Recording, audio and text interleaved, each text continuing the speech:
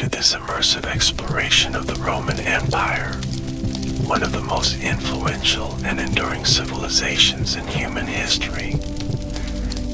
Over the next few hours, we will journey through more than 1,000 years of Roman history, culture, achievements, and legacy. Let this be a soothing and educational experience, allowing you to relax as we uncover the fascinating story of Rome's rise, dominance, and eventual transformation. The story of Rome begins humbly, on the banks of the Tiber River in central Italy. Long before the marble temples and vast empire, there was simply a collection of settlements on 7 hills. According to Roman legend, the city was founded in 753 BCE by Romulus, who along with his twin brother Remus, had been raised by a she-wolf. After killing his brother in a dispute, Romulus became the first king of Rome, establishing a monarchy that would last for over 2 centuries. While modern historians view this founding story as largely mythological, archaeological evidence does confirm that human settlements in the area date back to at least the 10th century BCE. These early Romans were likely a mixture of Latin and Sabine peoples, living in simple dwellings and practicing agriculture. The geography of Rome itself would prove advantageous, as the 7 hills provided natural defensive positions, while the Tiber River offered both protection and vital transportation. The early Roman kingdom existed from approximately 753 to 509 BCE, ruled by 7 successive kings. The final king, Lucius Tarquinius Superbus, was known for his cruelty and tyrannical rule. His son's assault on a noblewoman named Lucretia would spark a revolution, leading to the overthrow of the monarchy and the establishment of the Roman Republic. This pivotal transition would set Rome on a path toward becoming the superpower of the ancient Mediterranean world. The Roman Republic, established around 509 BCE, created a complex political system designed to prevent any single individual from gaining absolute power. At its heart were 2 annually elected officials called consuls, who shared executive power and commanded the army. The Senate, composed initially of aristocratic patricians, served as an advisory body but wielded significant influence. Various assemblies gave citizens some voice in government, though true democracy as we understand it today did not exist. The early republic was marked by a struggle between the patricians, who were the wealthy elite, and the plebeians, who made up the majority of free citizens. Over time, the plebeians gained more rights through persistent political pressure. They won the right to elect tribunes, officials with veto power who could protect plebeian interests against patrician abuse. The conflict of the orders, as this struggle is known, gradually resulted in greater political equality, though economic inequality remained profound. The Roman Republic began its territorial expansion in Italy, gradually conquering or forming alliances with neighboring peoples. The Romans developed a unique approach to managing conquered territories, often allowing them significant autonomy while integrating them into the Roman system. They extended various levels of citizenship rights, built roads connecting new territories to Rome, and established colonies of Roman citizens in strategic locations. This This pragmatic approach to empire building would prove remarkably successful. A crucial early test for Rome came in the form of the Punic Wars against Carthage, a powerful maritime empire based in North Africa. These three conflicts, spanning more than a century from 264 to 146 BCE, would transform Rome from a regional Italian power to the dominant force in the Mediterranean. The First Punic War began as a dispute over Sicily, but escalated into a major naval conflict that forced Rome, traditionally a land power, to build its first major fleet. The Second Punic War brought Rome face to face with one of history's greatest military commanders, Hannibal Barca of Carthage. In 218 BCE, Hannibal led an audacious invasion of Italy, famously crossing the Alps with 4 elephants.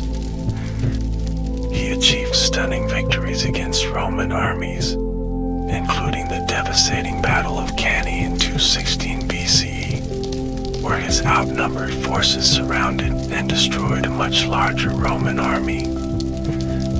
Despite occupying parts of Italy for 15 years, Hannibal couldn't capture Rome itself.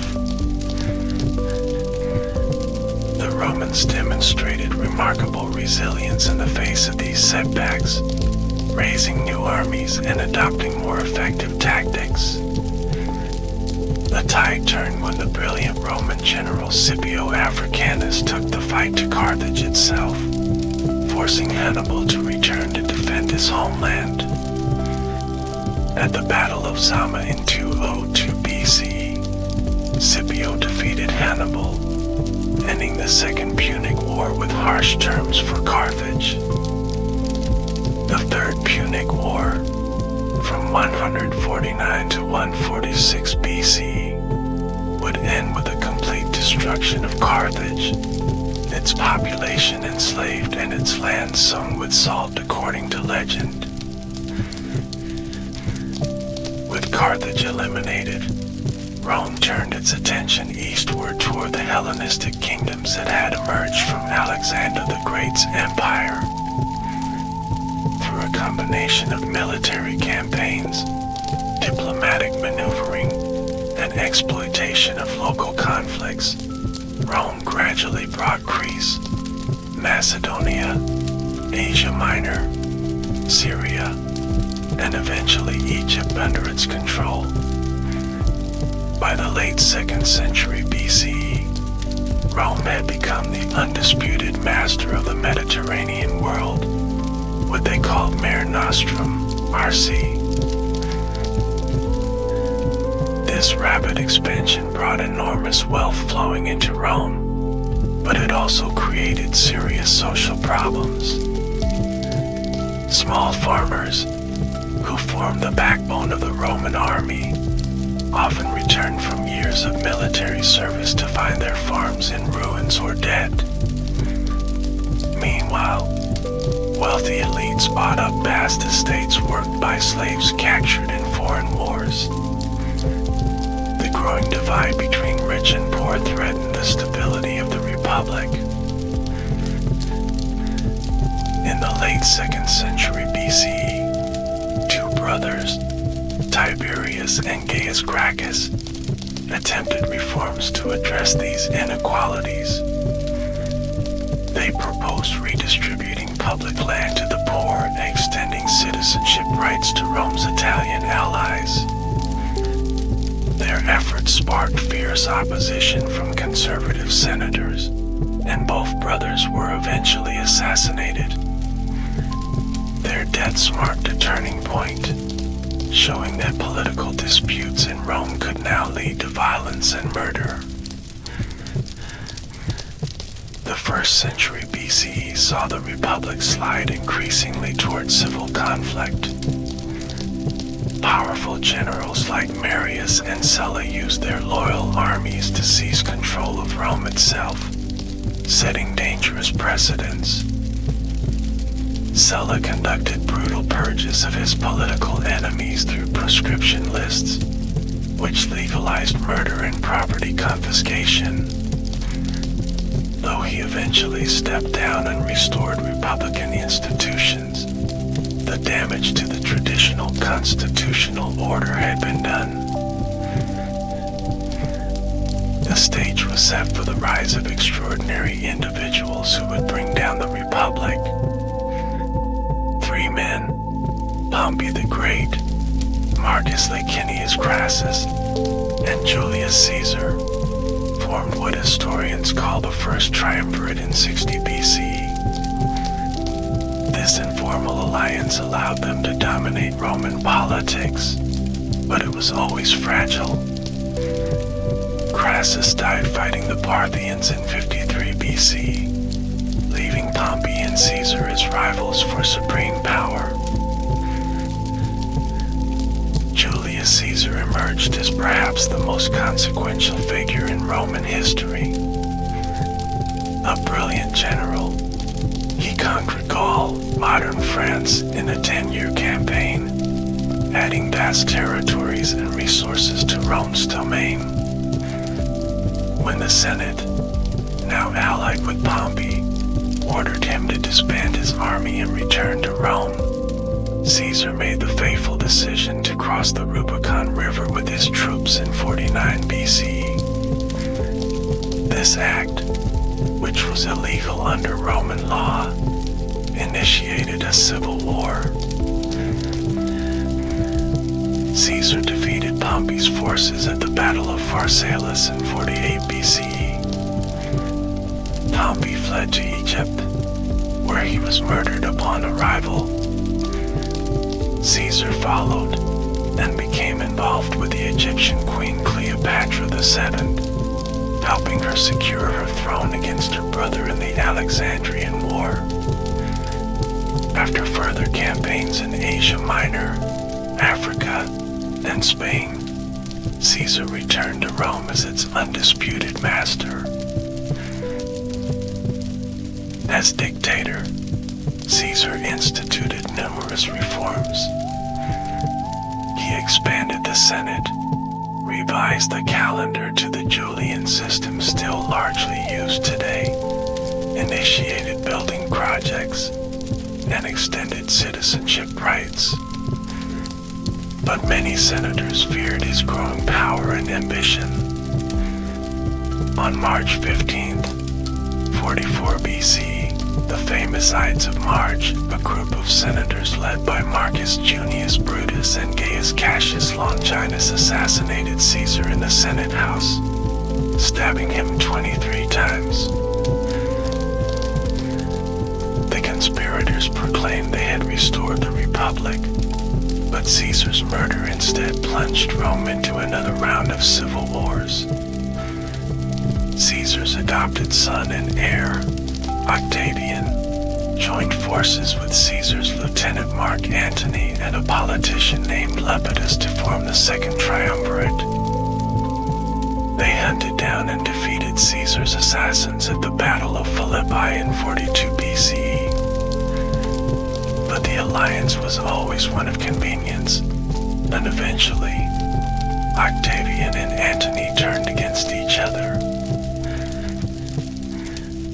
The final conflict of the Roman Republic pitted Octavian against Antony and his ally, the Egyptian queen Cleopatra VII. Octavian portrayed the conflict as Rome versus Egypt, painting Antony as under the spell of a foreign queen. At the naval battle of Actium in 31 BCE, Octavian's forces defeated the combined fleet of Antony and Cleopatra. The couple fled to Egypt, where both eventually committed suicide as Octavian's forces closed in. Octavian returned to Rome triumphant, having eliminated all rivals.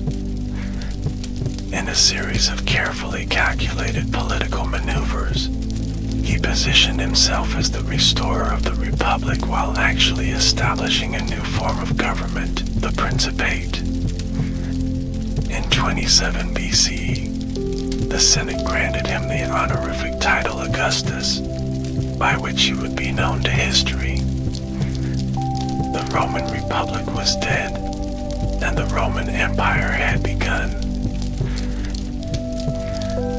Augustus ruled from 27 BCE to 14 CE, establishing the foundations of an imperial system that would last for centuries.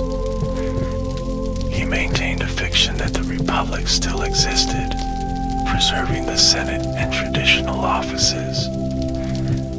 In reality, he held overwhelming military and political power, controlling the most important provinces and commanding the loyalty of the legions. His reign brought stability after decades of civil war, ushering in the famous Pax Romana, or Roman peace. This Augustan age was a period of great cultural flourishing. Literature reached new heights with poets like Virgil, who wrote the epic Aeneid, Horace with his odes and satires, and Ovid, whose metamorphoses preserved countless myths. Augustus famously boasted that he found Rome a city of brick and left it a city of marble, as he undertook an extensive building program that transformed the capital. His right-hand man Agrippa constructed the original Pantheon and developed Rome's water supply system. Augustus also reformed the army, creating a professional force with standardized terms of service and retirement benefits. He established the Praetorian Guard, an elite unit stationed in Rome that would later become kingmakers in imperial succession. Provincial administration was systematized, with governors appointed to maintain order and collect taxes.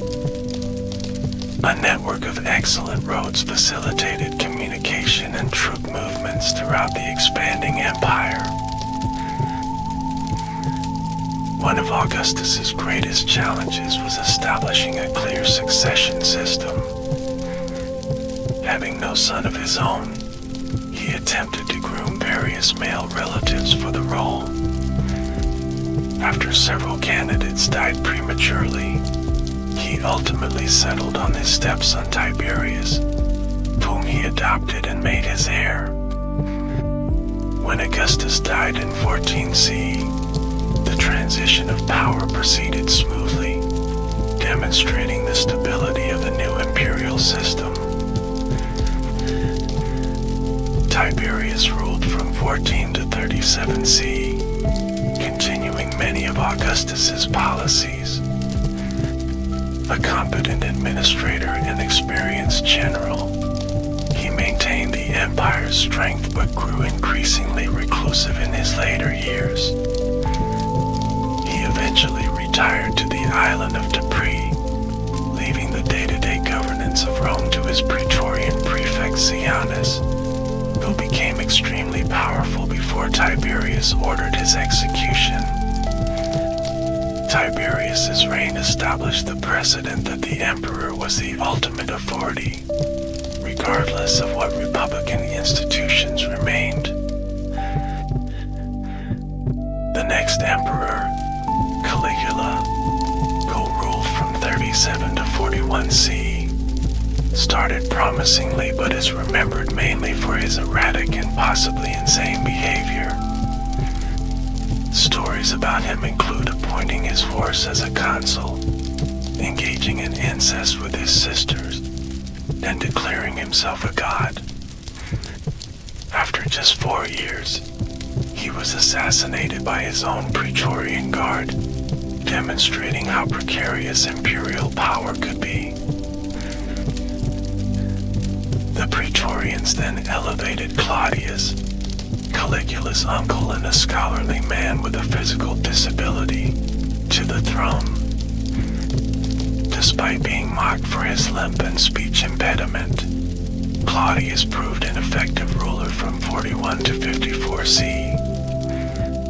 He expanded the empire by conquering Britain, improved the judicial system, and built new harbor facilities at Ostia to increase Rome's grain supply. He was likely poisoned by his final wife Agrippina, who wanted to secure the succession for her son Nero. Nero's reign from 54 to 68 CE began with promise under the guidance of the philosopher Seneca and the Praetorian prefect Boris. However, as he matured, Nero became increasingly tyrannical and self-indulgent. He had his mother murdered, kicked his pregnant wife to death, and possibly ordered the execution of his former tutor Seneca. When much of Rome burned in the Great Fire of 64 CE, Nero blamed the Christian community, launching the first imperial persecution against this growing religious minority.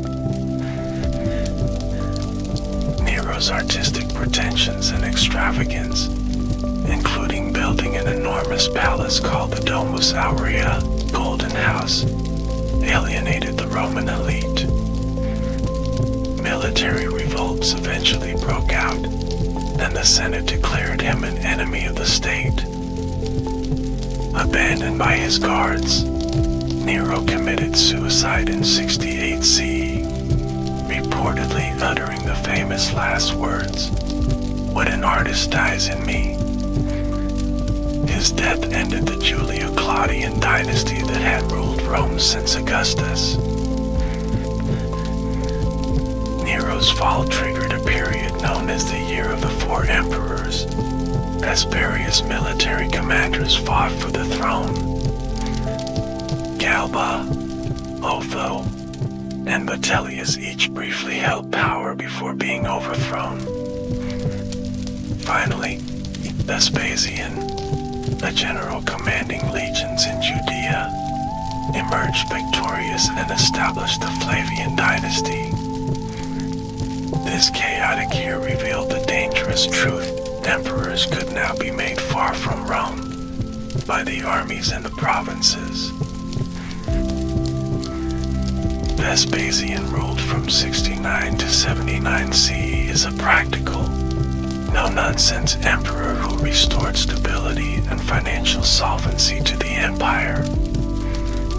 He initiated the construction of the Colosseum, funded by treasure seized during the suppression of the Jewish revolt in Judea.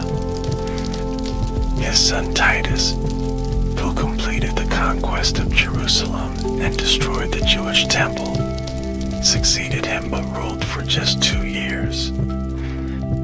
During Titus's brief reign, Mount Vesuvius erupted in 79 CE, burying the cities of Pompeii and Herculaneum. The third Flavian emperor, Domitian, governed from 81 to 96 CE. Though competent in administration, his authoritarian tendencies and insistence on being addressed as Lord and God created enemies among the senatorial elite. He was assassinated in a palace conspiracy, ending the Flavian dynasty. The Senate then selected an elderly senator named Nerva as emperor, beginning what would become the dynasty of the 5 good emperors. This period, from 96 to 180 CE, is often considered the peak of Roman imperial power and prosperity. Nerva, Trajan, Hadrian, Antoninus Pius, and Marcus Aurelius each chose a capable successor through adoption rather than relying on hereditary succession.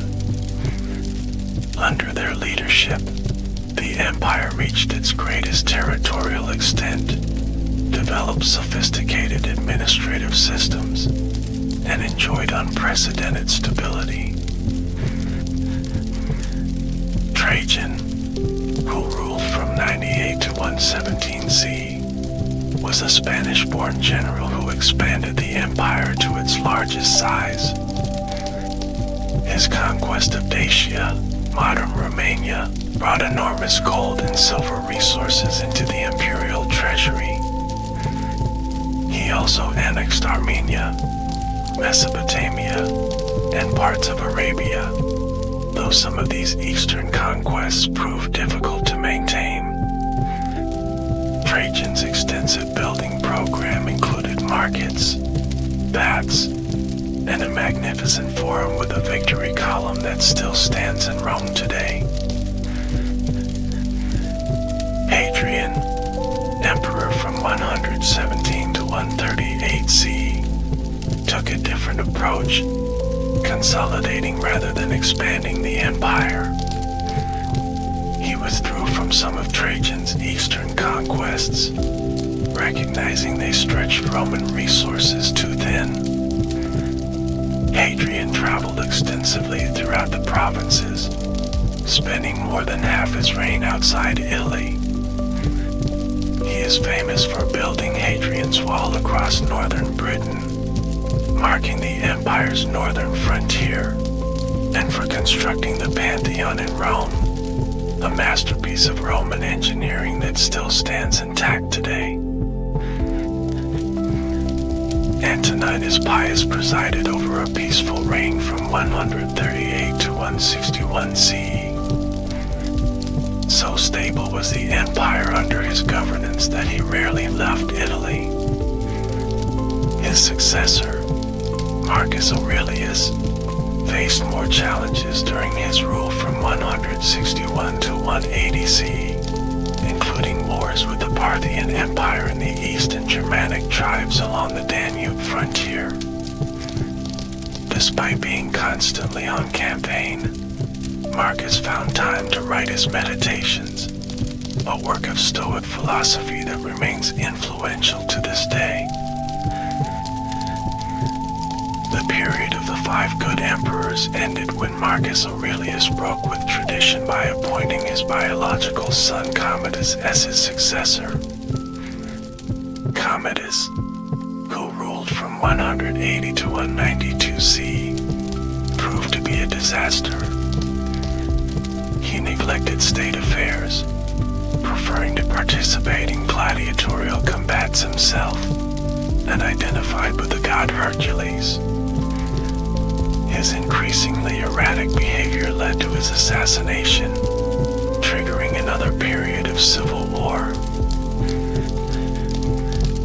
After a brief reign by Pertinax and the scandal of Didius Julianus, who literally purchased the throne at auction from the Praetorian Guard, power was seized by Septimius Severus, a general from North Africa. Severus established a new dynasty that would rule from 193 to 235 CE. He was a capable military leader who secured the frontiers and reformed the army, increasing military pay and allowing soldiers to marry during service. However, his reign also marked a shift toward a more openly autocratic style of rule, with the emperor relying primarily on military support rather than senatorial approval. Severus's son Caracalla, notorious for murdering his brother Geta in their mother's arms and conducting a purge of his brother's supporters. However, he is also known for issuing the Constitutio Antoniniana in 212 CE, which granted Roman citizenship to nearly all free inhabitants of the empire. While partly motivated by increasing the tax base, this edict represented the combination of Rome's tradition of gradually extending citizenship rights. Caracalla also built magnificent public baths in Rome, the ruins of which can still be visited today. The later Severan emperors included the teenage Elagabalus, who scandalized Rome by imposing the worship of his eastern sun god, and Alexander Severus, whose 13-year reign represented a brief period of stability before the empire plunged into crisis.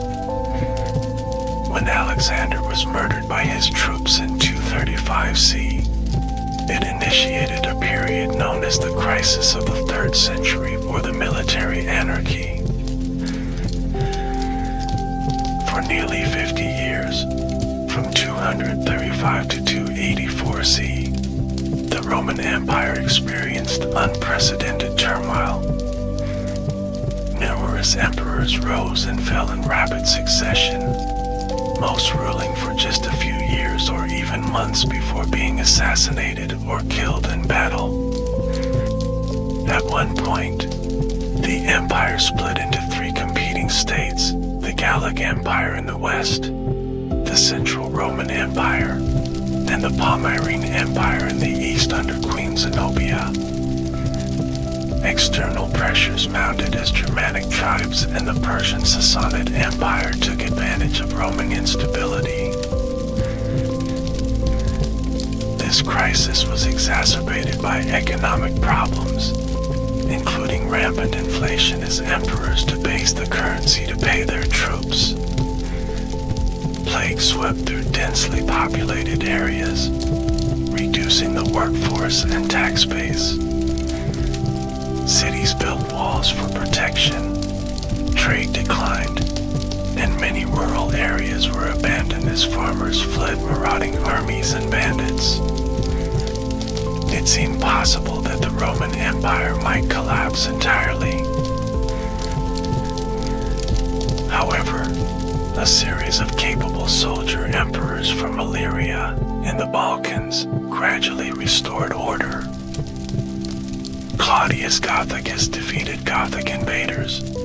Aurelian reconquered the breakaway provinces and built a new wall around Rome, and Probus drove back Germanic tribes. Finally, Diocletian, who came to power in 284 CE, would implement sweeping reforms that transformed the empire and enabled it to survive for another 2 centuries. Diocletian's most significant innovation was the creation of the Tetrarchy, or Rule of 4. Recognizing that the empire had grown too large for one man to govern effectively, he appointed a co-emperor, Maximian, and 2 junior emperors called Caesars, Constantius and Galerius. Each ruler was responsible for a specific portion of the empire, allowing for more responsive governance and defense. The system was designed to ensure orderly succession, as the Caesars would eventually become senior emperors and appoint new Caesars. Diocletian also enacted major administrative reforms, doubling the number of provinces but grouping them into larger dioceses and prefectures. He separated civil and military authority, which had traditionally been combined in provincial governors. His economic reforms included a new tax system based on land and head counts, and he attempted to combat inflation through price controls, though this effort largely failed. To restore respect for imperial authority, he introduced elaborate court ceremonials and styled himself as a semi-divine figure. In 303 CE, Diocletian launched what became known as the Great Persecution, the empire's most severe and systematic attempt to suppress Christianity. Churches were destroyed, scriptures burned, and Christians who refused to sacrifice to Roman gods faced imprisonment, torture, or execution.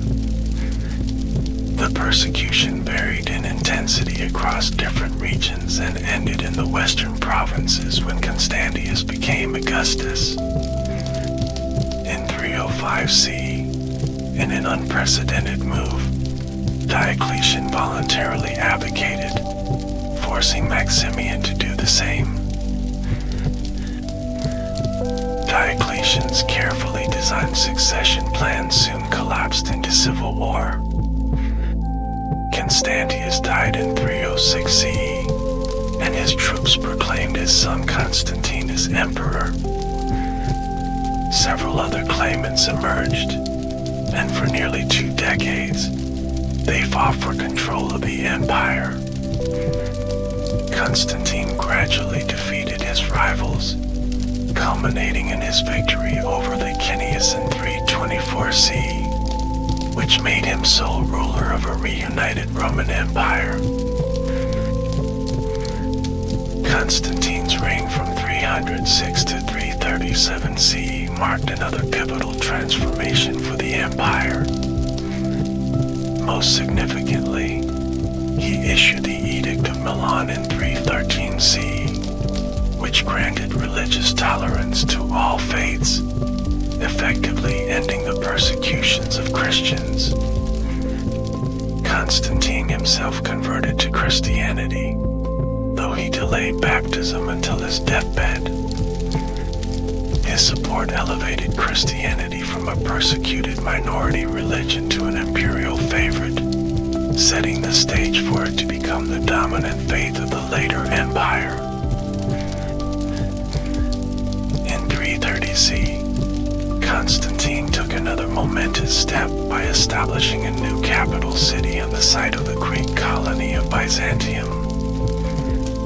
This city, Constantinople, modern Istanbul, was strategically located on the Bosporus Strait between Europe and Asia.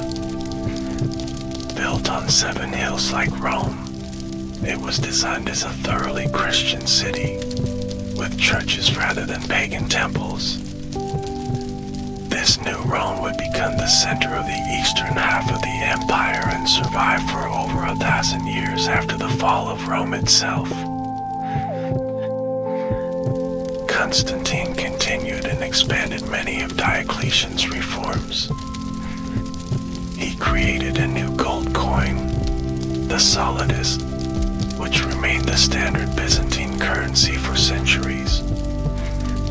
He reformed the army, creating mobile field forces that could respond quickly to threats rather than stationing all troops along the frontiers. He also established new ranks and titles in an increasingly hierarchical imperial court. After Constantine's death, his 3 sons divided the empire amongst themselves, but conflict soon erupted. Eventually, his nephew Julian became sole emperor. Known as the Apostate, Julian attempted to reverse the Christianization of the empire and restore traditional Roman religious practices. His short reign ended when he was killed fighting the Persians in 363 CE. By the late 4th century CE, the division between the eastern and western halves of the empire had become more pronounced. Emperor Theodosius I, who ruled from 379 to 395 CE, was the last to govern a united Roman Empire. He made Christianity the official state religion, banning pagan practices and closing temples. Upon his death, the empire was divided between his sons, Arcadius in the east and Honorius in the west. This administrative split would become permanent. The Western Roman Empire faced mounting challenges in the 5th century CE. Germanic tribes, pushed westward by the nomadic Huns, increasingly crossed the Rhine and Danube frontiers. Some came as invaders, others as federates, allies granted land in exchange for military service.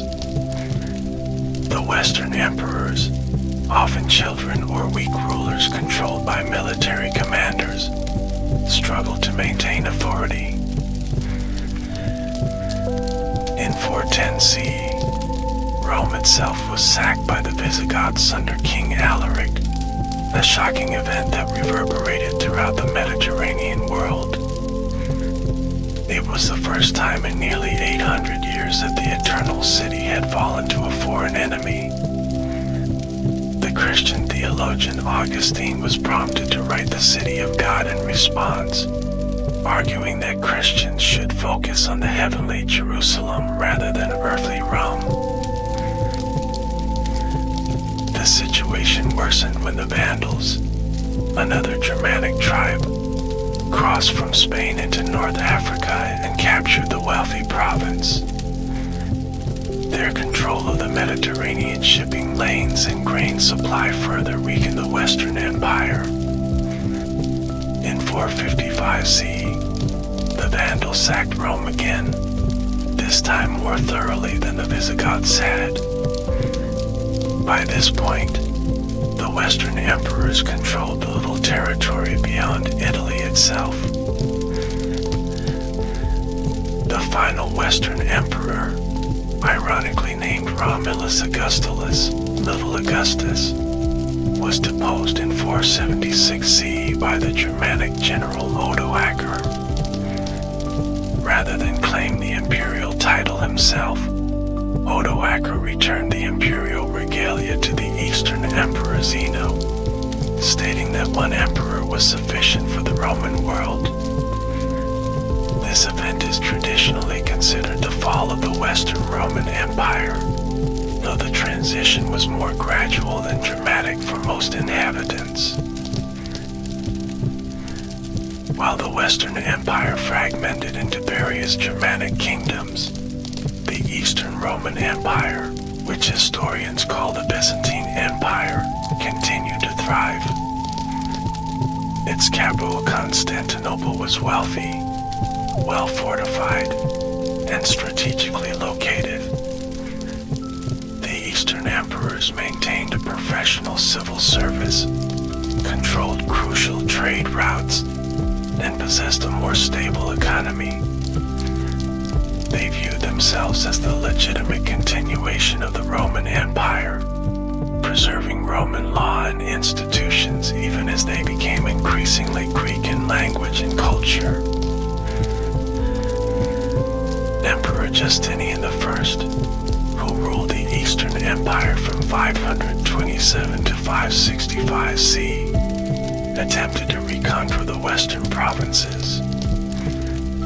His brilliant general Belisarius reclaimed North Africa from the Vandals and parts of Italy from the Ostrogoths. However, these conquests overstretched Byzantine resources and proved difficult to maintain. Justinian's most enduring achievement was the codification of Roman law in the Corpus Juris Civilis, which would influence legal systems throughout Europe for centuries to come. The Byzantine Empire would continue for nearly a millennium after the fall of the Western Empire, facing challenges from Arab Muslim conquests in the 7th century, Norman adventurers and crusaders in the 11th and 12th centuries, and finally the Ottoman Turks. Constantinople finally fell to Sultan Mehmed II in 1453 CE, bringing the last vestige of the Roman state to an end. Having examined the political history of Rome, let us now turn to Roman society and daily life, which reveal much about the civilization's character and achievements. Roman society was hierarchical, with legal distinctions between different social classes. At the top were the senatorial and equestrian orders, wealthy elites who dominated politics and commerce. Below them were ordinary citizens, then freedmen, former slaves, and at the bottom, slaves, who may have constituted up to 1/3 of the population in certain periods. Family was a fundamental unit of Roman society, with the paterfamilias, father of the family, wielding considerable legal power over his household. He could arrange marriages, decide whether newborn children would be raised or exposed, and even had the theoretical right of life and death over family members, though this was rarely exercised in the imperial period. Women had more rights than in many ancient societies, including the ability to own property and businesses, but still faced significant legal restrictions and could not vote or hold public office. Marriage practices evolved over time. In early Rome, wives typically came under the legal control of their husbands, but by the imperial period, a form of marriage that allowed women to remain under their father's authority became common. This gave women more independence, as their property remained distinct from their husbands. Divorce was relatively simple and carried little social stigma, especially among the elite. Children of citizen families received education according to their parents' means. Basic literacy and numeracy were taught by primary teachers, often former slaves. Wealthier families hired tutors or sent sons to secondary schools where they studied literature, rhetoric, and sometimes philosophy. The goal of education for elite males was to prepare them for public life, with particular emphasis on public speaking skills. Girls typically received less formal education, though some were well educated in literature and the arts. Roman housing varied dramatically by social class and location. Wealthy families in Rome lived in domus, single-family houses built around an atrium and sometimes a garden. However, most urban residents lived in insulae, multi-story apartment buildings that could be overcrowded and dangerous. Rural villas ranged from working farms to luxurious country estates with extensive amenities. Archaeological sites like Pompeii and Herculaneum provide invaluable insights into Roman domestic life. The Roman diet centered on the Mediterranean triad of wheat, olive oil, and wine. Bread was the staple food, supplemented with vegetables, cheese, and eggs. Meat was consumed more sparingly, with fish being popular near coastal areas. Dining habits varied by class, with the wealthy enjoying elaborate multi-course meals while reclining on couches, while common people might grab quick meals at Thermopolia, ancient fast food establishments found throughout Roman cities. Romans placed great importance on personal hygiene and public health. Public baths were an essential feature of Roman cities, offering not just cleanliness but also exercise facilities, libraries, and spaces for socializing. People of all classes visited the baths, though men and women bathed separately or at different times. Roman engineers constructed sophisticated aqueducts to bring fresh water to cities and built sewer systems to remove waste. Entertainment was an important part of Roman life, with public spectacles serving both to amuse the population and to demonstrate the generosity and power of the elite. Chariot racing held in massive hippodromes like the Circus Maximus in Rome, which could seat 150,000 spectators, was enormously popular. Teams were identified by colors, mainly blues and greens, and inspired fanatic loyalty comparable to modern sports fans. The gladiatorial games, held in amphitheaters like the Colosseum, are perhaps the most infamous Roman entertainment. Condemned criminals, prisoners of war, and professional fighters face death in various combat scenarios. While modern people often view these spectacles with horror, Romans saw them as demonstrations of virtus, courage, and skill, and an appropriate punishment for criminals. Animal hunts and executions were also staged in these venues, sometimes on an enormous scale. Theater was another popular entertainment, with comedies being more common than tragedies. Mime and pantomime performances, which often included risque content and political satire, were especially popular during the imperial period. Public recitations of poetry and prose attracted more educated audiences, while musical performances accompanied religious festivals and private gatherings. Religion permeated all aspects of Roman life. The traditional Roman pantheon included major gods like Jupiter, Juno, and Minerva, as well as numerous minor deities associated with specific activities or places. Worship focused on proper ritual rather than personal belief, with sacrifices and offerings made to secure divine favor for the community. The emperor cult, in which deceased or sometimes living emperors were worshipped, became an important expression of loyalty to the state.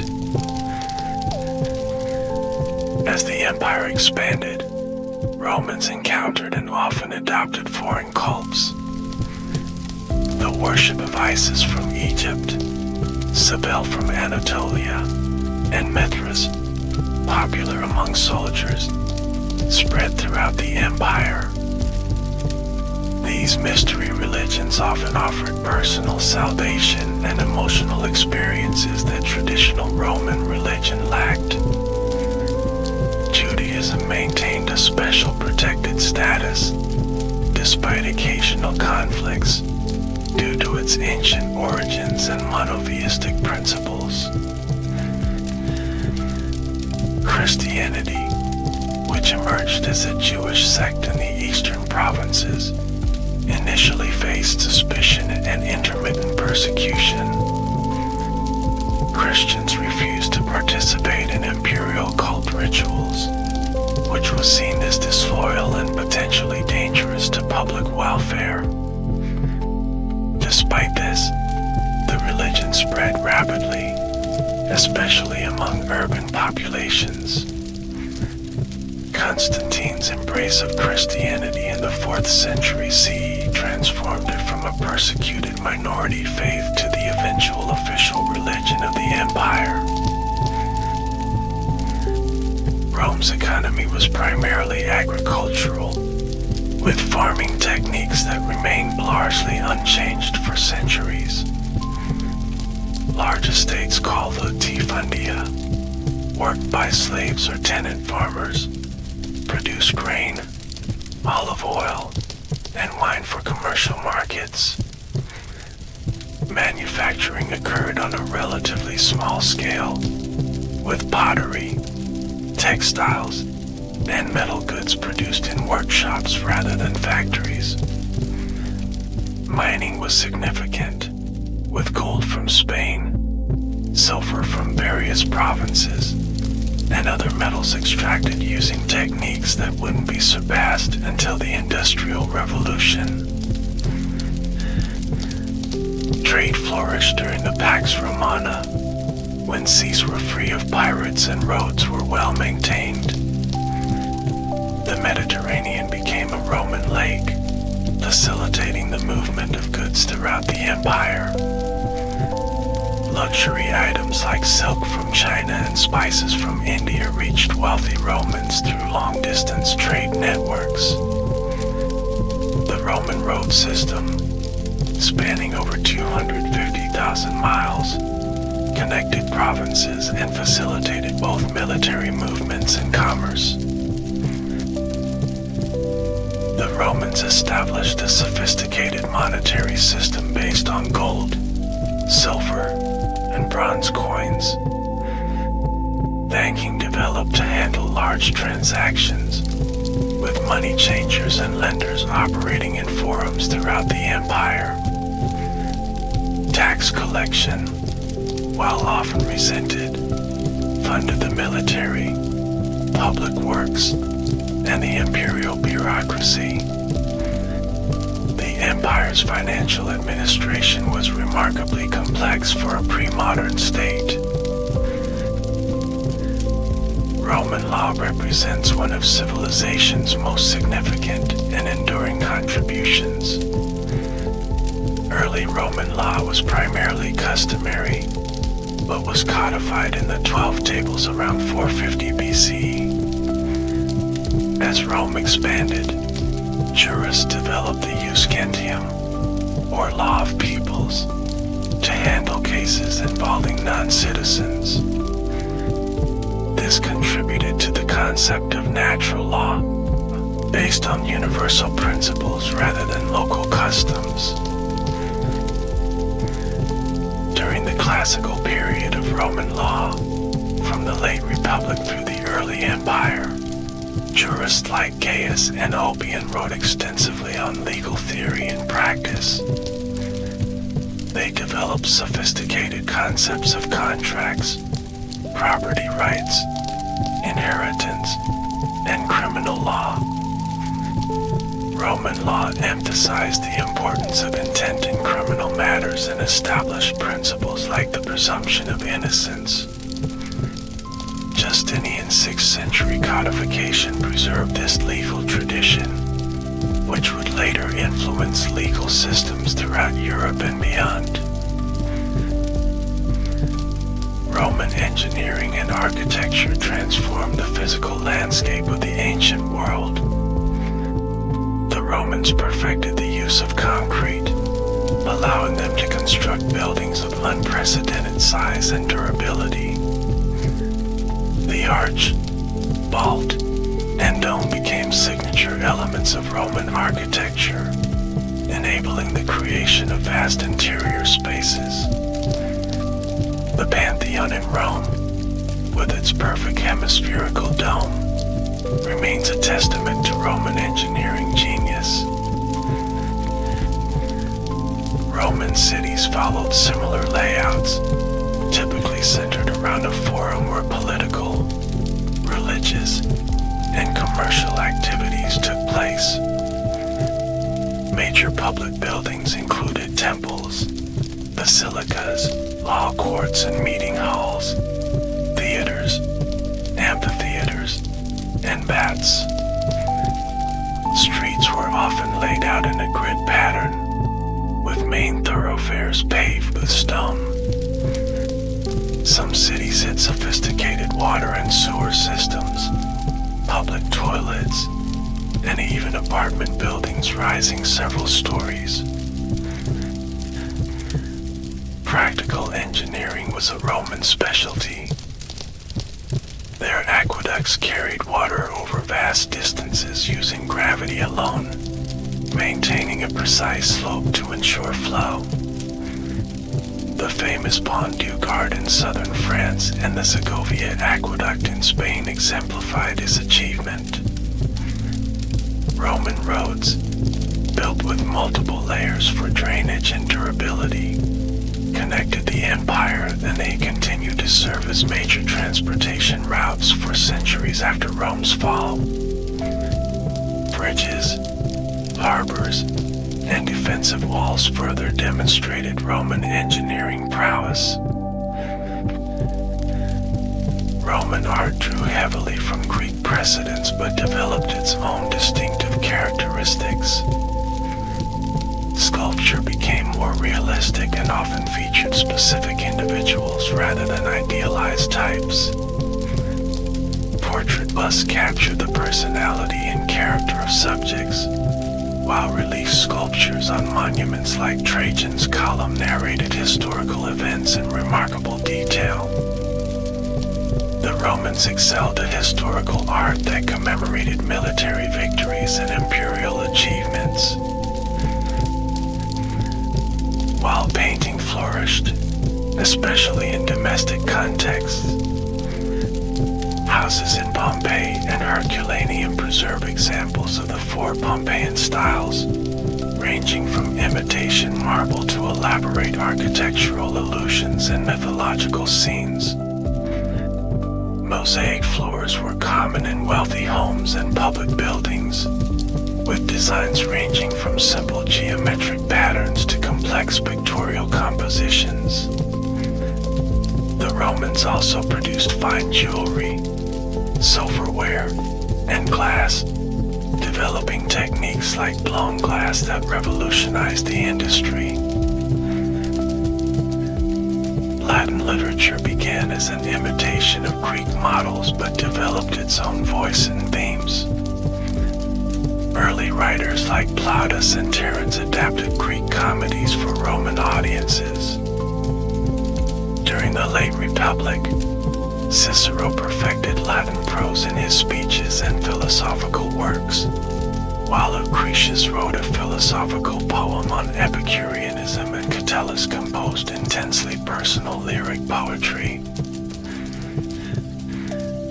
The Augustan Age marked the golden era of Latin literature.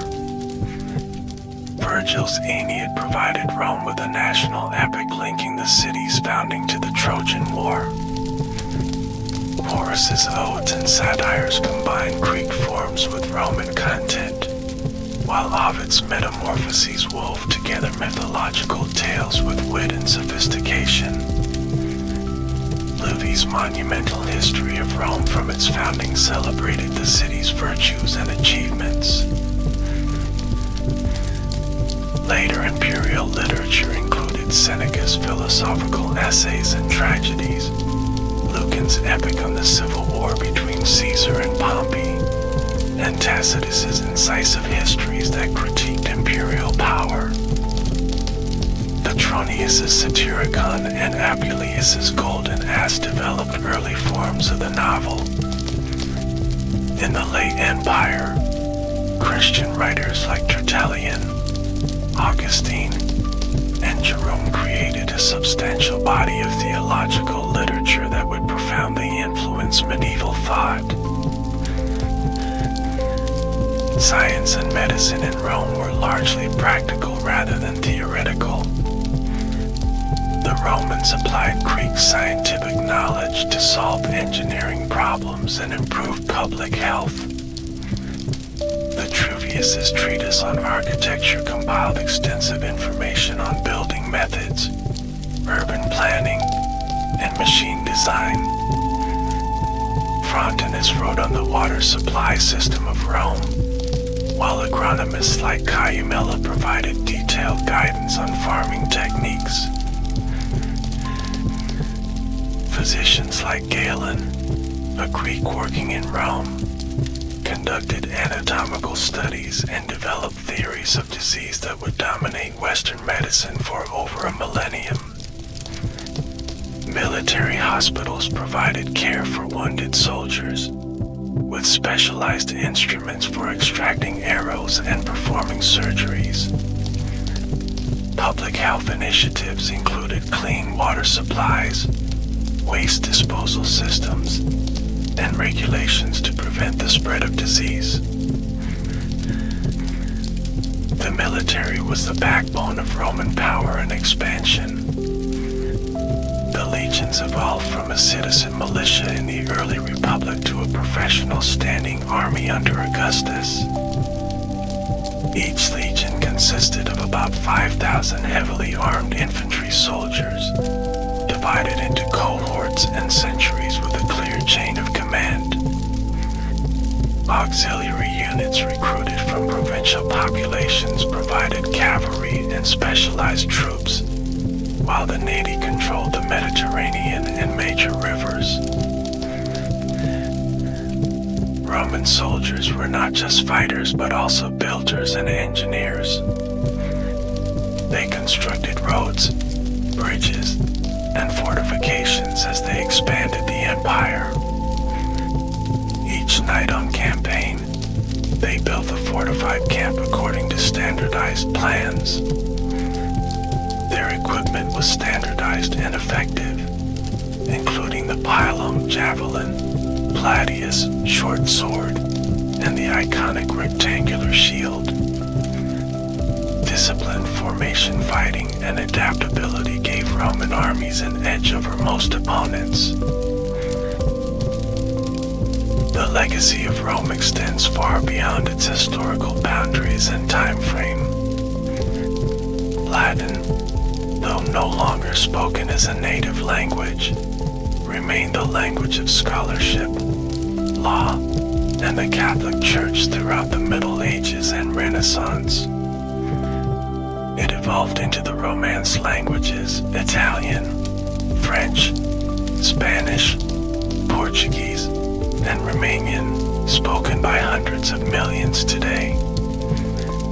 English, though Germanic in origin, derives much of its vocabulary from Latin.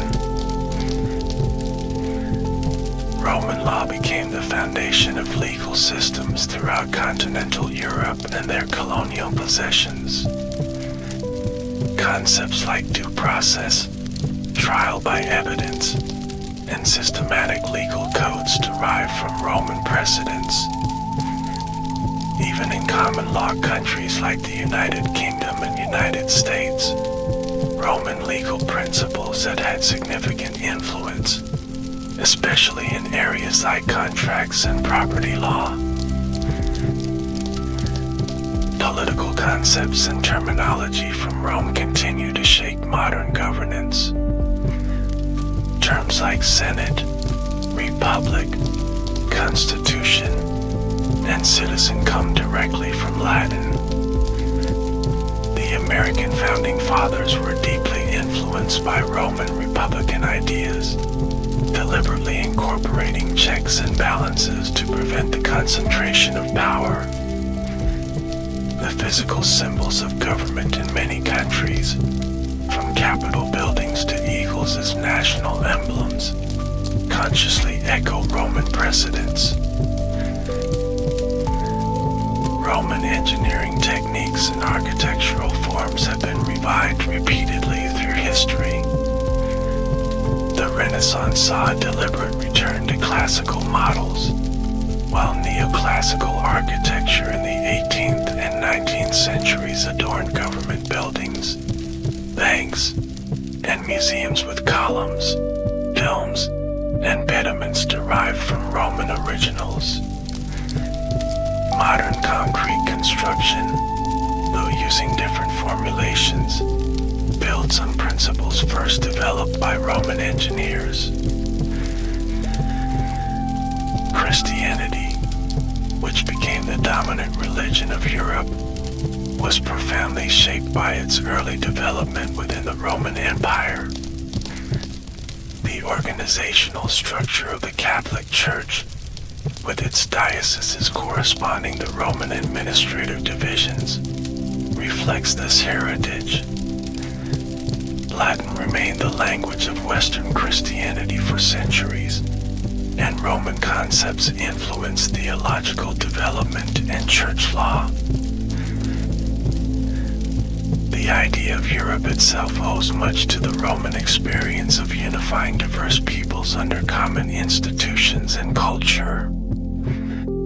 Subsequent attempts to recreate Roman unity, from Charlemagne's empire to the Holy Roman Empire to the European Union, have drawn inspiration from the Roman model. The concept of a shared European civilization has its roots in the Roman synthesis of Mediterranean and Northern European traditions. Rome has maintained a powerful grip on the Western imagination. From Shakespeare's Roman plays to Hollywood epics, from Robert Graves' I, Claudius to contemporary historical fiction, Roman themes continue to fascinate creators and audiences. Video games, television series, and films set in Roman times remain popular, allowing modern people to imagine themselves in this distant but somehow familiar world. The study of Rome has gone through many phases in modern scholarship. In the 18th century, Edward Gibbon's monumental decline and fall of the Roman Empire established a narrative of decay that influenced generations of historians. The 19th century saw increasing professionalization of Roman studies, with German scholars like Theodor Mommsen applying rigorous analysis to ancient sources. Archaeological discoveries, from Pompeii to the Roman frontier forts in Britain, have continuously expanded our understanding of Roman life. Recent decades have brought new approaches to Roman history. Scholars now pay more attention to marginalized groups, including women, slaves, and provincial populations. Economic history, environmental impacts, and disease have received greater focus. Digital humanities techniques allow for mapping ancient settlement patterns, analyzing trade networks, and reconstructing buildings virtually. Scientific methods like DNA analysis and isotope studies provide new insights into migration, diet, and disease in the Roman world. Rome's fall continues to provoke debate and reflection. Was it caused by internal decay, external pressure, environmental factors, or some combination? What lessons might it hold for modern societies and empires? The transformation of the ancient world after Rome's collapse reminds us that even the mightiest civilizations are not permanent, yet their influence can endure for millennia. As we've explored in this extended journey through Roman history and culture, the empire represented an extraordinary achievement in human organization. At its height, it united diverse peoples across 3 continents under a common system of law, administration, and culture. Its cities featured amenities that wouldn't be matched in Europe for over 1,000 years after its fall. Its roads, aqueducts, and buildings demonstrated engineering skills of the highest order. Yet Rome also had its darker aspects. Slavery was ubiquitous and often brutal. Imperial expansion brought death and displacement to conquered peoples. Wealth was concentrated in the hands of elites, while many urban dwellers lived in precarious conditions. Political violence and civil wars periodically tore the fabric of society. These contradictions remind us that historical societies, like our own, were complex mixtures of achievement and failure. The Roman Empire exists now only in ruins, texts, and artifacts, yet it continues to speak to us across the centuries. In studying Rome, we gain perspective not only on a fascinating ancient civilization, but also on the foundations of our own world. The questions Romans grappled with about power and governance, war and peace, tradition and innovation, individual and community remain relevant today. Their successes and failures offer insights that can inform our own approaches to similar challenges. As we conclude this exploration of the Roman Empire, we might reflect on the words of the Stoic Emperor Marcus Aurelius, who wrote in his Meditations about the perspective that history provides. Look back over the past, with its changing empires that rose and fell, and you can foresee the future too. The story of Rome, in all its grandeur and complexity, remains one of humanity's most compelling chapters, a civilization whose legacy continues to shape our world in countless ways. Thank you for joining this journey through the fascinating world of ancient Rome, from its humble beginnings beside the Tiber River to its legacy that continues to influence our modern world. May the knowledge of this remarkable civilization enhance your understanding of history and inspire further exploration of the human story across time.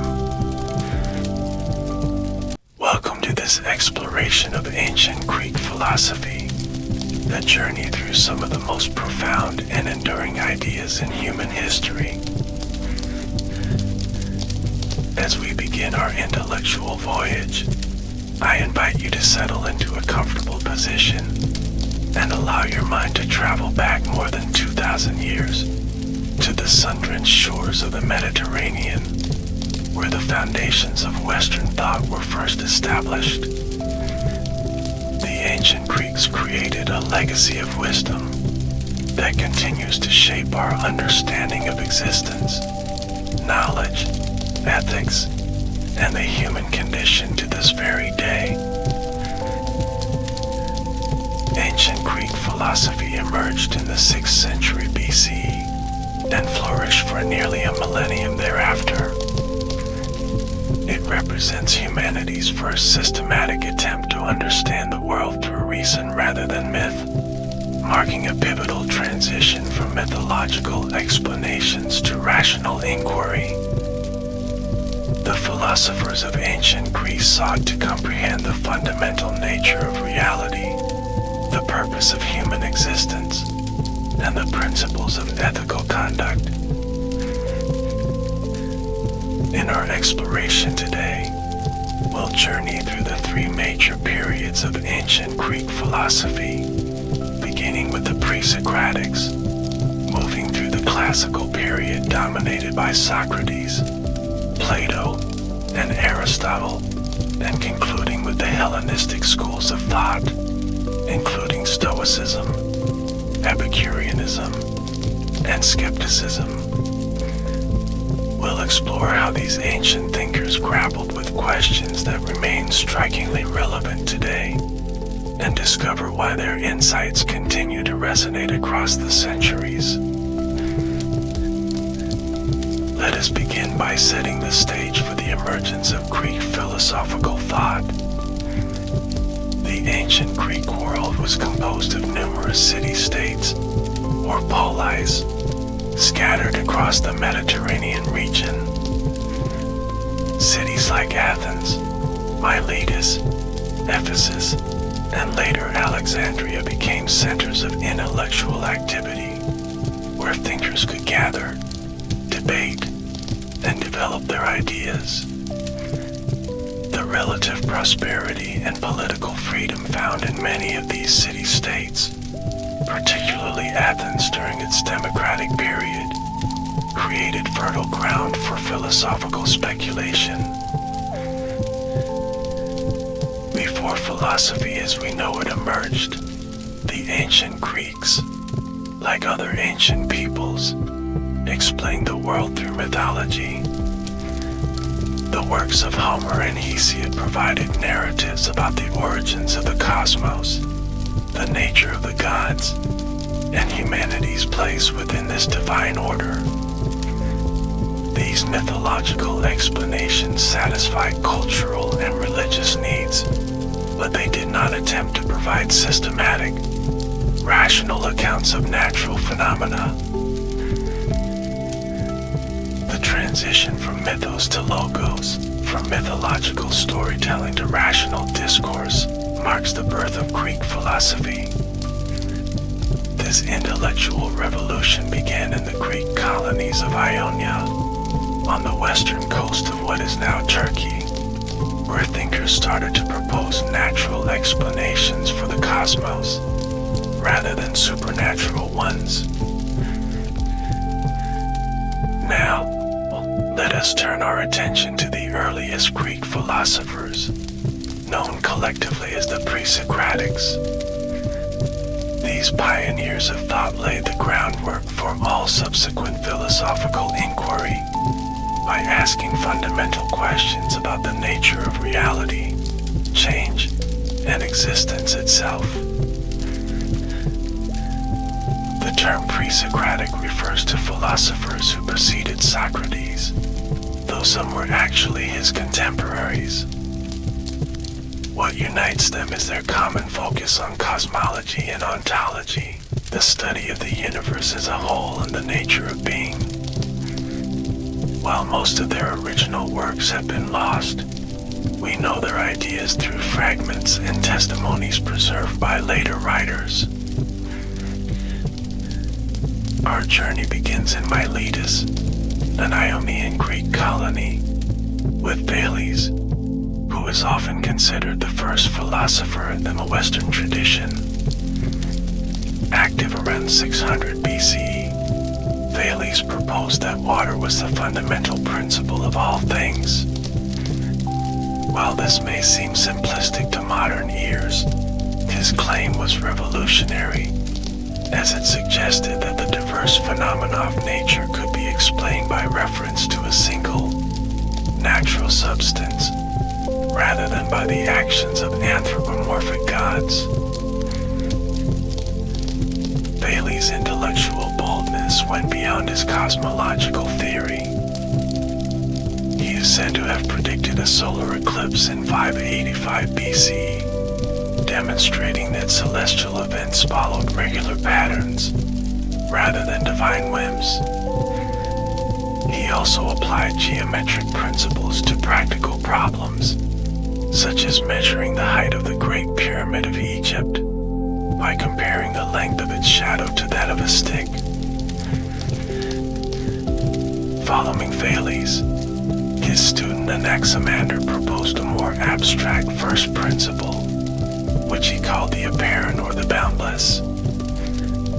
This indefinite, unlimited substance was, in his view, the source from which all particular things emerged, and to which they ultimately returned.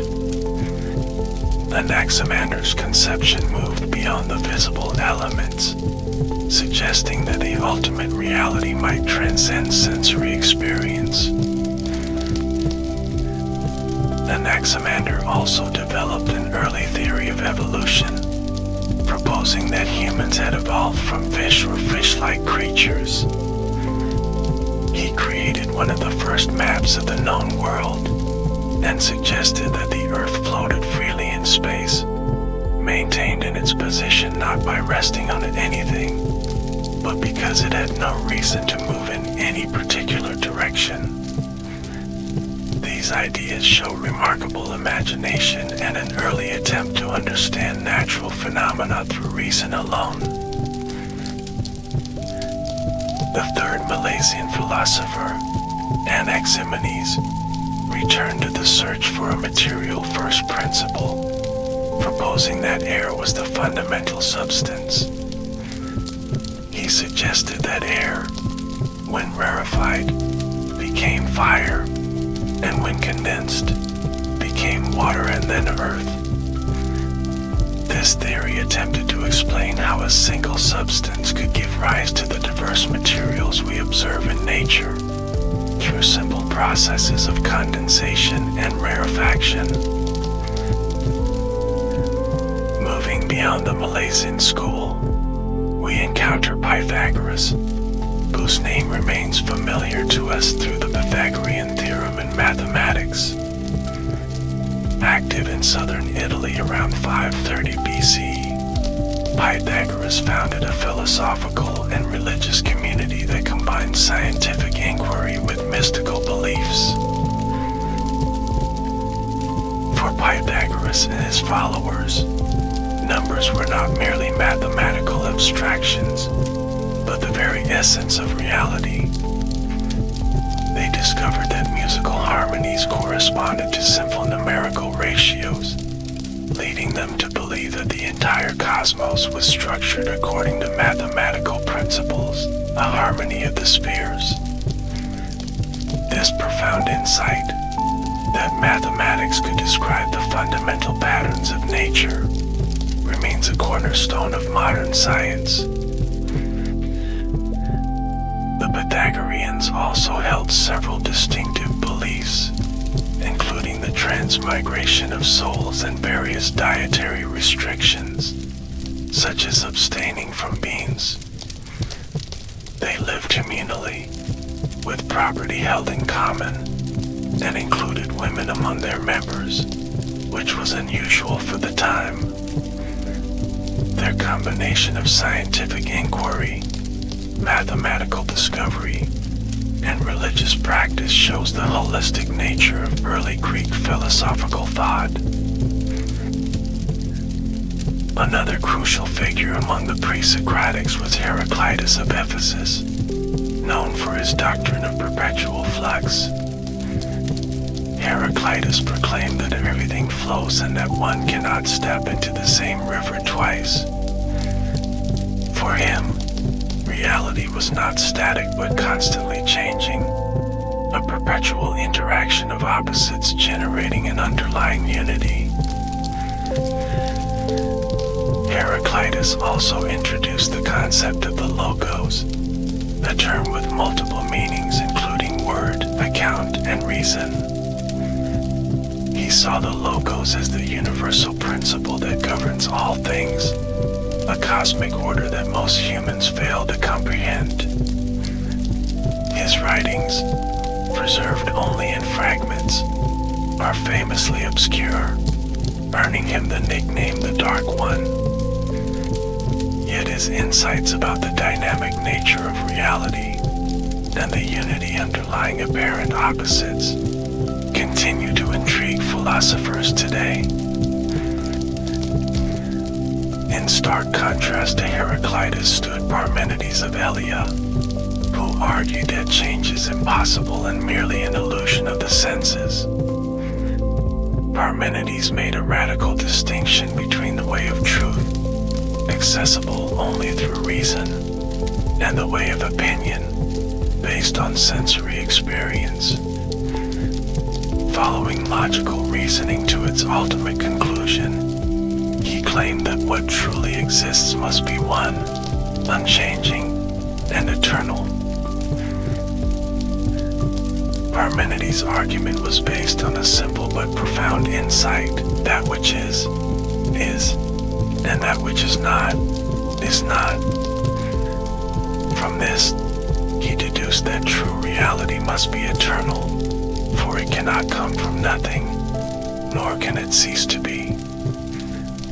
It must also be uniform and continuous, for any differentiation would imply non-being. This early exercise in pure logical reasoning had an enormous influence on subsequent philosophy, including Plato's theory of forms. The tension between Heraclitus's flux and Parmenides' unchanging being presented a fundamental problem for Greek philosophy. How could one reconcile the apparent change we observe in the world with the logical argument suggesting that true reality must be immutable? Several later pre-Socratics attempted to resolve this dilemma. Among these was Empedocles, who proposed that all things were composed of four eternal elements: earth, air, fire, and water. These elements, he suggested, were mixed and separated by two cosmic forces, love and strife. This theory preserved Parmenides' insight that true being cannot come into existence or perish, while accounting for the apparent change we observe as merely the rearrangement of these eternal elements. Empedocles was a colorful figure, claiming to be a god in human form and reportedly leaping into Mount Etna to prove his immortality. Beyond his cosmological theories, he made important contributions to early medicine and biology, recognizing the role of the heart in blood circulation and developing an early theory of evolution through the combination of body parts. Another response to the challenge posed by Parmenides came from Anaxagoras, who introduced the concept of nu, or mind, as the ordering principle of the cosmos. Anaxagoras suggested that the physical world consisted of infinitely divisible seeds containing portions of every kind of substance. These seeds were set in motion and organized by the action of mind, an intelligent force distinct from matter. Anaxagoras spent much of his life in Athens, where he influenced Pericles and other leading figures. However, he was eventually prosecuted for impiety because he claimed that the sun was a red-hot stone rather than a divine being. This early clash between scientific explanation and religious tradition foreshadowed similar conflicts throughout history, including the trial of Socrates himself. Perhaps the most sophisticated response to Parmenides came from the atomists, Leucippus and Democritus. They proposed that reality consisted of two fundamental principles, atoms and void. Atoms were tiny, indivisible, and indestructible particles, differing only in shape, arrangement, and position. The void was simply empty space, allowing atoms to move and combine in various ways.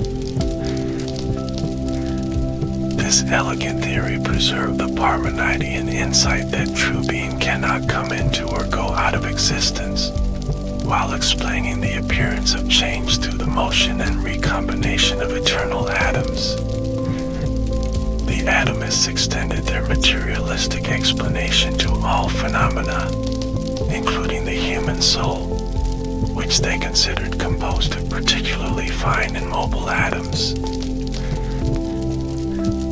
Democritus developed this theory into a comprehensive worldview, earning him the title of the laughing philosopher for his cheerful disposition and ethical outlook. He advocated for moderation and the pursuit of cheerfulness rather than pleasure, suggesting that happiness comes from a measured and thoughtful approach to life. The atomic theory would later be revived by Epicurus and eventually vindicated in a modified form by modern science. A final group of pre-Socratic thinkers worth mentioning are the Sophists, who shifted philosophical attention from cosmology to human affairs. Active in the 5th century BCE, the Sophists were traveling teachers who provided education in rhetoric, politics, and virtue to young men seeking success in public life. The most famous Sophists included Protagoras, who claimed that man is the measure of all things, suggesting a form of relativism where truth varies according to individual perception. Gorgias, another prominent sophist, argued provocatively that nothing exists, or if it does exist, it cannot be known, and even if it could be known, it could not be communicated. The Sophists were often criticized for charging fees for their teaching, and for allegedly prioritizing persuasive techniques over truth.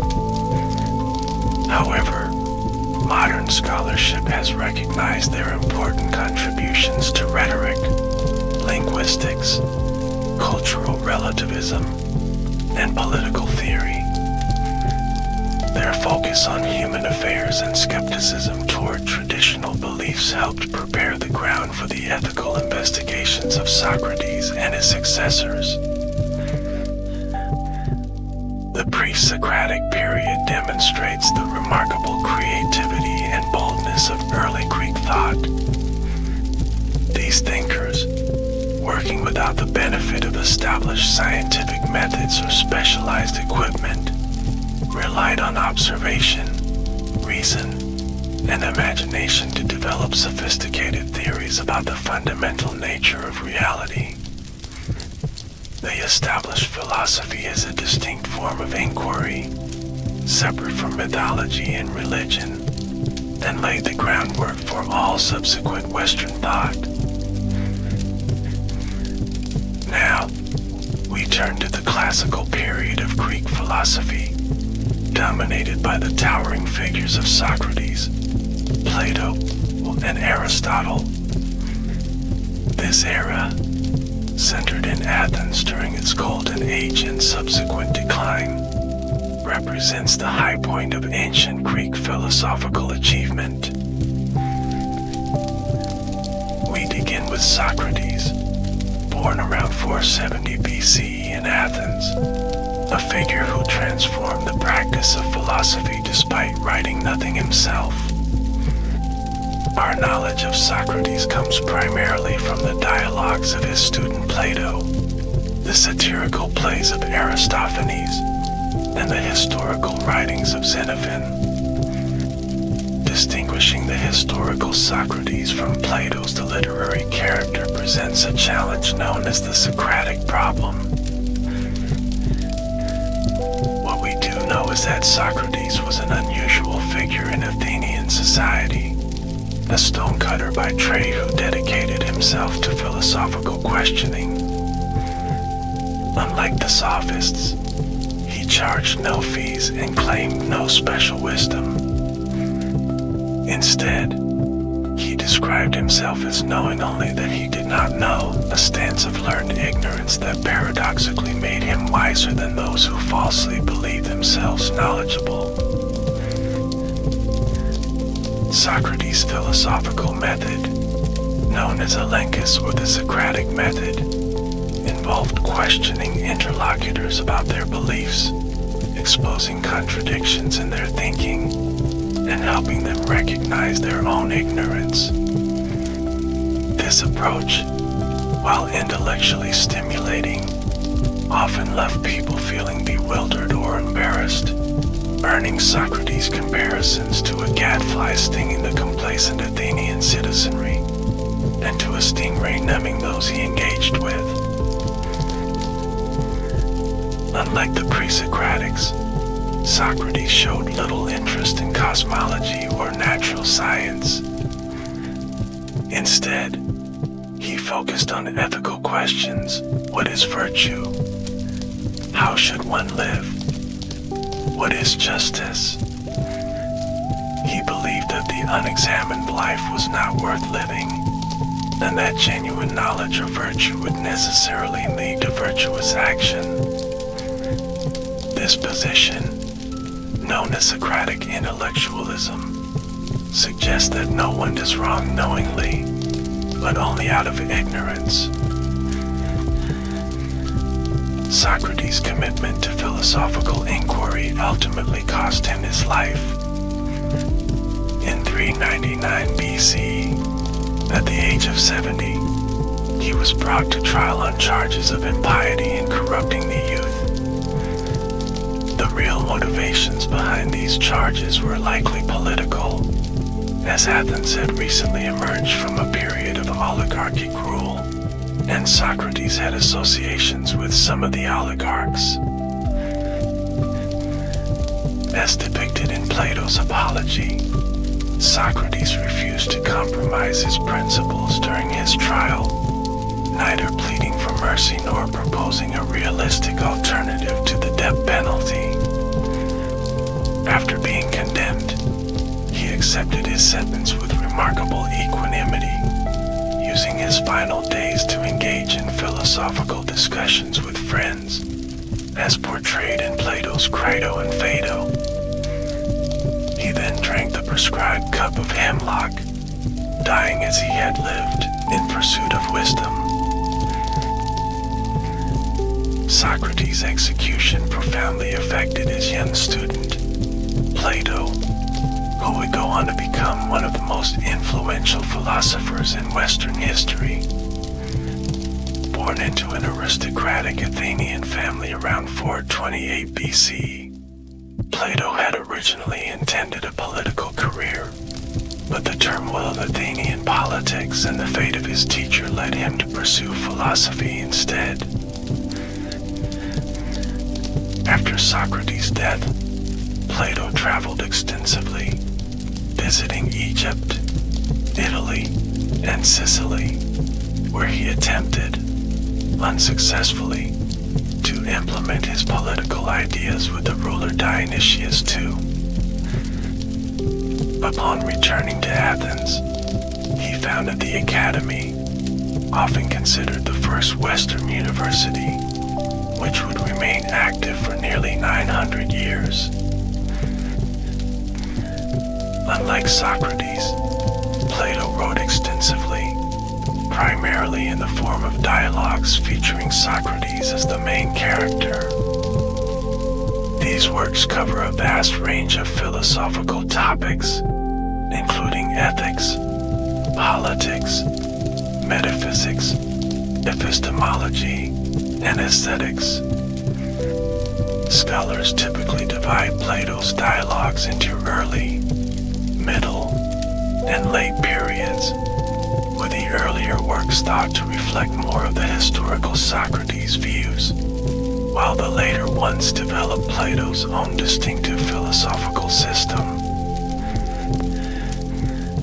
Central to Plato's philosophy is his theory of forms or ideas, most fully developed in dialogues like the Republic and the Phaedo. According to this theory, the world we perceive through our senses is merely a shadow or imperfect copy of a higher, more real world of perfect, eternal, unchanging forms. These forms, such as justice itself, beauty itself, or equality itself, are the true objects of knowledge, accessible not through sensory experience but through rational thought.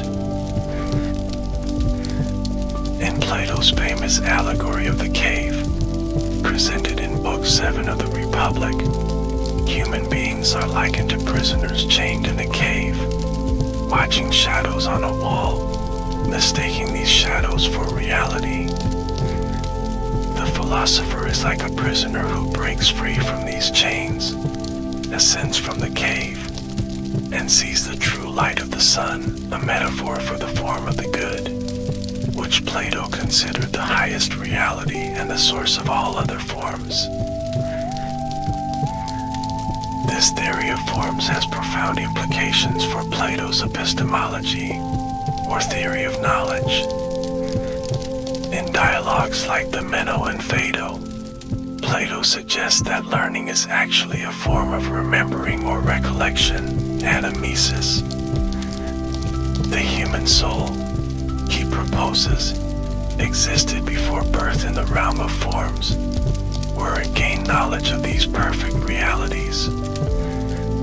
When incarnated in a body, the soul forgets this knowledge, but it can be recovered through philosophical inquiry. Plato's political philosophy, most fully developed in the Republic, reflects his concern with the ideal organization of the state. Unlike modern liberal democrats, Plato was skeptical of democracy, having witnessed its successes in Athens, including the execution of Socrates.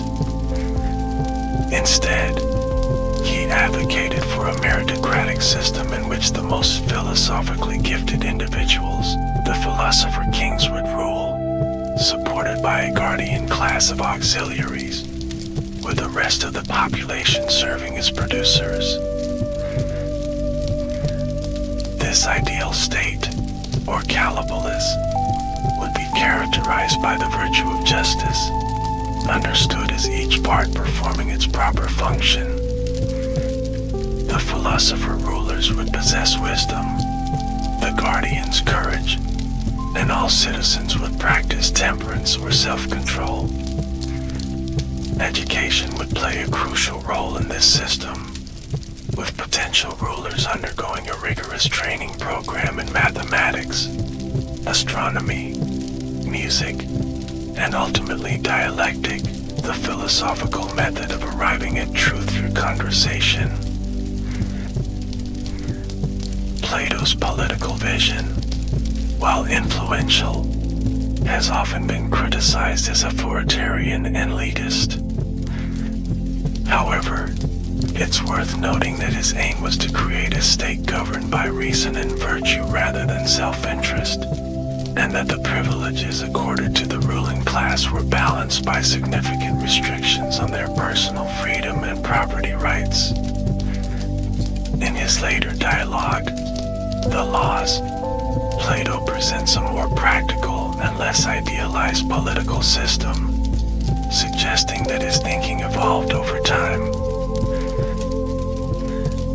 Beyond politics and metaphysics, Plato made significant contributions to aesthetics, psychology, and ethics. In the Symposium and Phaedrus, he explores the nature of love, suggesting that erotic attraction can serve as a first step on the ladder to appreciating beauty itself.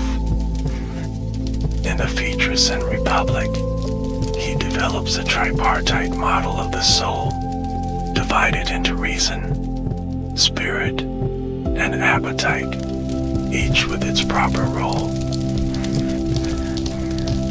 Plato's ethical theory is eudaimonistic, meaning that it identifies virtue with happiness or well-being.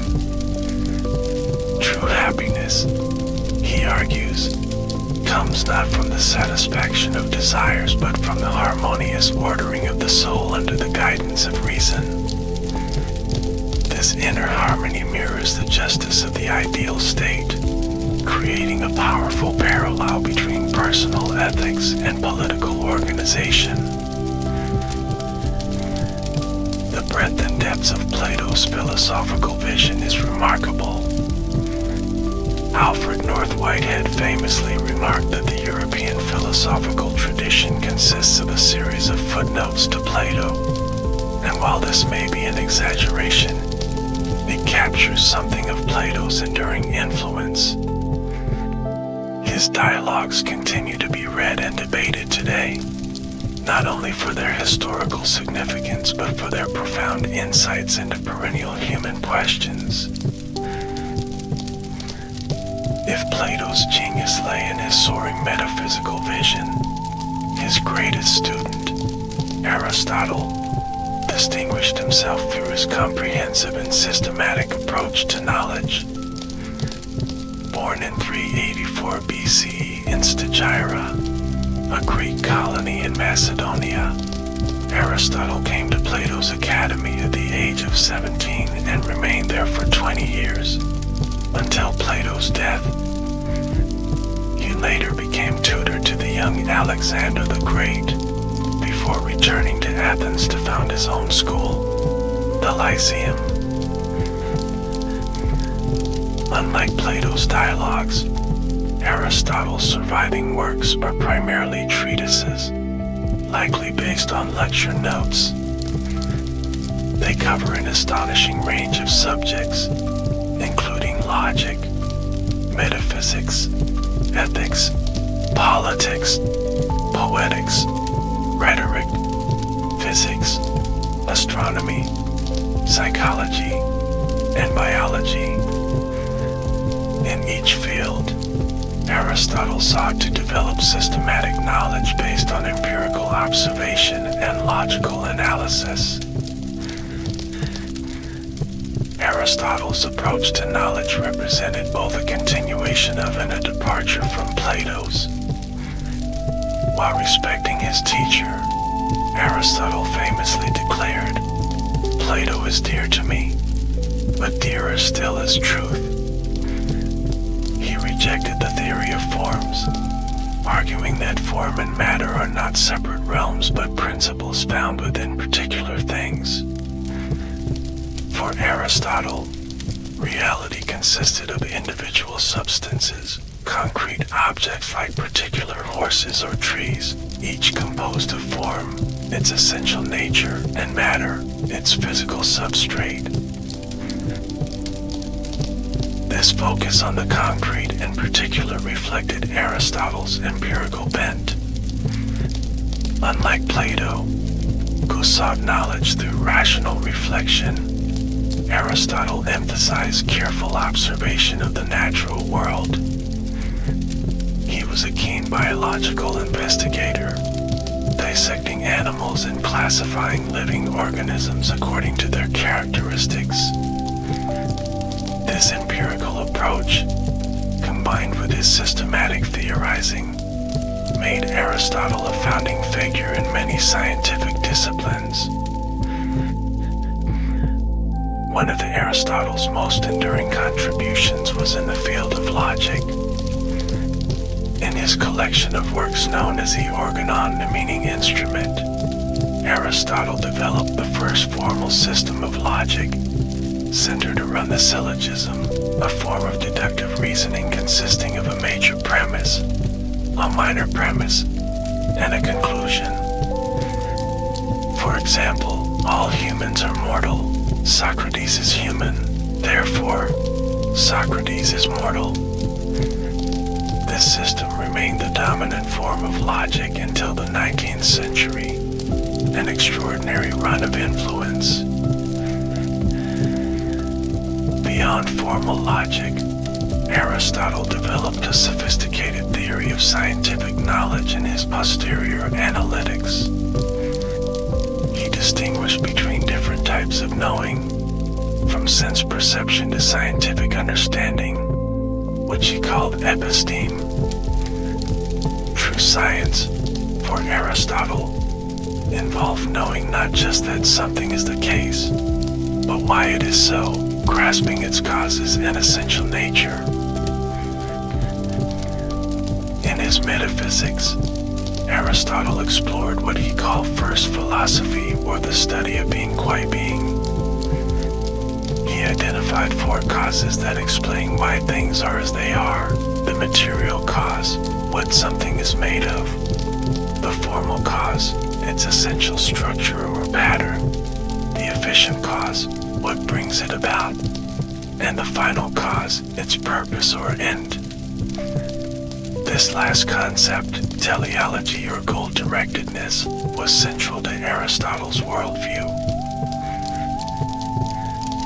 Aristotle's teleological perspective is particularly evident in his ethics, laid out in the Nicomachean Ethics. He begins with the observation that all human activities aim at some good, and asks what the highest good, the ultimate goal of human life, might be. His answer is eudaimonia, often translated as happiness or flourishing, which consists in living well and doing well. Unlike modern conceptions of happiness as a subjective feeling, Aristotle's eudaimonia is an objective condition of living according to excellence or virtue, or edi.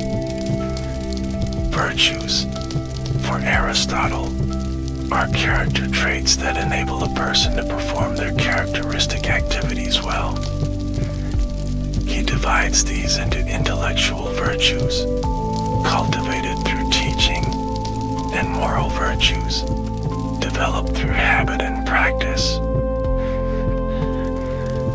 Moral virtues, according to Aristotle's famous doctrine, represent a mean between excess and deficiency. Courage, for example, is the mean between rashness and cowardice, generosity between wastefulness and stinginess. However, this golden mean is not a simple mathematical average, but relative to us, determined by practical wisdom in light of particular circumstances. Practical wisdom, phronesis, the ability to discern the right action in any given situation, is crucial to Aristotle's ethical theory. Unlike Plato, who believed that knowledge of the good would automatically lead to virtuous action, Aristotle recognized that ethics involves both reason and desire, both knowledge and character. The virtuous person not only knows what is right, but wants to do it and takes pleasure in doing so. Aristotle's political philosophy, presented in his Politics, follows naturally from his ethics. If ethics concerns the good for the individual, politics concerns the good for the community. Famously declaring that man is by nature a political animal, Aristotle saw the polis or city-state as the natural environment for human flourishing. Unlike Plato's ideal state, Aristotle's political theory is more empirical and practical. He studied the constitutions of 158 different city-states, classifying political systems according to who rules, one, few, or many, and whether they rule for the common good or private interest. While he considered monarchy, aristocracy, and polity, constitutional government, as potentially good forms, he recognized their tendency to degenerate into tyranny, oligarchy, and democracy, understood as mob rule. Aristotle's preferred constitution was a mixed regime or polity, combining elements of democracy and oligarchy. He favored the rule of a substantial middle class, neither too wealthy nor too poor, as most likely to pursue the common good rather than factional interests. In this and other respects, Aristotle's political thought reveals a practical wisdom and moderation that contrasts with Plato's more radical vision. Beyond ethics and politics, Aristotle made significant contributions to aesthetics, particularly in his Poetics. This work, which focuses primarily on tragedy, introduces concepts that remain central to literary criticism, such as mimesis, imitation or representation, catharsis, emotional purification, and the unities of time, place, and action. In psychology, Aristotle's De Anima on the soul offers a sophisticated account of the relationship between body and soul.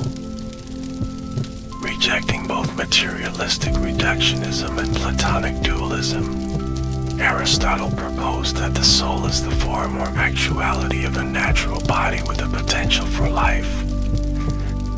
Different kinds of souls, nutritive, sensitive, and rational, correspond to different capacities of living beings, plants, animals, and humans, respectively. Aristotle's natural philosophy, presented in works like Physics and On the Heavens, developed a comprehensive cosmological system. He viewed the universe as divided into two realms: the terrestrial realm, composed of the four elements, earth, water, air, and fire, and subject to change and decay, and the celestial realm, made of an incorruptible fifth element or quintessence and characterized by perfect circular motion. While many of Aristotle's specific scientific theories have been superseded, his emphasis on empirical observation, systematic classification, and causal explanation established a methodological framework that influenced scientific inquiry for centuries. Even when later scientists like Galileo and Newton rejected particular Aristotelian doctrines, they often did so using tools of thought that Aristotle himself had helped to forge.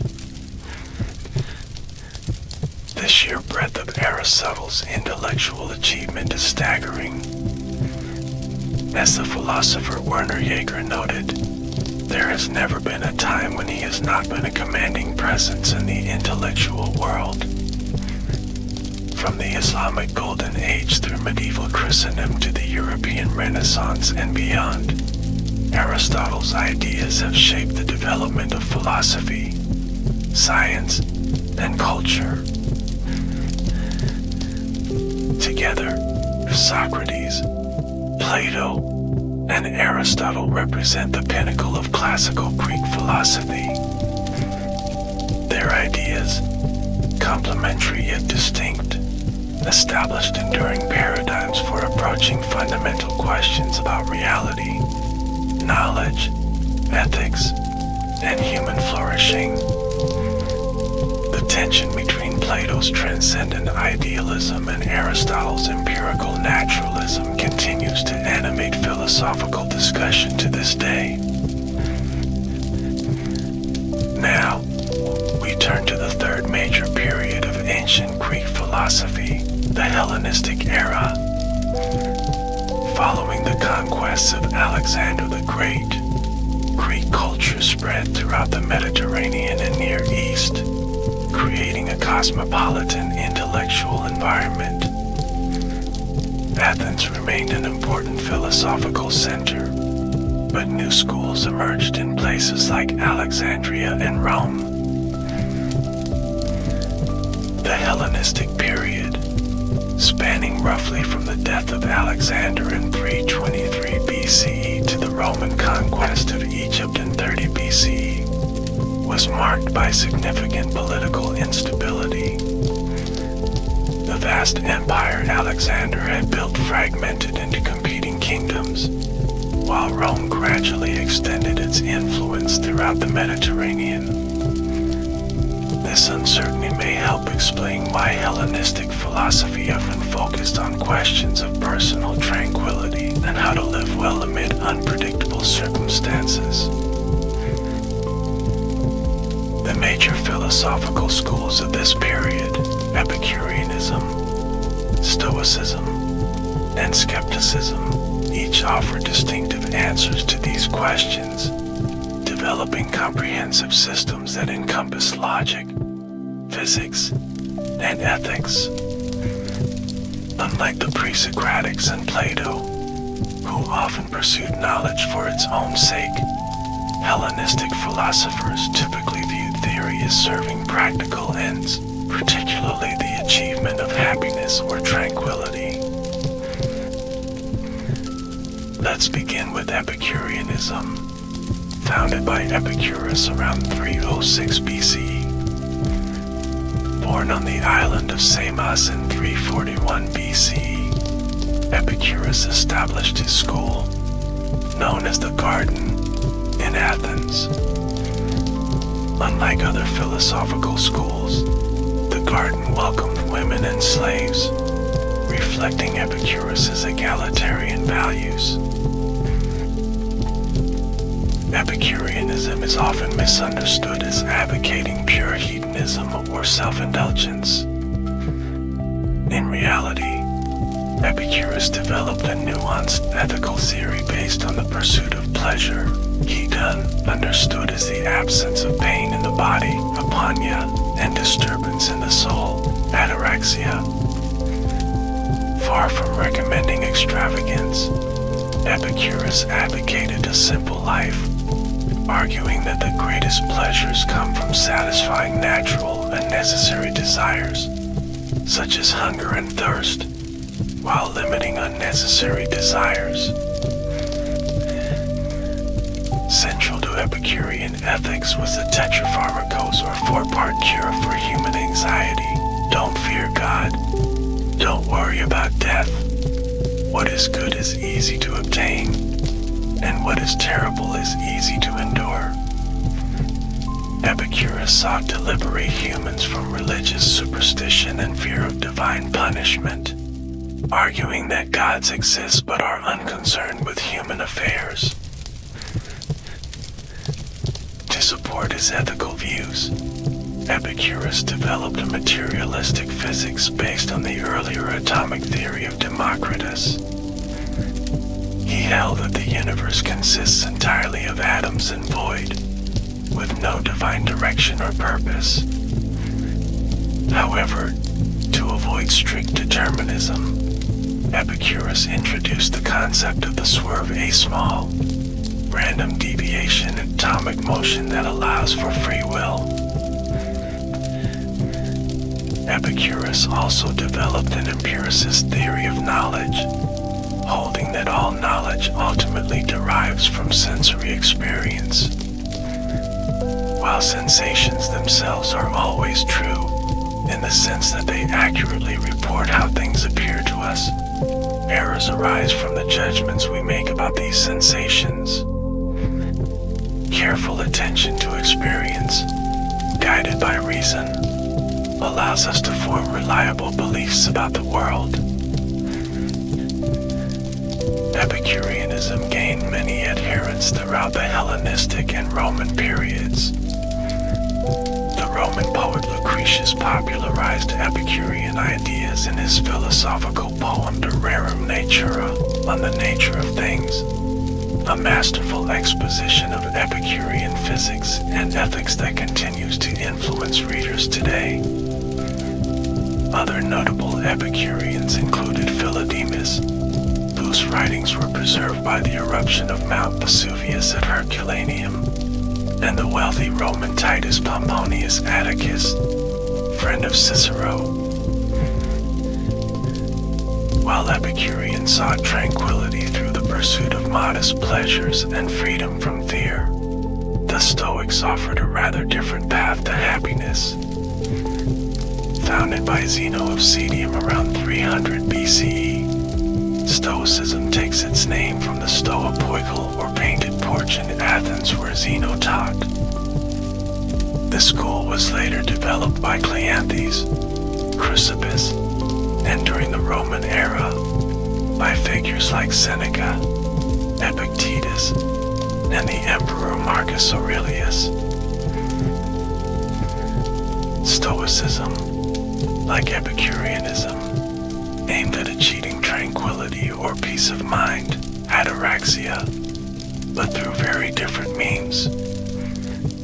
While Epicureans sought pleasure and avoided pain, Stoics held that virtue alone is sufficient for happiness, and that external circumstances, wealth, health, reputation, are indifferent with respect to true well-being. The core of Stoic ethics is the idea that we should live according to nature, both human nature, which is rational, and the nature of the cosmos, which is providentially ordered.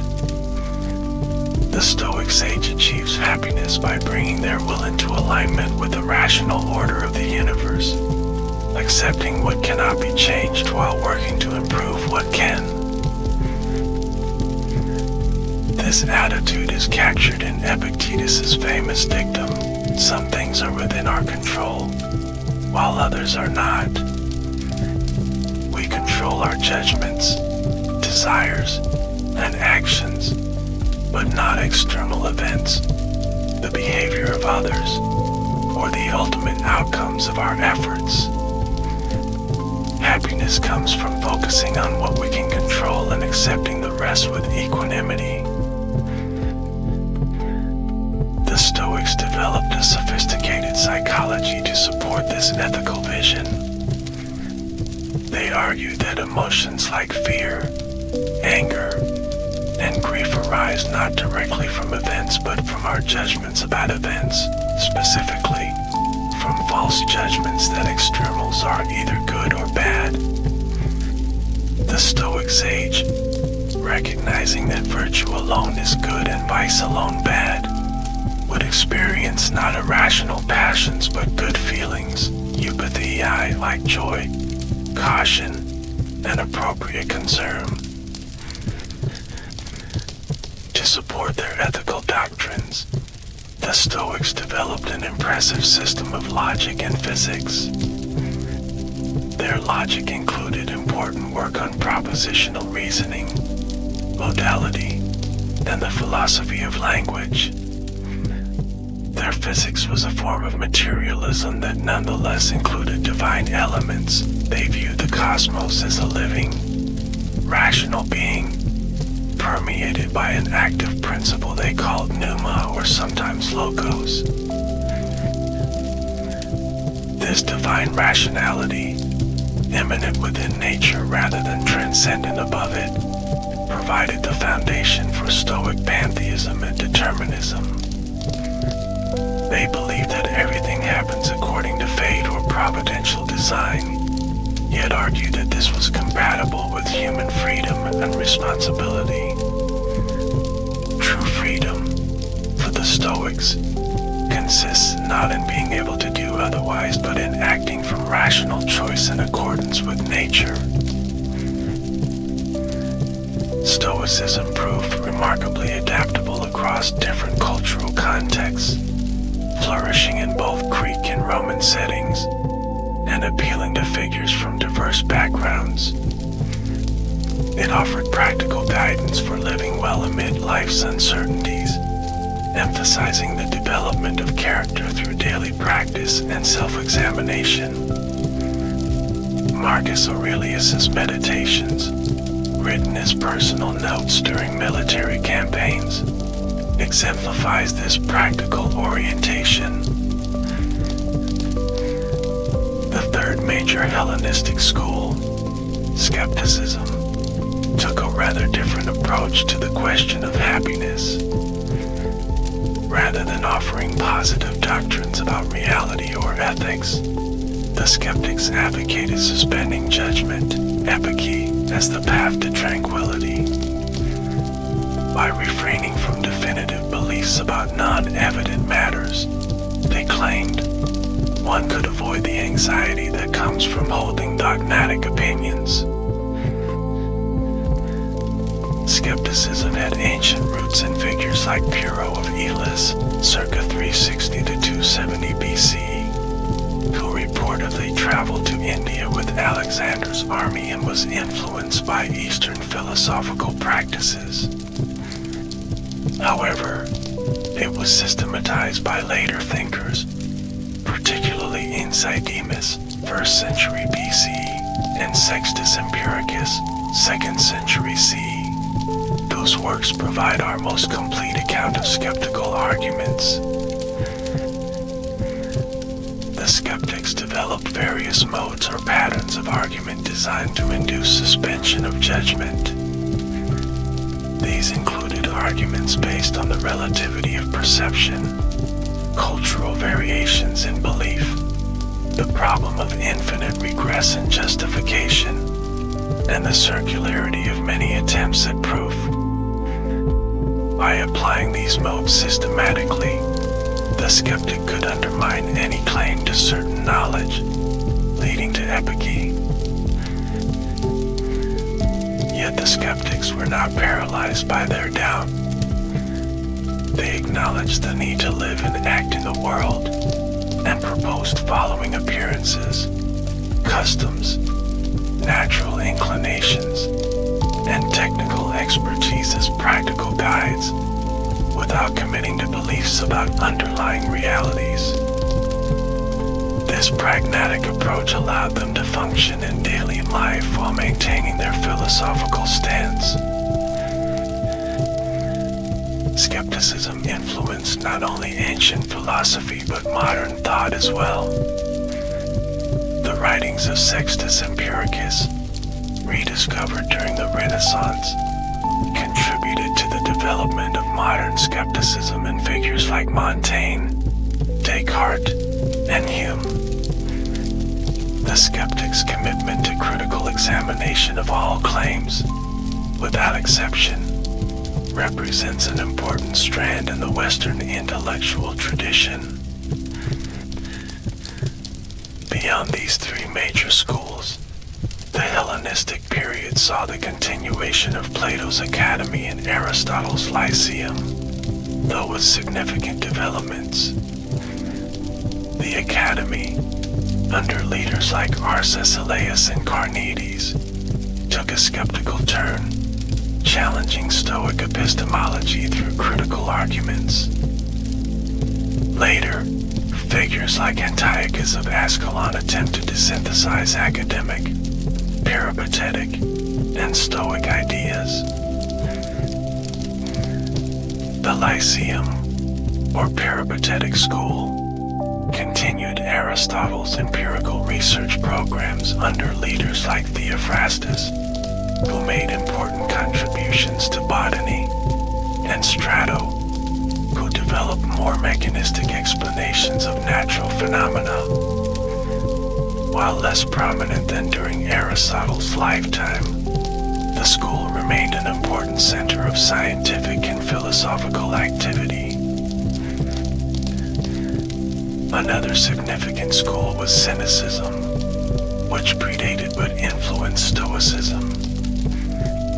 The Cynics, most famously Diogenes of Sinope, known as the dog, rejected social conventions and material comforts in favor of a life according to nature. Through provocative behavior and witty sayings, they challenged cultural norms and advocated radical self-sufficiency. The Hellenistic period also saw increased interest in practical ethics and the art of living. Philosophers across schools wrote on topics like friendship, love, the management of emotions, and coping with adversity. Philosophy was increasingly seen as a form of therapy for the soul, a means of achieving tranquility amid life's uncertainties. This therapeutic orientation is exemplified by Epicurus's declaration that empty is the philosopher's argument by which no human suffering is therapeutically treated. Similarly, the Stoic Epictetus compared the philosopher's lecture room to a physician's clinic. No one should leave without having been in some way treated. This conception of philosophy as a way of life, rather than merely an academic discipline, remains one of the Hellenistic period's most important legacies. As the Roman Republic expanded eastward, it absorbed Greek culture, including philosophy, a process Horace famously described as captive Greece capturing her rude conqueror. Greek philosophers traveled to Rome. Wealthy Romans sent their sons to study in Athens, and Latin authors like Cicero and Lucretius adapted Greek philosophical ideas for Roman audiences. Roman thinkers tended to be eclectic, drawing from multiple Greek schools rather than adhering strictly to one. Cicero, for example, combined academic skepticism with Stoic ethics and political theory. Romans also placed particular emphasis on practical ethics and political philosophy, reflecting their cultural values and imperial responsibilities. The Roman period saw a flourishing of Stoicism in particular, with figures like Seneca, Musonius Rufus, Epictetus, and Marcus Aurelius developing the school's ethical teachings. Roman Stoicism focused especially on themes of personal integrity amid political dangers, the universality of reason across ethnic and social boundaries, and the cultivation of appropriate emotional responses. Epicureanism also continued during the Roman era, though it faced criticism for its perceived withdrawal from civic life. The poet Lucretius's De Rerum Natura presents a passionate defense of Epicurean physics and ethics, arguing that understanding the natural causes of phenomena liberates humans from religious fear. The Villa of the Papyri at Herculaneum, likely owned by an Epicurean adherent, contained hundreds of philosophical texts, providing valuable evidence for the school's doctrines. The later Roman Empire witnessed the rise of Neoplatonism, a creative development of Platonic ideas with mystical elements. Founded by Plotinus in the 3rd century CE, Neoplatonism conceived of reality as emanating from a transcendent one, through the intellect and soul, down to the material world. The goal of philosophy, in this view, was to ascend back toward the one through contemplation and mystical experience, Aquinas' student Porphyry, and later figures like Iamblichus and Proclus, developed Neoplatonism in increasingly theurgic and religious directions. They interpreted Plato's dialogues as a sacred corpus revealing divine truths, and incorporated elements from various religious traditions, including Egyptian and Chaldean practices. Neoplatonism would exert an enormous influence on both Christian and Islamic thought, serving as a bridge between ancient philosophy and medieval theology. As the ancient world transitioned into late antiquity, philosophy increasingly engaged with religious questions. The spread of Christianity presented both challenges and opportunities for philosophical thought. Christian thinkers like Justin Martyr, Clement of Alexandria, and Augustine of Hippo drew on Greek philosophical concepts to articulate and defend their faith, while critiquing aspects of pagan philosophy they found incompatible with Christian revelation. The relationship between faith and reason, divine providence and human freedom, the nature of the soul, and the problem of evil became central philosophical preoccupations. These questions would dominate Western philosophical and theological discourse throughout the medieval period, as thinkers continued to engage with the Greek philosophical tradition through the lens of their religious commitments. The formal end of ancient philosophy is often marked by the closure of the Platonic Academy in Athens in 529 CE, by order of the Byzantine Emperor Justinian I. However, this administrative act did not stop the transmission and development of Greek philosophical ideas. The philosophical schools of Alexandria continued to operate, and scholars carried manuscripts and teachings to new centers of learning in Constantinople, Syria, and eventually the Islamic world.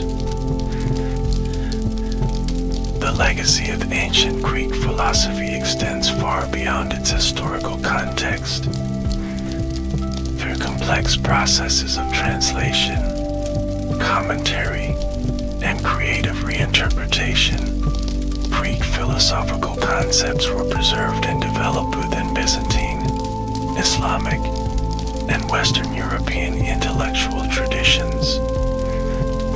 During the European Renaissance, renewed access to Greek texts stimulated fresh engagement with ancient ideas, while the scientific revolution built upon Greek natural philosophy even as it transcended it. In our modern world, the influence of ancient Greek philosophy remains pervasive. Political theorists continue to engage with Plato's Republic and Aristotle's Politics. Virtue ethics, inspired largely by Aristotle, has experienced a revival in moral philosophy. Stoic practices of mindfulness and emotional self-regulation inform contemporary psychological therapies. The logical and scientific methods pioneered by Greek thinkers underlie our modern approaches to knowledge. Now that we have surveyed the major periods and schools of ancient Greek philosophy, let us delve deeper into several key philosophical themes that run throughout this tradition.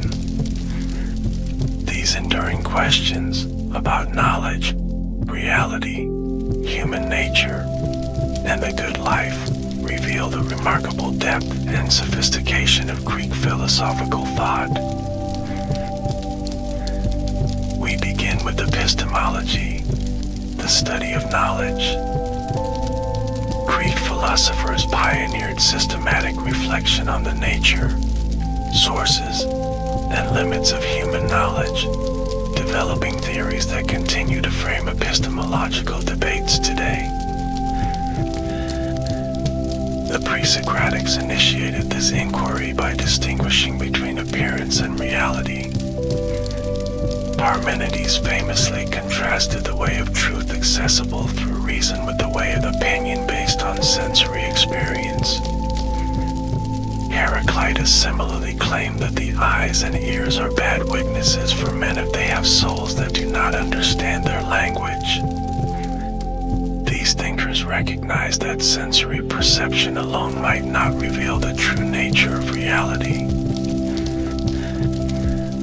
Plato developed this insight into his theory of forms, which posits a radical distinction between the changing world of appearances, perceived through the senses, and the eternal realm of forms, grasped through reason. In dialogues like the Republic, Phaedo, and Theaetetus, Plato explores different accounts of knowledge, ultimately suggesting that true knowledge, episteme, involves grasping the forms through dialectical reasoning. For Plato, this process of coming to know is actually a form of recollection, anamnesis. In the Meno, he presents a famous demonstration in which Socrates guides an uneducated slave boy to discover geometric truths, suggesting that knowledge is latent within us, needing only to be drawn out through questioning. This account connects epistemology with metaphysics and psychology, implying that the soul has prenatal acquaintance with the forms. Aristotle offered an alternative epistemology grounded in empirical observation. While not denying the role of reason, he emphasized that knowledge begins with sense perception, which provides the raw material for understanding. Through a process of abstraction, the mind identifies essential forms within particular things, moving from specific observations to general principles. In his posterior analytics, Aristotle developed a sophisticated theory of scientific knowledge as demonstration from first principles. True science, for Aristotle, involves not just knowing that something is the case, but understanding why it must be so, grasping its causes and essential nature. This account of episteme is demonstrative knowledge from causes which influenced scientific methodology for centuries. The Hellenistic schools developed their own distinctive epistemological theories. The Epicureans advocated empiricism, holding that all knowledge ultimately derives from sensory experience. They argued that sensations themselves are always true, as reports of how things appear to us, though judgments about these sensations may be false. The Stoics developed a more complex epistemology centered on the concept of the cognitive impression, phantasia cataleptica, a mental representation so clear and distinct that it could not be false. These cognitive impressions, they argued, provided a secure foundation for knowledge, allowing the sage to give assent only to true impressions and thus avoid error.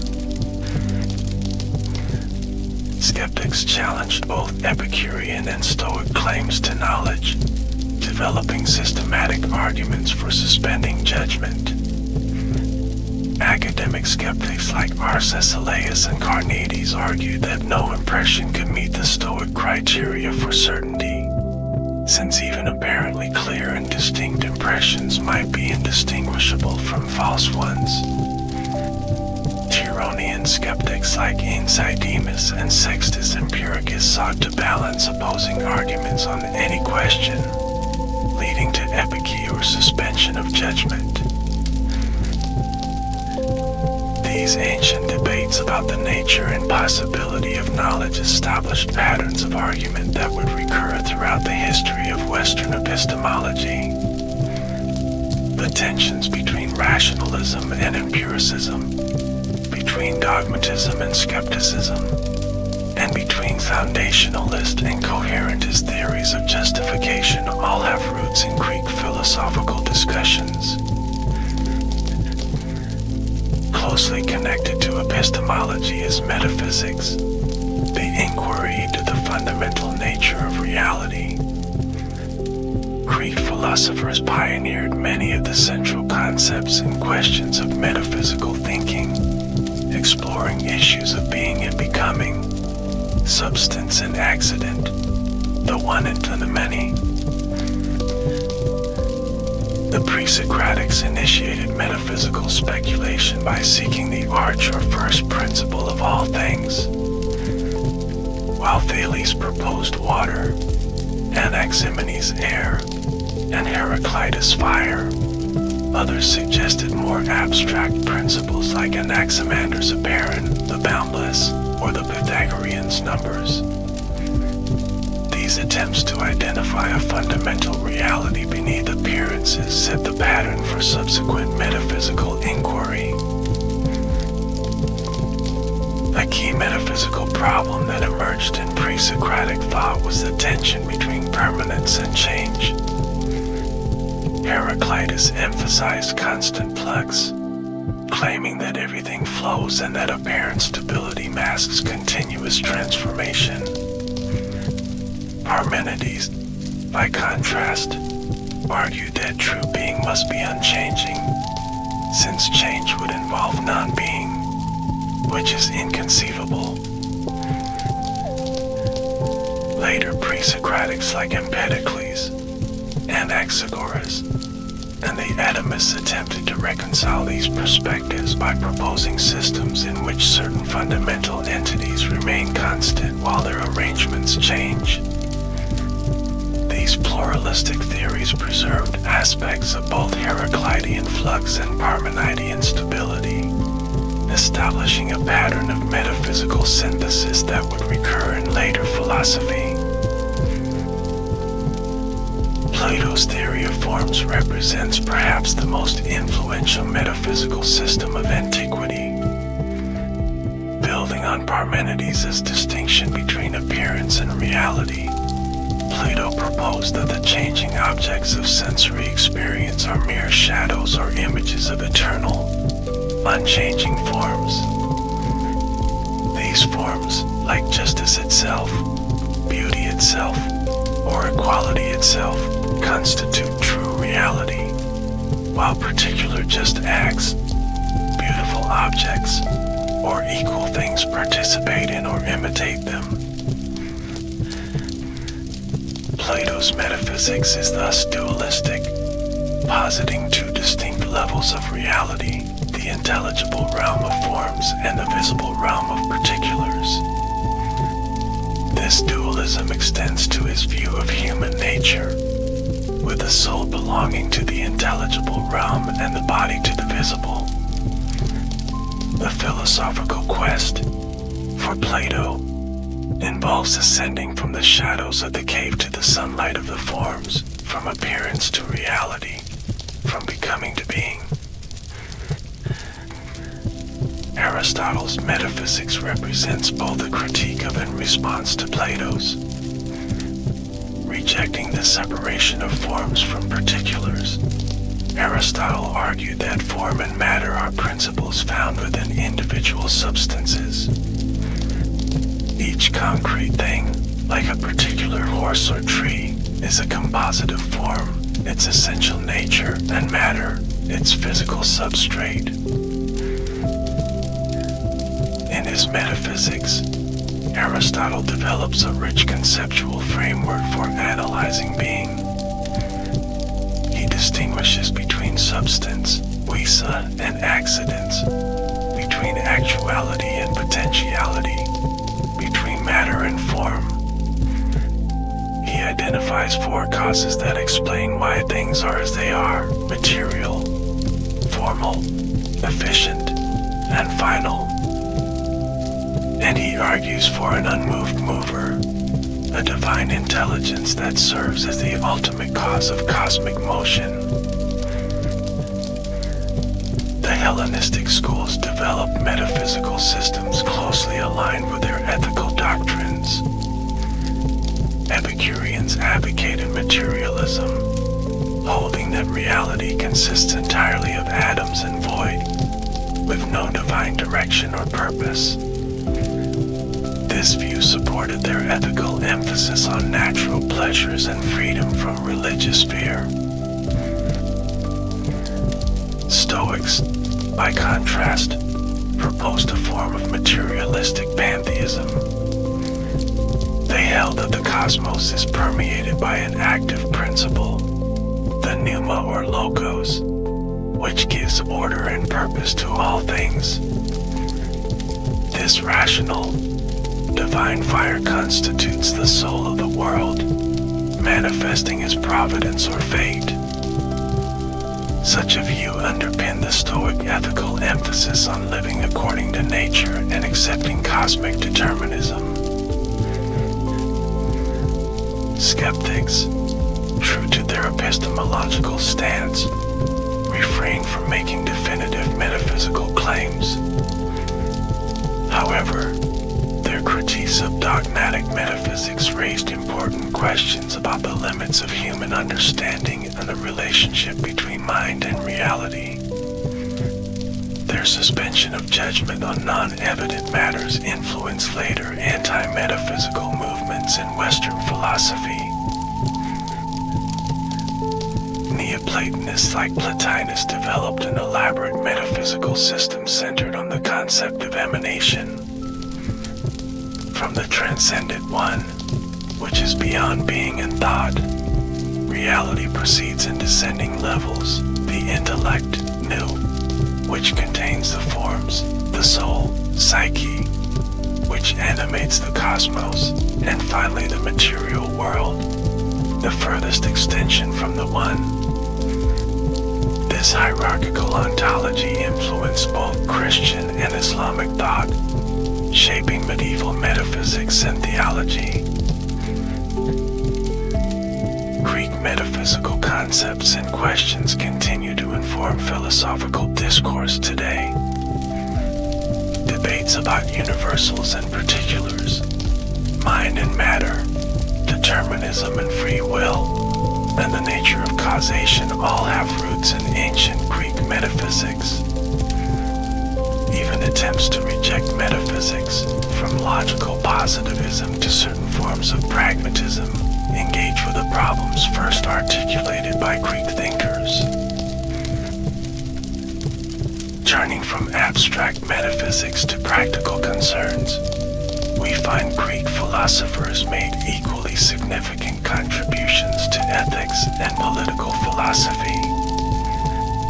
Their inquiries into virtue, happiness, justice, and the good society established frameworks that continue to shape moral and political thought. Socrates initiated systematic ethical reflection by questioning conventional notions of virtue and goodness. In dialogues like the Euthyphro, Laches, and Charmides, he challenges interlocutors to define virtues like piety, courage, and temperance, revealing the inadequacy of their initial conceptions. This eclectic or questioning approach suggests that genuine ethical knowledge requires critical examination of received opinions. Socrates also advanced several distinctive ethical positions. He held that virtue is a form of knowledge, such that no one does wrong knowingly, a view known as Socratic intellectualism. He claimed that virtue is sufficient for happiness, so that the good person cannot be harmed in any way that truly matters. And he argued that it is better to suffer injustice than to commit it, since wrongdoing damages the soul of the wrongdoer. These Socratic insights challenged conventional Greek values, which emphasized external goods like wealth, honor, and power. By prioritizing the state of one's soul over worldly success, Socrates established a pattern of ethical thinking that would influence not only Greek philosophy but also Christianity and other religious traditions. Plato developed Socrates' ethical insights into a comprehensive moral theory. In the Republic, he presents justice as a harmony of the soul, in which reason rules over spirit and appetite, just as in the ideal state. The philosopher rulers govern with the support of the guardians over the productive class. This parallelism between the individual soul and the political community is characteristic of Greek ethical thought, which rarely separated personal virtue from civic responsibility. For Plato, the virtues, wisdom, courage, temperance, and justice represent excellent states of the soul, conducive to its proper functioning and harmony. True happiness or eudaimonia consists not in satisfying desires but in having a well-ordered soul, oriented toward the good itself, the supreme form that illuminates all others. This ethical vision integrates metaphysics, psychology, and politics into a unified perspective on human flourishing. Aristotle's ethical theory, presented in the Nicomachean Ethics and Eudemian Ethics, represents a more naturalistic approach to questions of virtue and happiness. Like Plato, Aristotle holds that eudaimonia or flourishing is the highest good, but he identifies this with activity of the soul in accordance with virtue.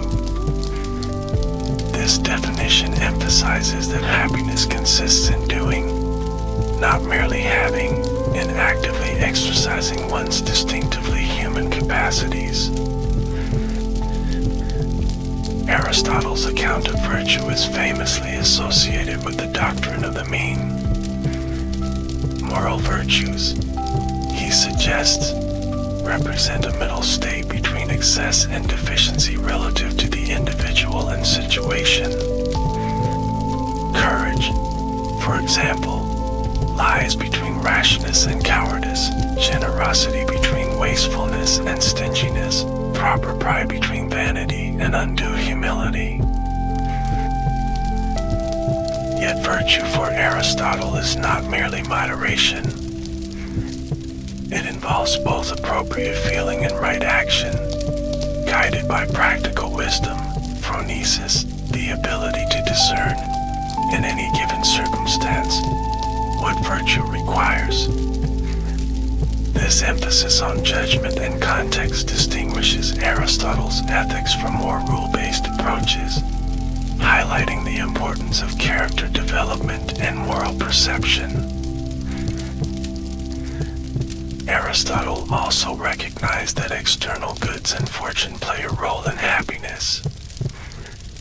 Unlike the Stoics, who would later claim that virtue alone is sufficient for eudaimonia, Aristotle acknowledged that severe misfortune could undermine flourishing. Nevertheless, he maintained that the virtuous person would bear adversity with dignity, making the best of circumstances like a good craftsman using whatever materials are available. The Hellenistic schools developed ethical theories focused particularly on achieving tranquility amid life's uncertainties. Epicurus identified happiness with pleasure, hedon, understood as the absence of pain in the body, apanya, and disturbance in the soul, ataraxia. Far from advocating sensual excess, he recommended a simple life centered on natural and necessary desires, intellectual pleasures, and friendship. The Stoics, by contrast, held that virtue alone is sufficient for happiness, and that external circumstances, wealth, health, reputation, are morally indifferent. True good consists in living in accordance with nature, which for humans means living rationally, exercising the virtues of wisdom, justice, courage, and temperance.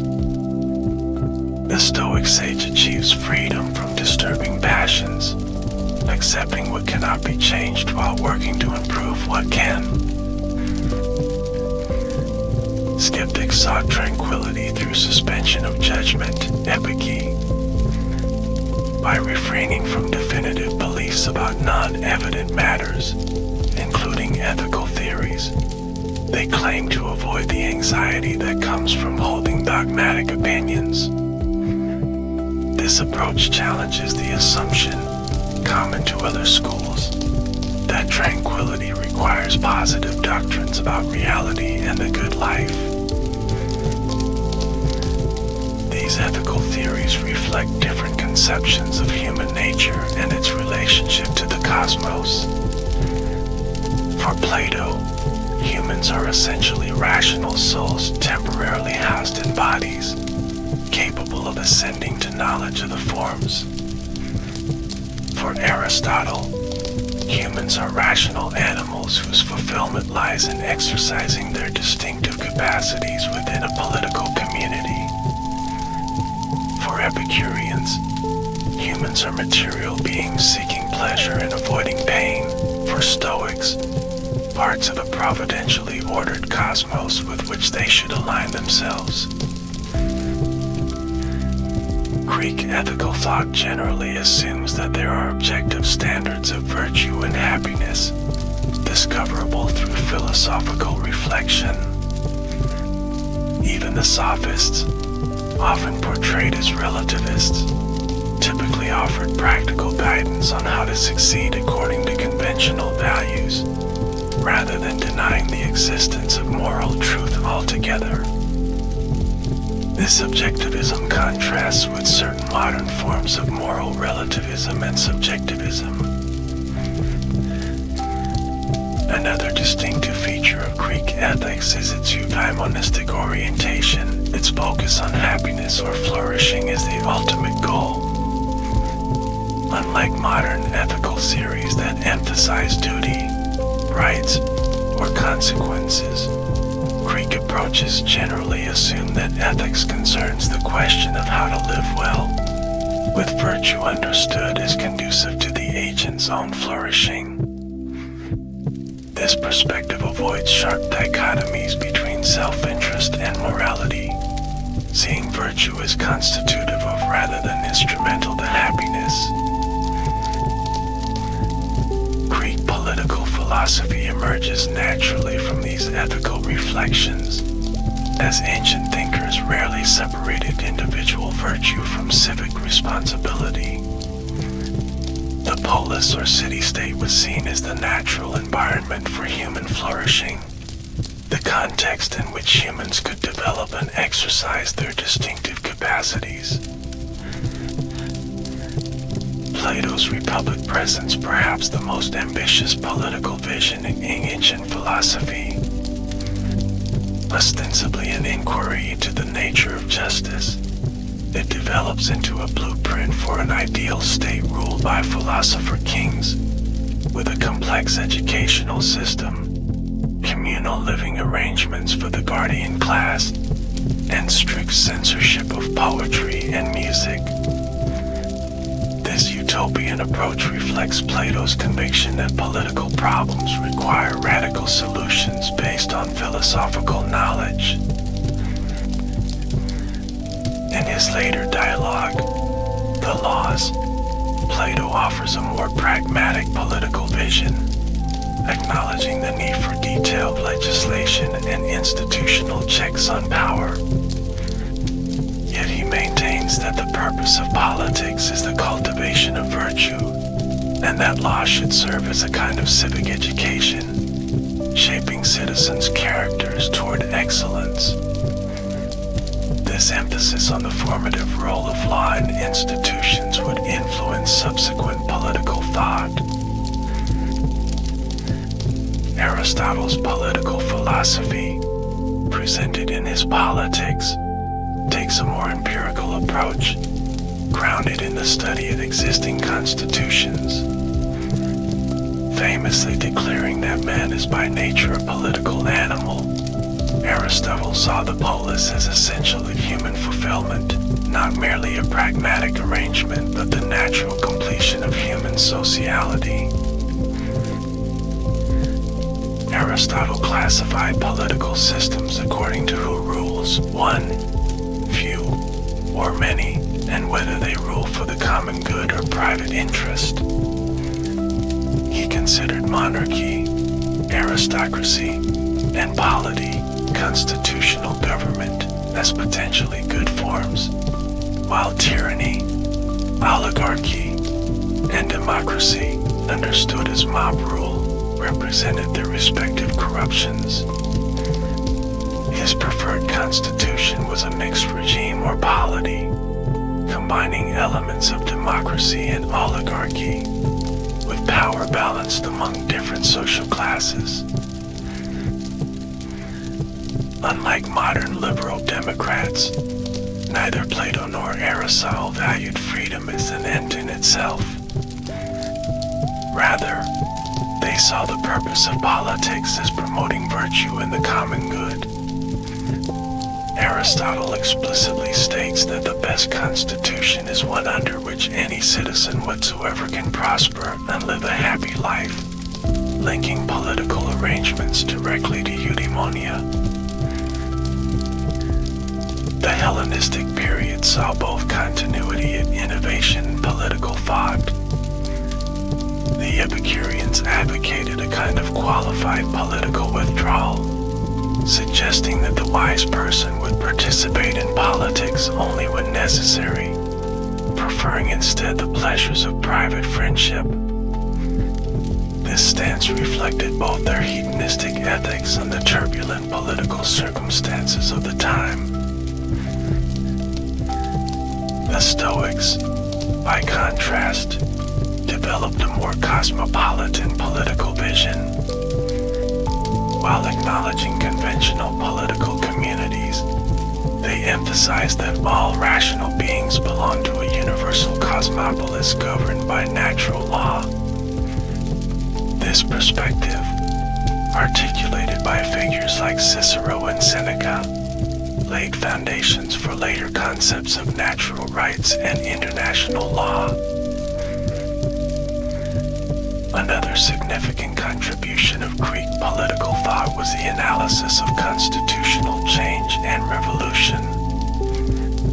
Both Plato and Aristotle study how regimes transform over time, identifying economic inequality, factional conflict, and moral corruption as drivers of political instability.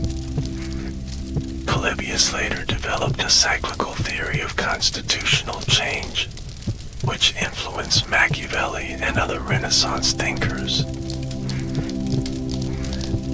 Greek political philosophy's emphasis on virtue, the common good, and constitutional balance has influenced Western political thought from Cicero through the American founding fathers to contemporary communitarian thinkers. While modern liberal democracy differs significantly from ancient Greek politics, being more individualistic, rights-oriented, and inclusive, it nonetheless draws on conceptual resources developed by Greek political philosophers. Beyond epistemology, metaphysics, ethics, and politics, Greek philosophers made important contributions to many other fields, including psychology, aesthetics, and the philosophy of language.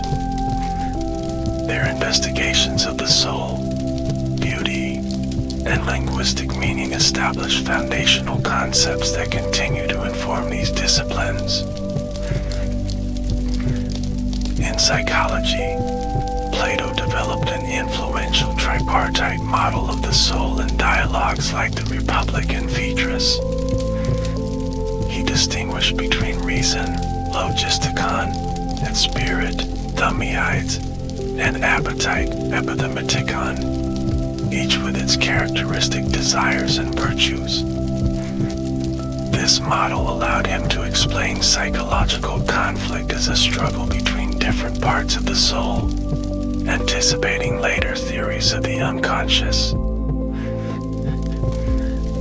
Aristotle's psychology, presented into Anima on the Soul, takes a more naturalistic approach, defining the soul as the first actuality of a natural body that has life potentially. He distinguished between nutritive, sensitive, and rational souls, corresponding to the capacities of plants, animals, and humans, respectively. This hierarchical model integrated psychology with biology, avoiding both materialistic reductionism and Platonic dualism.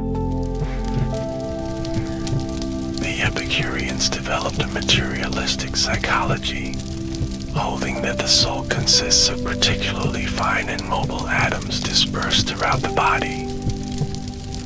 This view supported their claim that the soul does not survive death, thus removing the fear of afterlife punishment.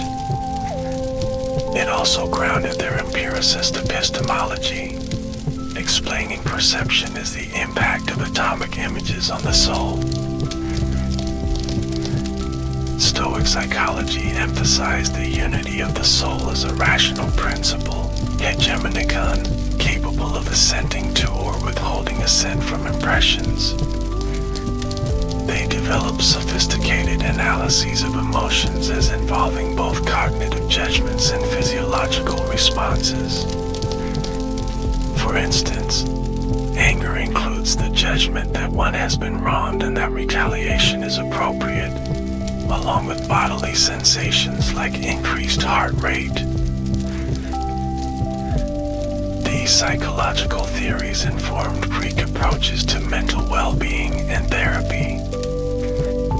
Epicureans and Stoics in particular developed techniques for managing emotions and achieving tranquility, from cognitive reframing to mindfulness practices to philosophical counseling. These approaches anticipate modern cognitive behavioral therapies and positive psychology, demonstrating the practical relevance of philosophical psychology.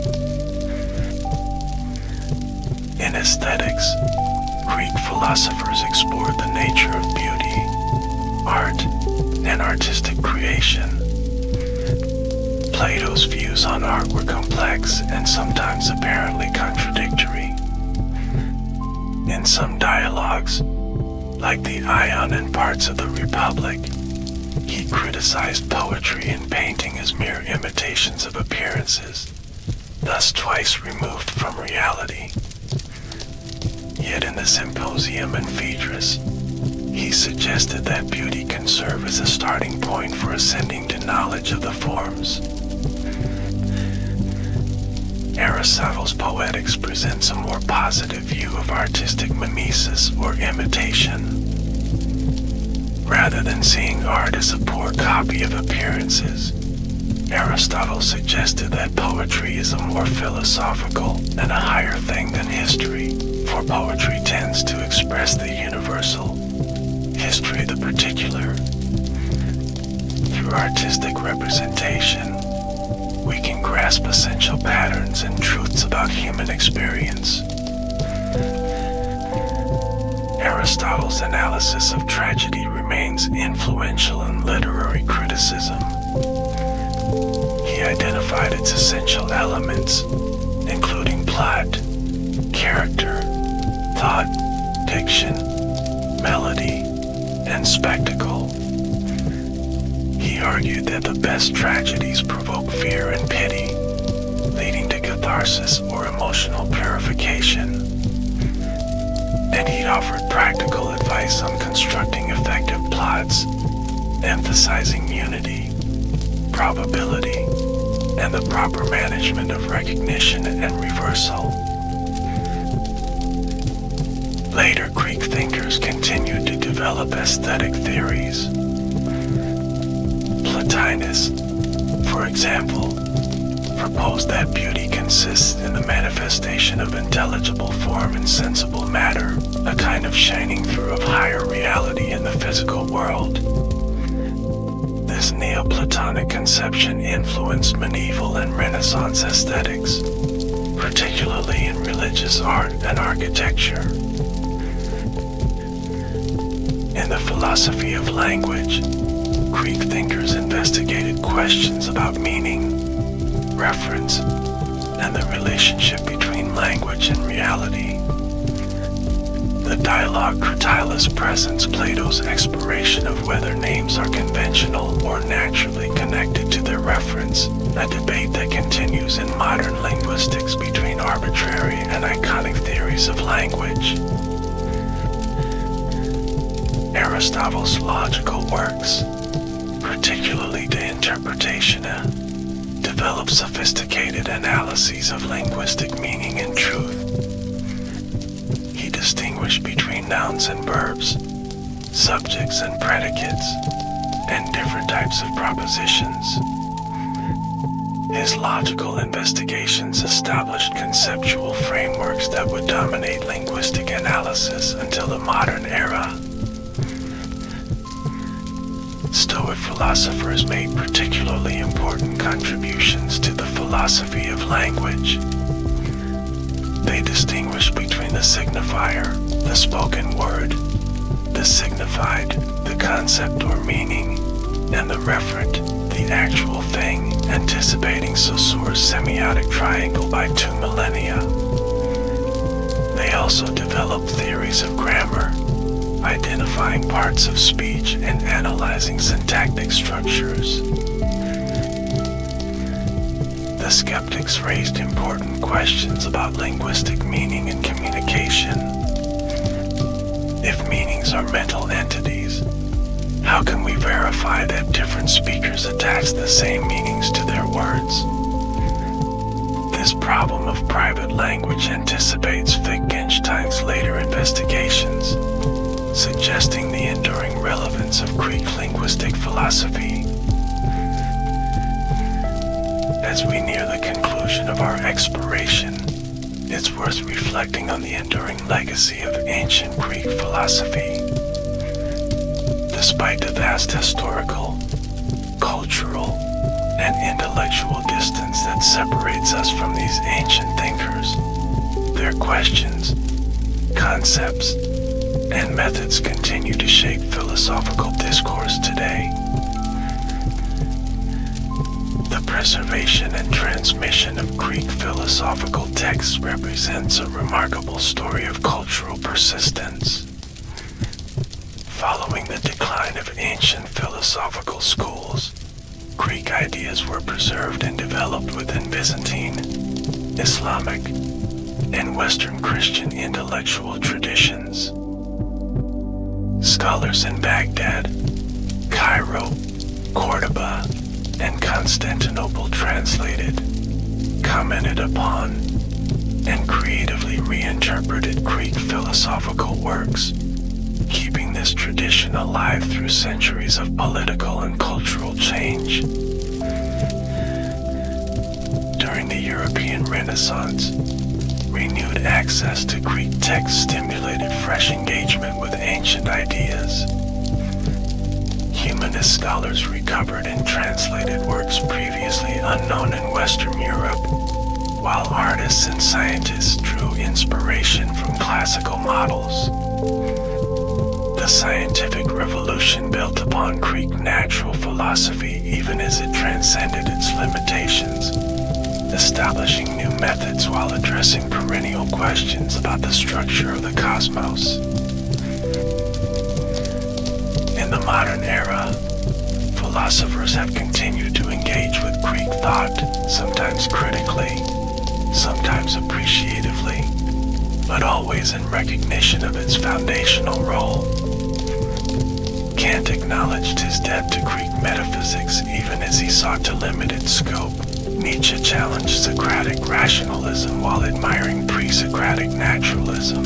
Heidegger returned to pre-Socratic conceptions of being to challenge the entire trajectory of Western metaphysics. Contemporary analytical philosophers draw on Aristotelian logic and Socratic questioning. Continental thinkers engage with Platonic notions of transcendence and difference. Pragmatists echo Aristotle's practical wisdom. Virtue ethicists explicitly revive Greek ethical frameworks. Even postmodern critiques of Western rationality must contend with Greek philosophical concepts they seek to deconstruct.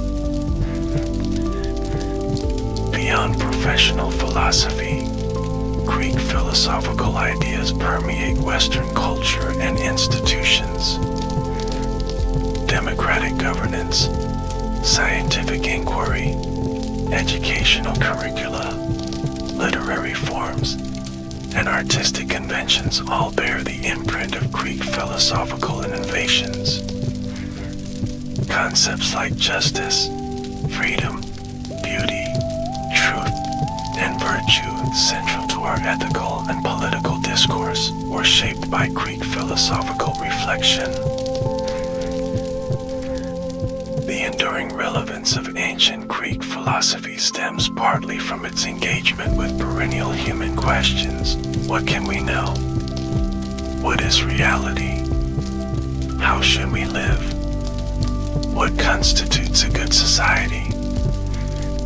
As long as humans continue to ask these questions, Greek philosophical responses will remain worthy of consideration, not as dogmatic authorities but as thoughtful interlocutors in an ongoing conversation. Another source of Greek philosophy's enduring influence is its distinctive method and spirit. The commitment to rational inquiry, the willingness to question received opinions, the pursuit of systematic understanding, the integration of theoretical and practical concerns. These characteristics establish patterns of philosophical thinking that transcend particular doctrines or conclusions. Perhaps most importantly, Greek philosophy exemplifies the examined life that Socrates declared essential to human flourishing. In a world often dominated by unreflective consumption, polarized discourse, and technological distraction, the Greek philosophical commitment to thoughtful engagement with fundamental questions offers a valuable counterbalance, a reminder that the unexamined life is, indeed, not worth living. As we conclude our exploration of ancient Greek philosophy, we've traced its development from the pre-Socratics through the classical period to the Hellenistic schools. We've examined its major themes in epistemology, metaphysics, ethics, and politics, and we've considered its enduring legacy in Western thought and culture. What emerges from this survey is not a single, monolithic Greek philosophy, but a rich tapestry of competing and complementary perspectives, rational and empirical, idealist and materialist, dogmatic and skeptical. This intellectual diversity, combined with a shared commitment to rational inquiry, created a philosophical tradition of remarkable depth and resilience. As we reflect on these ancient thinkers, separated from us by millennia yet connected through enduring questions and concepts, we might recall Cicero's observation that to philosophize is to learn how to die. The Greek philosophers, in their varied ways, sought wisdom about how to live well and face mortality with equanimity, a quest no less relevant today than in ancient Athens. Whether we follow Socrates in questioning received opinions, Plato in seeking transcendent truths, Aristotle in observing natural patterns, Epicurus in cultivating modest pleasures, or the Stoics in accepting what we cannot change, we draw from a wellspring of insight that continues to nourish philosophical reflection. The conversation that began in ancient Greece continues, inviting each new generation to participate in a collaborative pursuit of wisdom. Thank you for joining me on this intellectual journey through ancient Greek philosophy, a tradition that continues to illuminate our understanding of ourselves, our world, and our place within it. May these ancient insights inspire your own philosophical reflections, whatever path of wisdom you choose to follow. As our exploration of ancient Greek philosophy comes to a close, may you find in these timeless ideas not just historical curiosities, but living wisdom that speaks to your own quest for knowledge, virtue, and flourishing. In the words of Socrates, the unexamined life is not worth living. May your life be enriched by philosophical examination, in the spirit of these remarkable thinkers who first taught us how to question, reason, and wonder.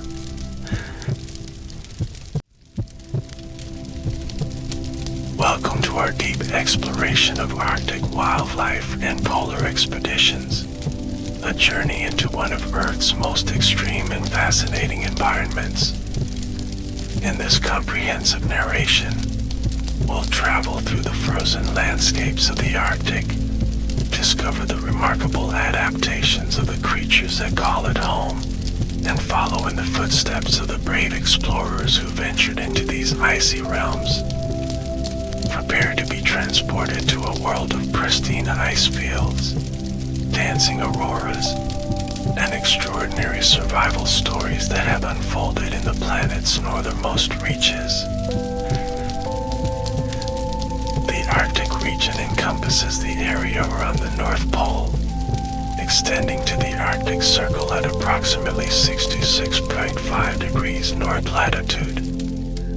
Unlike Antarctica, which is a continent surrounded by ocean, the Arctic is primarily an ice-covered ocean surrounded by land masses.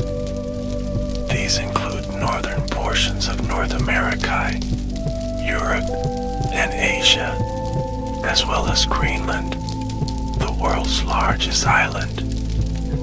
This unique geography creates a diverse array of habitats, from sea ice and open waters to coastal tundra and boreal forests. The Arctic's climate is characterized by extreme seasonal variations, with long, dark winters and brief summers of continuous daylight.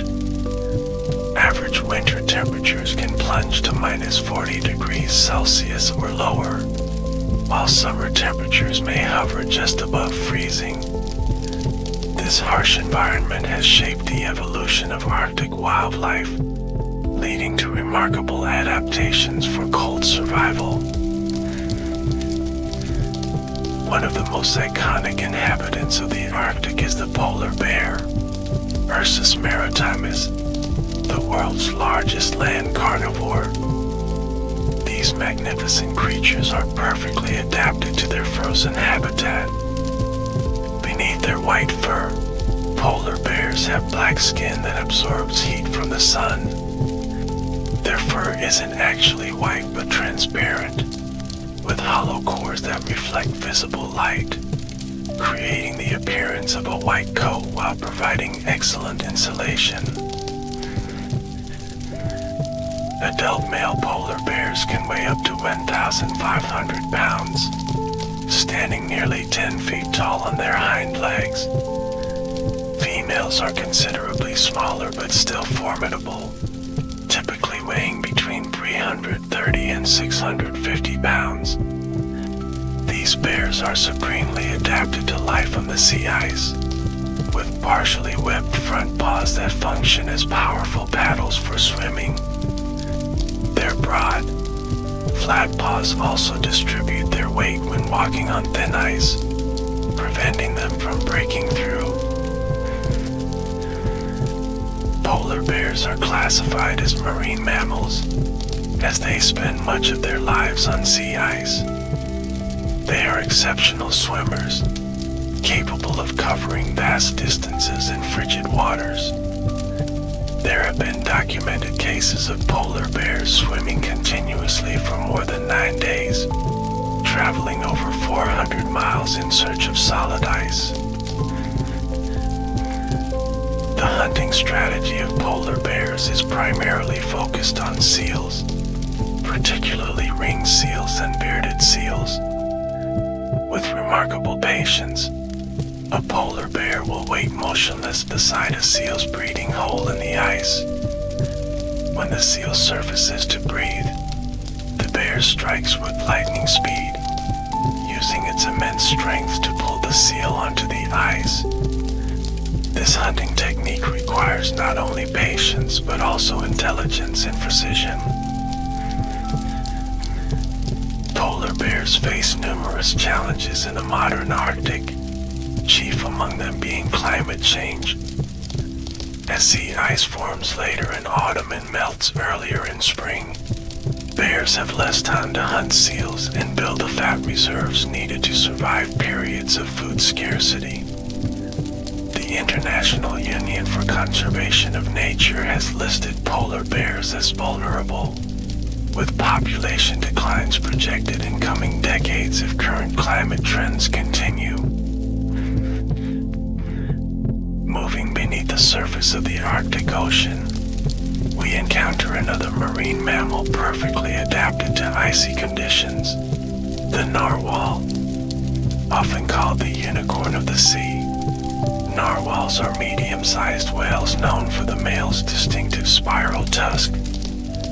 This tusk is actually an elongated canine tooth that can grow up to 10 feet long, protruding from the upper left side of the jaw and spiraling counterclockwise. Scientists have debated the purpose of the narwhal's tusk for centuries. Recent research suggests multiple functions, including sensing environmental conditions such as water temperature, salinity, and perhaps detecting prey. The tusk may also play a role in male competition during breeding season, as males have been observed crossing tusks in what appears to be ritualized sparring. Narwhals have a mottled gray pattern on their backs, fading to creamy white on their bellies. They typically reach lengths of 13 to 16 feet, not including the tusk, and weigh between 1,800 and 3,500 pounds. These whales are highly specialized for life in Arctic waters, with a layer of blubber up to 4 inches thick providing insulation against the frigid temperatures.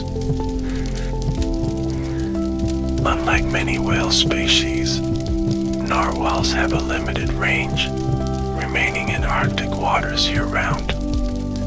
They typically travel in pods of 10 to 100 individuals, though gatherings of thousands have been documented during seasonal migrations.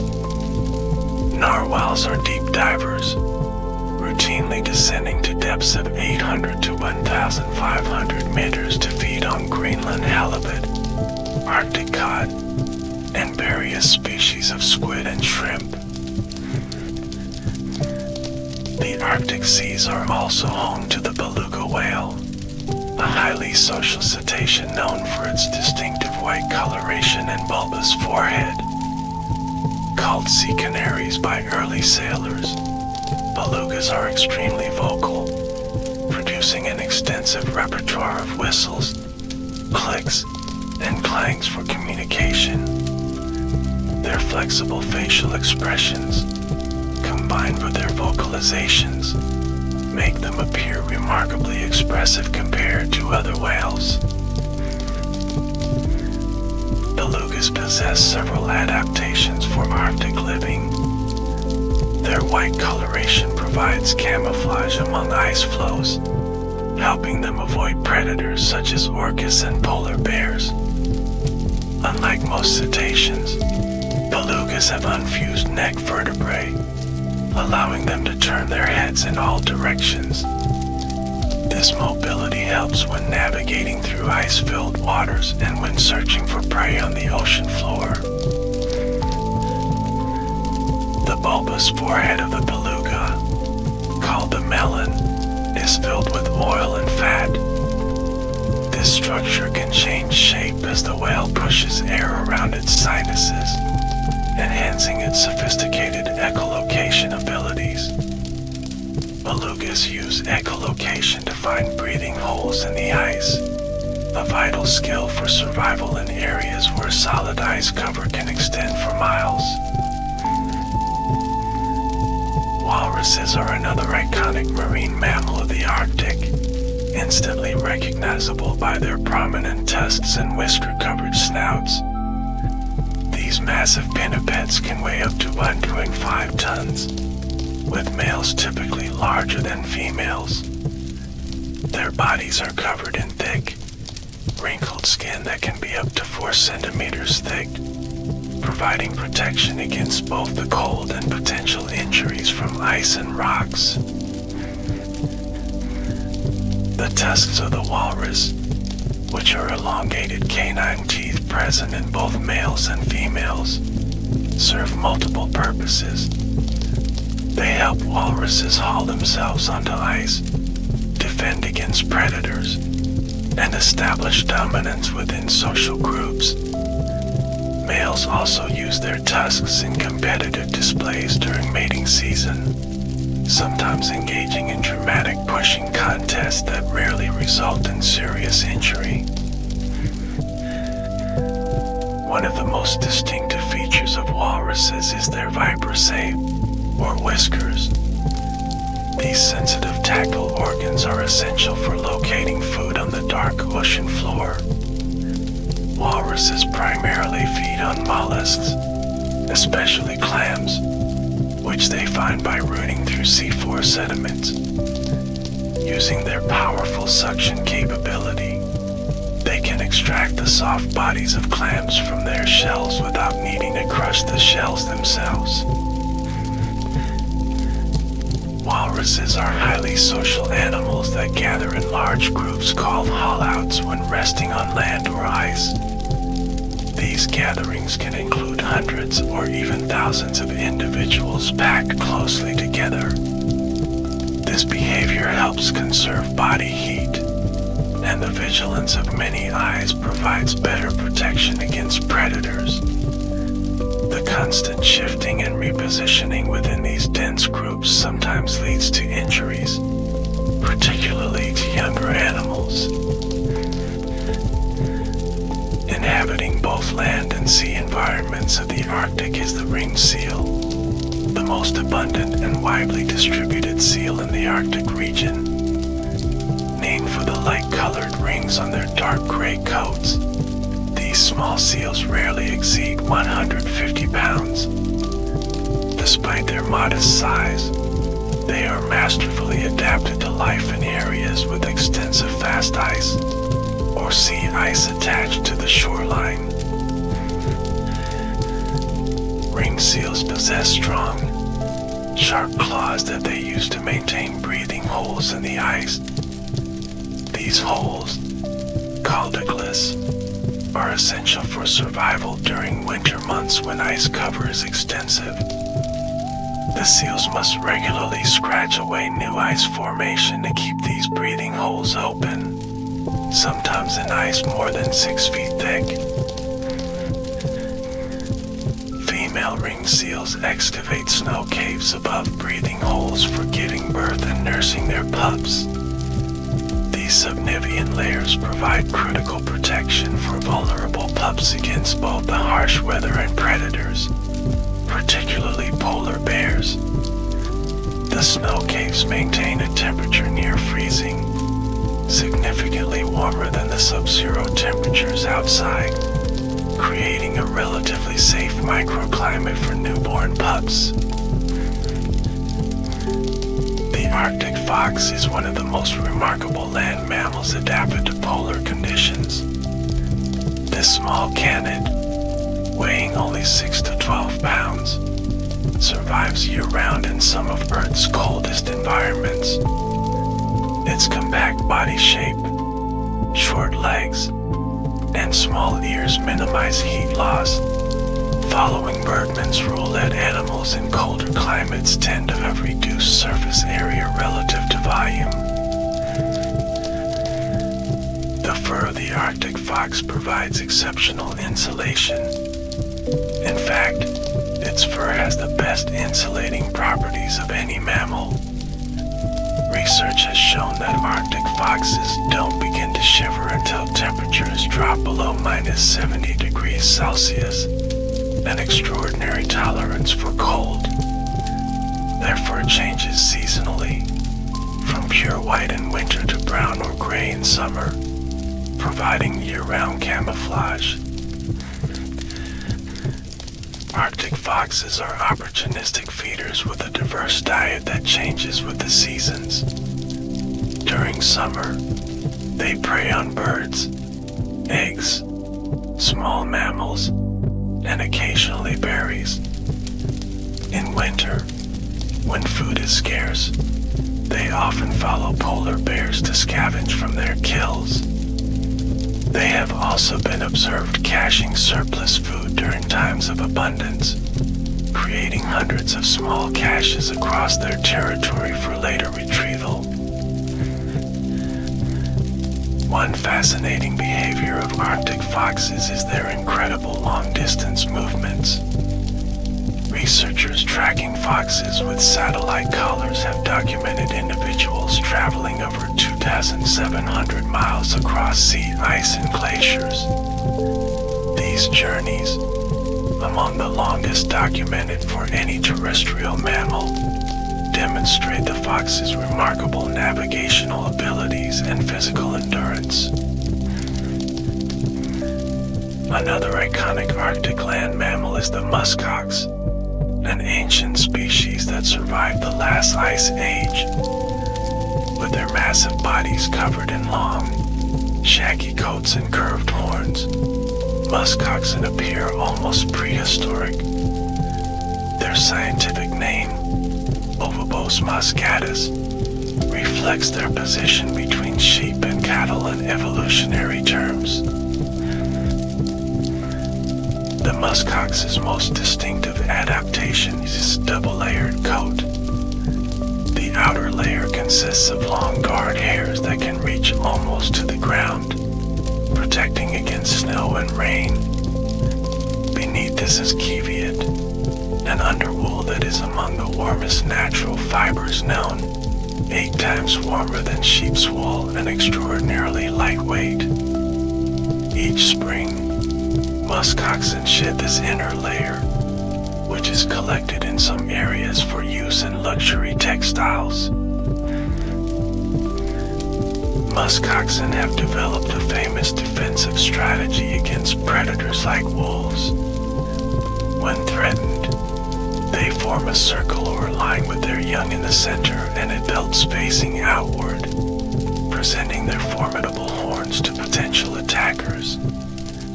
This formation, often called a defensive ring, is highly effective against most predators and represents one of nature's most iconic defensive behaviors. The Arctic's avian inhabitants had their own remarkable adaptations. The snowy owl, with its striking white plumage and piercing yellow eyes, is perfectly camouflaged for its snowy environment. Unlike most owls, snowy owls are diurnal, hunting during the continuous daylight of Arctic summers. Their thick feathering extends to their feet, protecting them from the cold while hunting or perching on the ice and snow. Snowy owls primarily prey on lemmings, small rodents whose populations go through dramatic cycles of abundance and scarcity. In years of lemming abundance, snowy owls may lay up to 11 eggs, an unusually large clutch for any raptor. When lemming populations crash, snowy owls often undertake southward migrations, sometimes appearing far south of their typical range in what ornithologists call eruptions.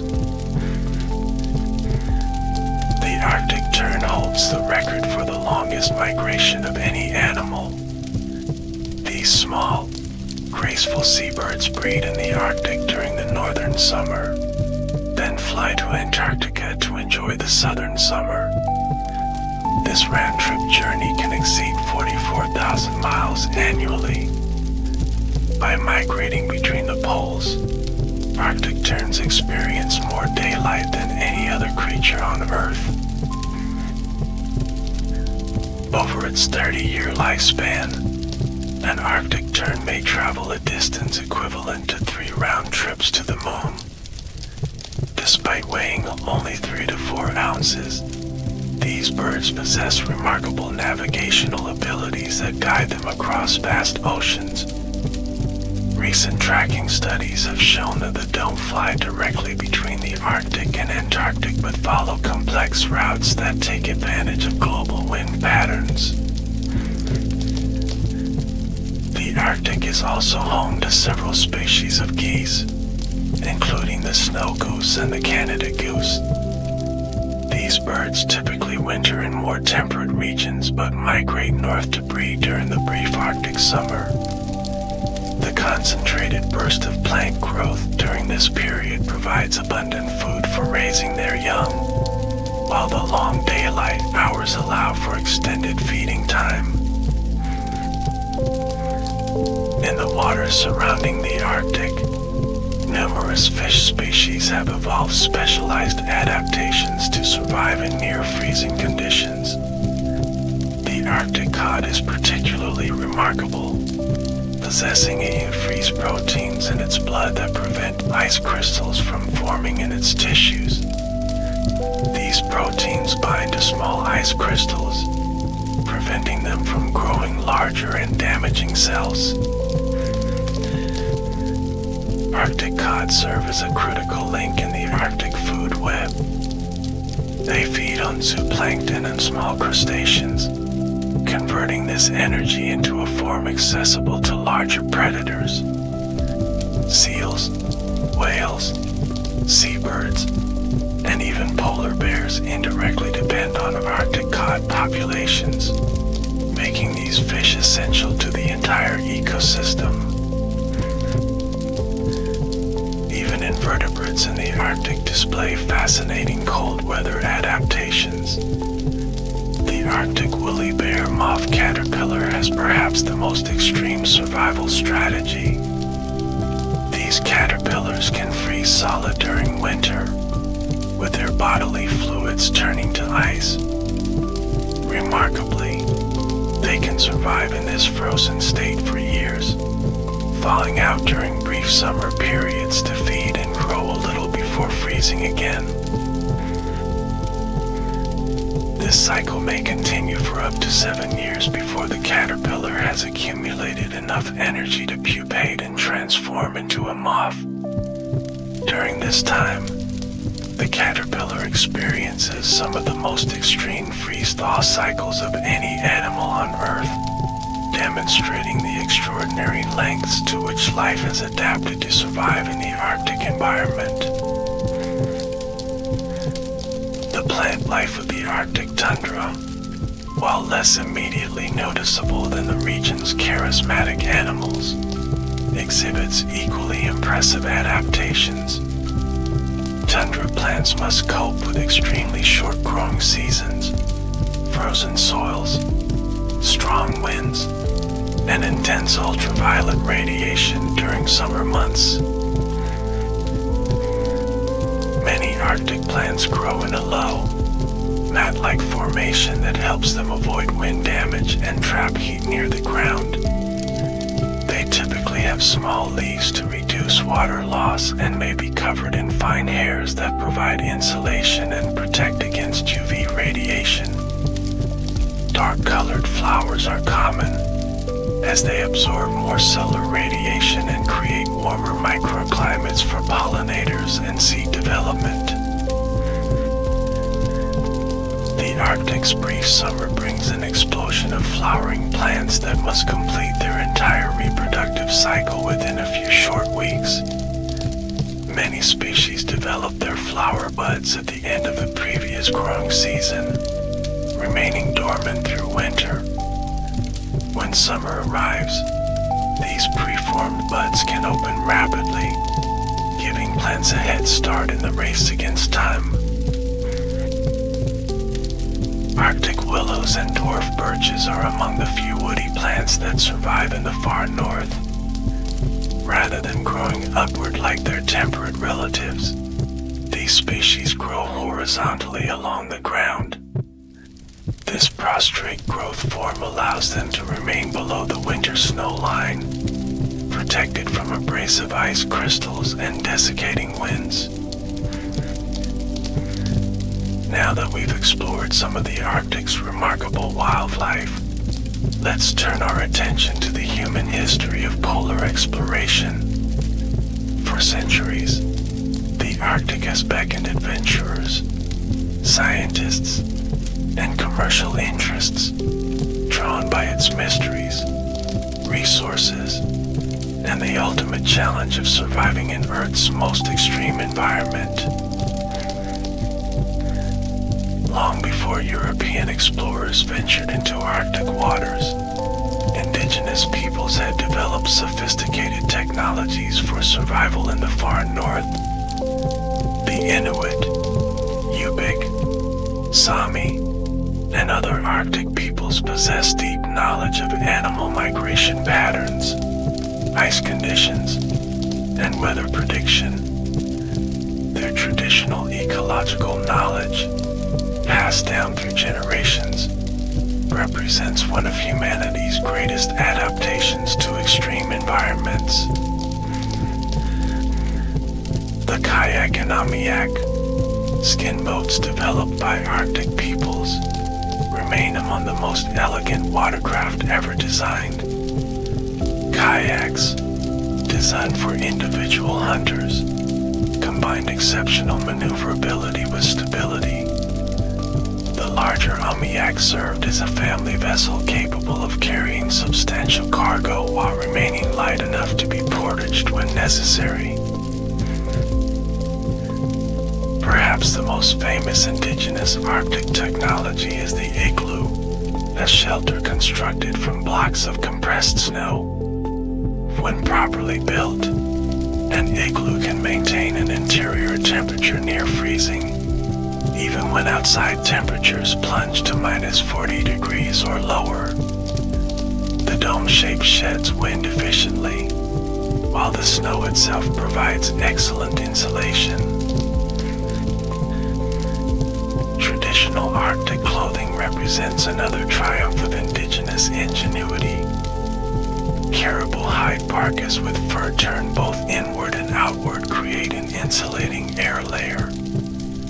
Sealskin boots, or comics, incorporate waterproof properties along with specialized stitching techniques that prevent moisture penetration at the seams.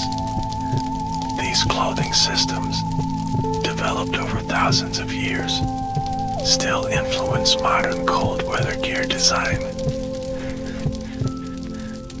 European exploration of the Arctic began in earnest during the 16th century, driven primarily by the search for the Northwest Passage.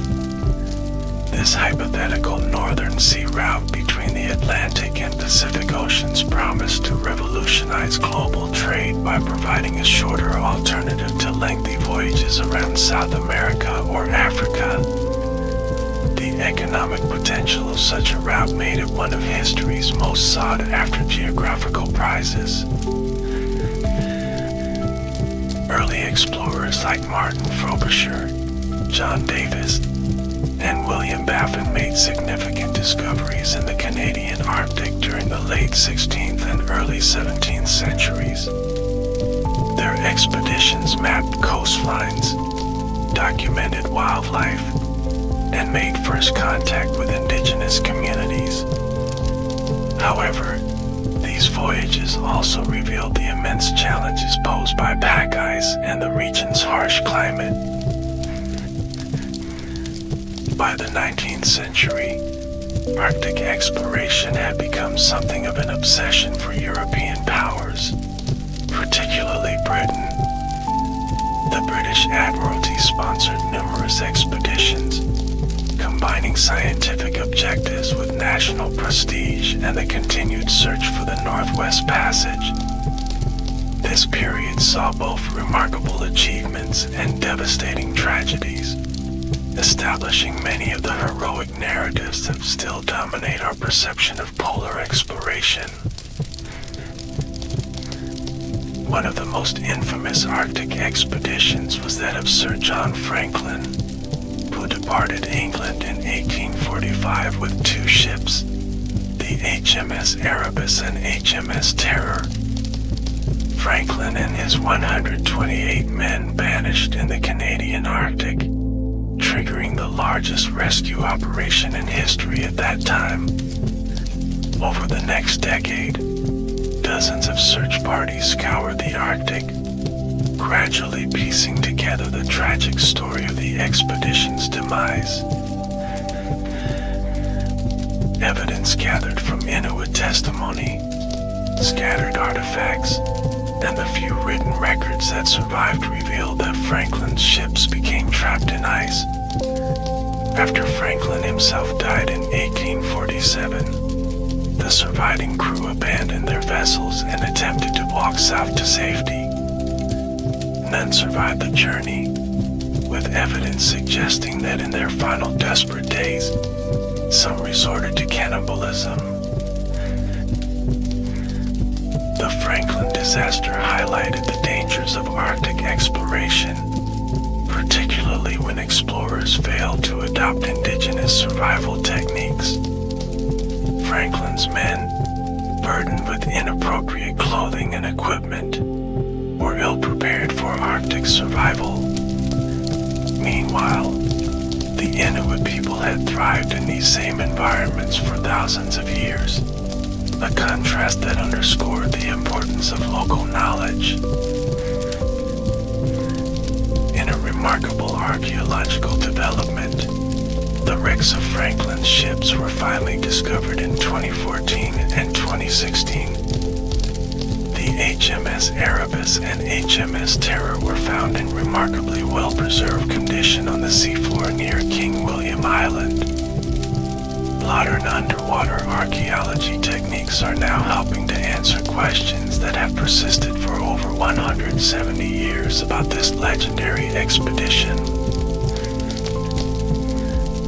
Norwegian explorer Fridtjof Nansen pioneered a different approach to Arctic exploration, one that drew more heavily on indigenous knowledge and techniques. For his famous Fram expedition of 1893 to 1896, Nansen designed a ship specifically to withstand ice pressure. Rather than fighting against ice, the Fram's rounded hull would allow it to be lifted by encroaching ice rather than crushed. Nansen's plan was deliberately to freeze his ship into the pack ice and drift with a natural Arctic current. He theorized that this current would carry the Fram across the Arctic Ocean, possibly even over the North Pole itself. While the ship didn't reach the pole, it did drift successfully through the Arctic, and Nansen's subsequent sledge journey reached a record northerly latitude of 86 degrees 13.6 N.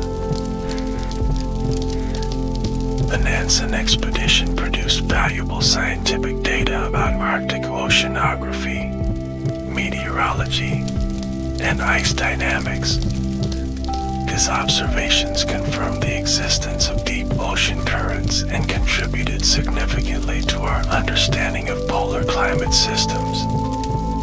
Just as importantly, Nansen demonstrated that careful planning, appropriate technology, and respect for indigenous knowledge could make Arctic exploration safer and more productive. The race to reach the North Pole itself intensified in the early 20th century, with American explorers Robert Peary and Frederick Cook both claiming to have reached the pole. Peary announced that he, Matthew Henson, and 4 Inuit companions had reached the North Pole on April 6, 1909.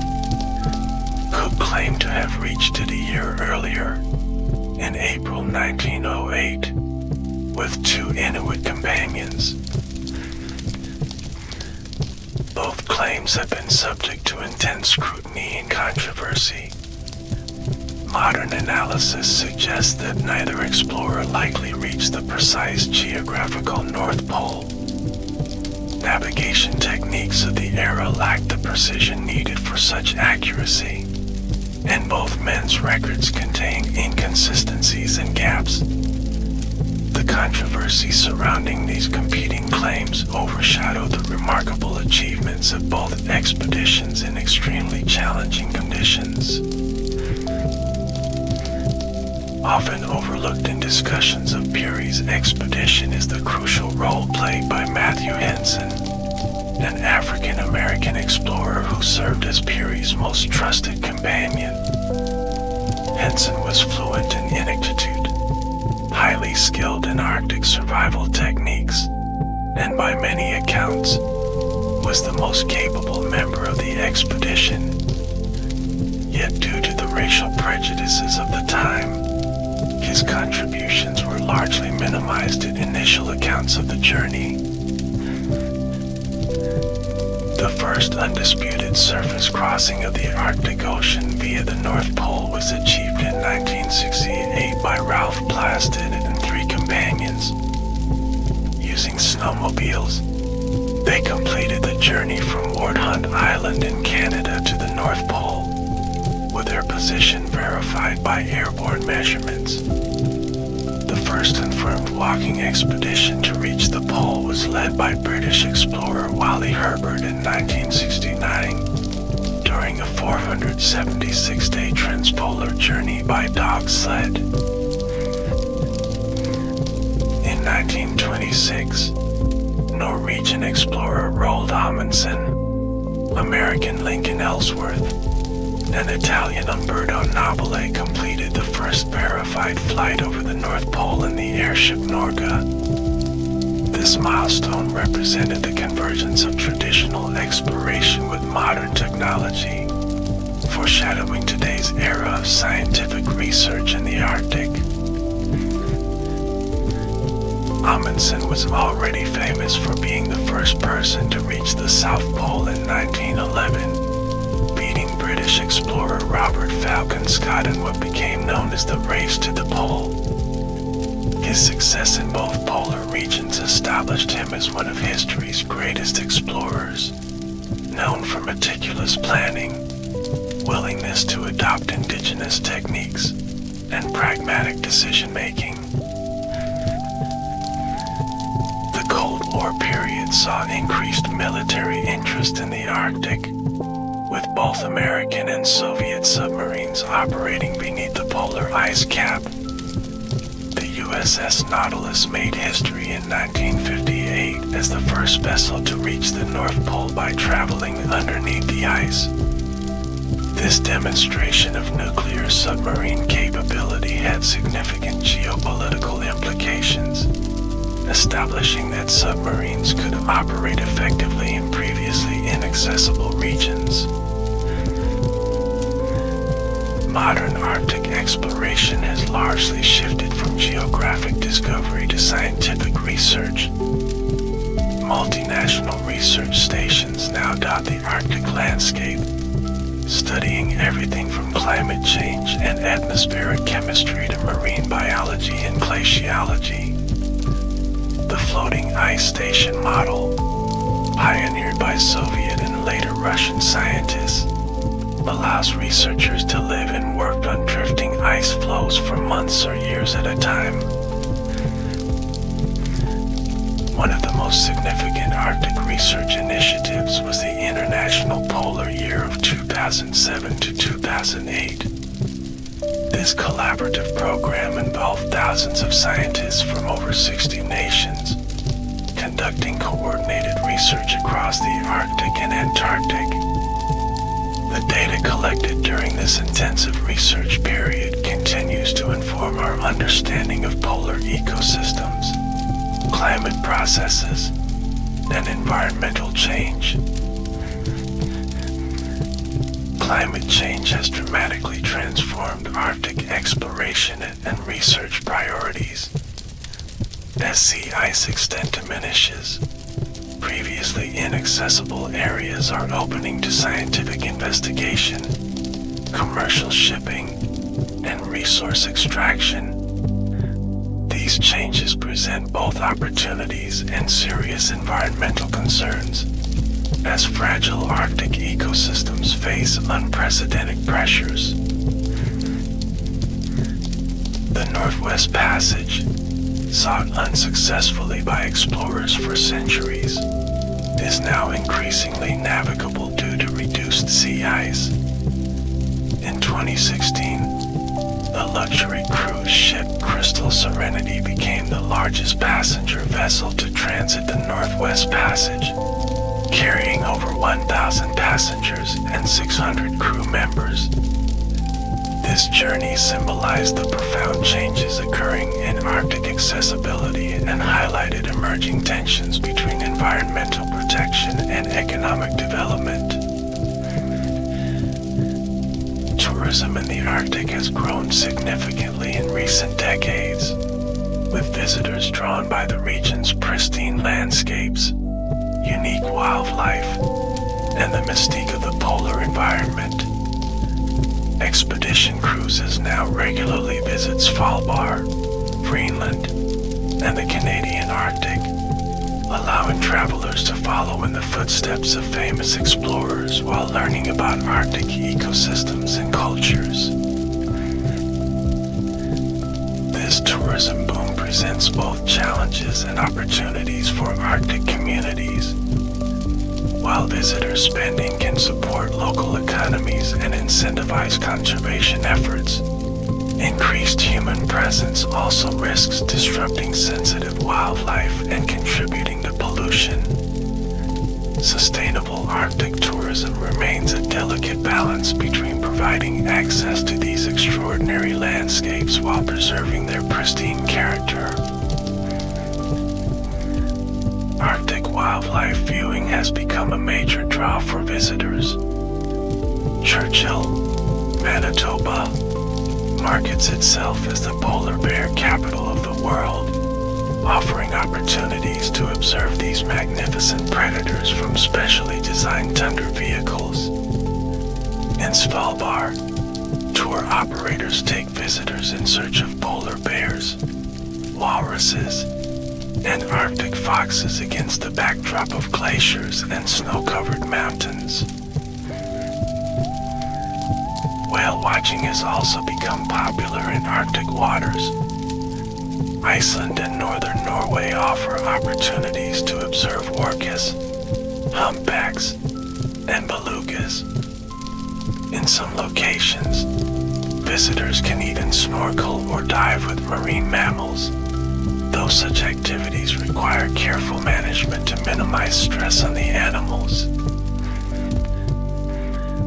The Northern Lights, or Aurora Borealis, attract countless visitors to the Arctic region each year.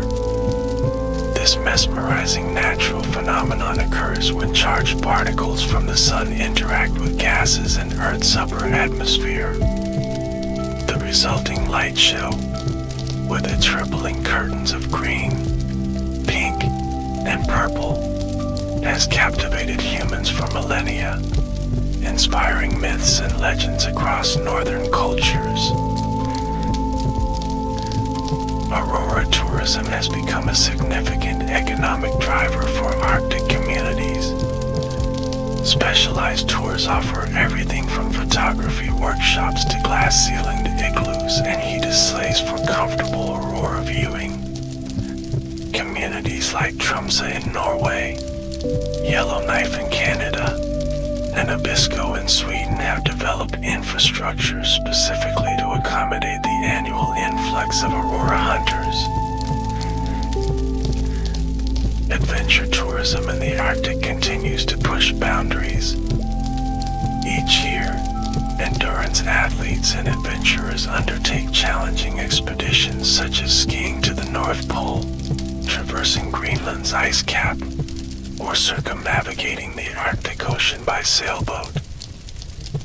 these modern adventures echo the spirit of historical polar exploration while incorporating contemporary equipment, communications, and safety protocols. Arctic dog sledding experiences offer visitors a taste of traditional transportation methods still used in parts of the Arctic today.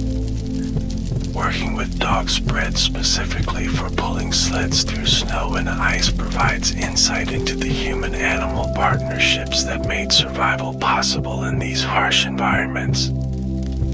Many dog sledding operations are run by indigenous guides who share cultural knowledge alongside mushing skills. Scientific research in the Arctic has revealed the region's outsized importance in global climate systems. The Arctic is warming at more than twice the global average rate, a phenomenon known as Arctic amplification. This accelerated warming drives feedback loops that affect weather patterns worldwide, making Arctic research essential for understanding and predicting global climate change. One critical area of study is sea ice dynamics. Arctic sea ice reaches its minimum extent each September, following the summer melt season. Satellite measurements since 1979 show a decline of approximately 13% per decade in minimum sea ice extent. This dramatic decrease affects everything from global ocean circulation to wildlife habitat and human activities in the region. Sea ice serves multiple crucial functions in the Arctic ecosystem. It provides a hunting platform for polar bears, a breeding ground for seals, and habitat for specialized algae that form the base of the Arctic marine food web. As ice diminishes, these interconnected relationships face disruption, with cascading effects throughout the ecosystem. The reflective nature of sea ice also plays a vital role in Earth's energy balance. White ice reflects approximately 80% of incoming solar radiation back to space, while dark ocean water absorbs about 90% of that energy.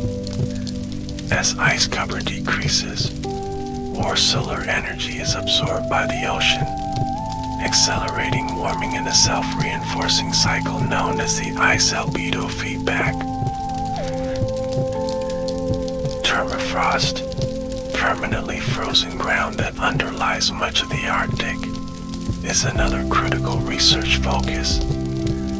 As permafrost thaws due to rising temperatures, it releases carbon dioxide, methane, powerful greenhouse gases that have been locked away for thousands of years. This process represents one of the most concerning potential climate feedback mechanisms, capable of accelerating global warming regardless of human emission reductions. Arctic permafrost contains nearly twice as much carbon as is currently in Earth's atmosphere. Scientists estimate that permafrost holds approximately 1,500 billion tons of carbon, accumulated from plants and animals that died but didn't decompose in the frozen conditions. The release of even a fraction of this carbon could significantly intensify climate change effects worldwide. Thawing permafrost also presents immediate challenges for Arctic infrastructure. Roads, buildings, pipelines, and airports built on what was once stable frozen ground are now experiencing shifting foundations, sinkholes, and structural failures. Communities across the Arctic are grappling with how to adapt their infrastructure to these changing ground conditions. The Greenland ice sheet is another focus of intensive research. This vast ice mass contains enough water to raise global sea levels by approximately 24 feet if completely melted. while complete melting would take centuries. Even partial melting contributes significantly to current sea level rise, with implications for coastal communities worldwide. Scientists use a variety of techniques to study the Greenland ice sheet. Ice cores drilled from the thickest parts of the ice provide a climate record stretching back over 100,000 years. Satellite measurements track changes in ice mass and movement, while on-ice research stations monitor meltwater production, glacial flow rates, and other dynamic processes. One concerning discovery is the acceleration of outlet glaciers that drain the Greenland ice sheet into the ocean.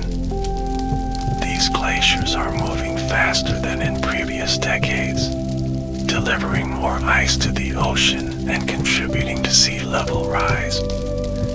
The causes include warmer ocean waters melting glaciers from beneath and increased surface meltwater lubricating their flow.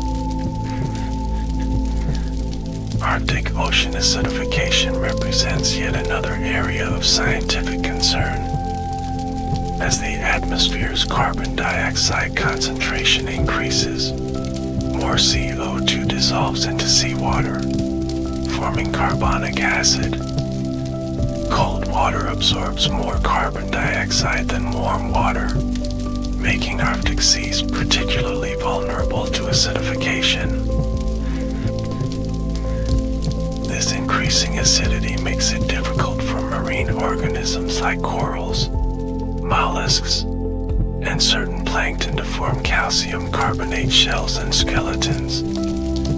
Since these organisms form the foundation of marine food webs, acidification threatens the entire Arctic marine ecosystem. Scientists are working to understand how different species might adapt to these changing chemical conditions. The Arctic's indigenous peoples are at the forefront of observing and adapting to these environmental changes. Traditional ecological knowledge, gained through generations of close observation and interaction with the environment, offers valuable perspectives that complement scientific research. Many research programs now incorporate indigenous knowledge and involve community members as active participants. Indigenous Arctic communities face profound challenges as their environment transforms. Changing sea ice conditions affect traditional hunting practices, while thawing permafrost threatens community infrastructure. Shifting wildlife migration patterns and altered plant communities impact food security and cultural practices tied to specific resources. Despite these challenges, Arctic indigenous peoples demonstrate remarkable resilience and adaptability. Communities are combining traditional knowledge with new technologies to monitor environmental changes, modify subsistence practices, and develop sustainable economic opportunities. Indigenous leadership is increasingly recognized as essential in addressing Arctic environmental and development issues. The Arctic Council, established in 1996, represents a unique forum where Arctic states and indigenous peoples organizations work together on common concerns. This high-level intergovernmental forum includes 8 member states with Arctic territory, while 6 indigenous peoples organizations participate as permanent participants. This structure ensures indigenous voices are heard in discussions about the region's future. The Arctic's strategic importance has increased as climate change opens new shipping routes and access to natural resources. The Northern Sea Route along Russia's Arctic coast can reduce sailing distances between Europe and Asia by up to 40% compared to traditional routes through the Suez Canal. This potential for more efficient global shipping has significant economic implications. Russia has invested heavily in developing Arctic shipping infrastructure, including a fleet of nuclear-powered icebreakers capable of maintaining year-round access to key ports and resources. The country's extensive Arctic coastline gives it a natural advantage in developing these northern routes, though environmental concerns and geopolitical tensions complicate international cooperation in this domain. Resource extraction represents another dimension of Arctic development and potential conflict. The U.S. Geological Survey estimates that the Arctic may contain approximately 30% of the world's undiscovered natural gas reserves and 13% of undiscovered oil.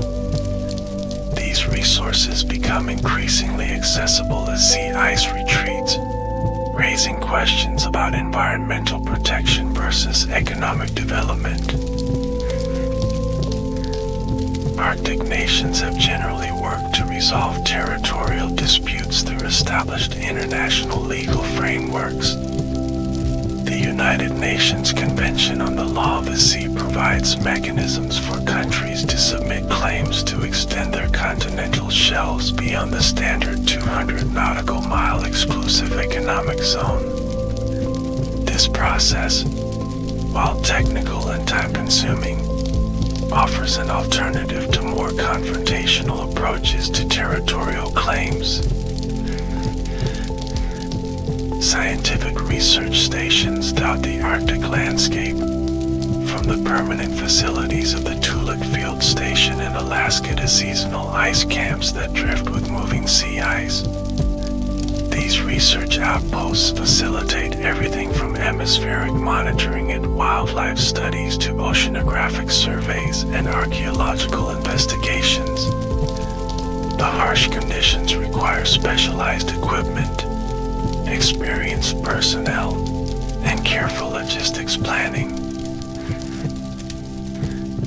The Svalbard Global Sea Vault represents a unique Arctic installation with global significance. Located on the Norwegian archipelago of Svalbard, this facility stores duplicate samples of seeds from gene banks worldwide.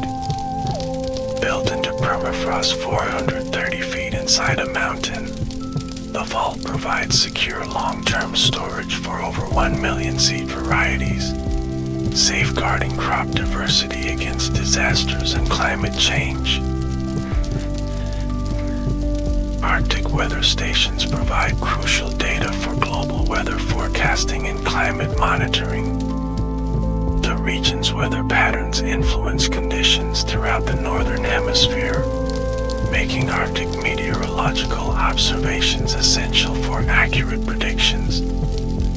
Automated weather stations now operate in remote locations where staffed facilities would be impractical, transmitting data via satellite to research centers worldwide.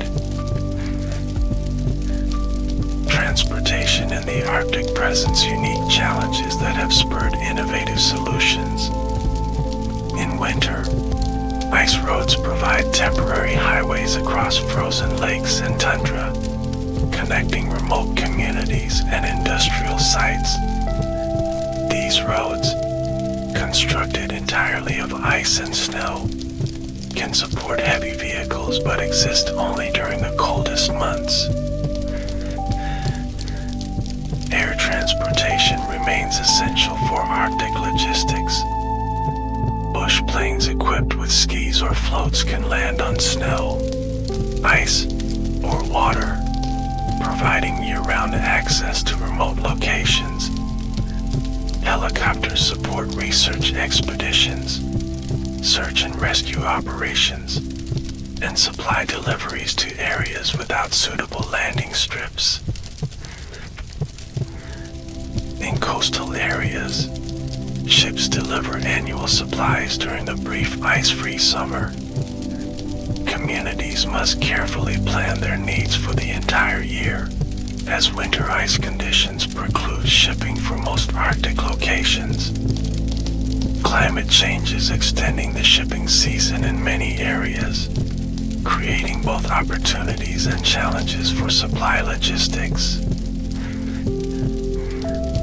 The unique flight conditions of the Arctic have profound effects on both wildlife and human inhabitants. During the winter polar night, when the sun remains below the horizon for months, plants and animals must adapt to extended darkness. Many birds migrate south, while mammals like reindeer switch to less visual foraging strategies. The midnight sun of Arctic summer presents the opposite extreme. Continuous daylight for weeks or months allows plants to photosynthesize around the clock, supporting a brief but intense growing season. Animals take advantage of this productivity, often foregoing sleep to maximize feeding opportunities during this period of abundance. Human residents of the Arctic have developed cultural adaptations to these extreme light conditions. Traditional knowledge includes techniques for navigation without visible celestial references during polar night.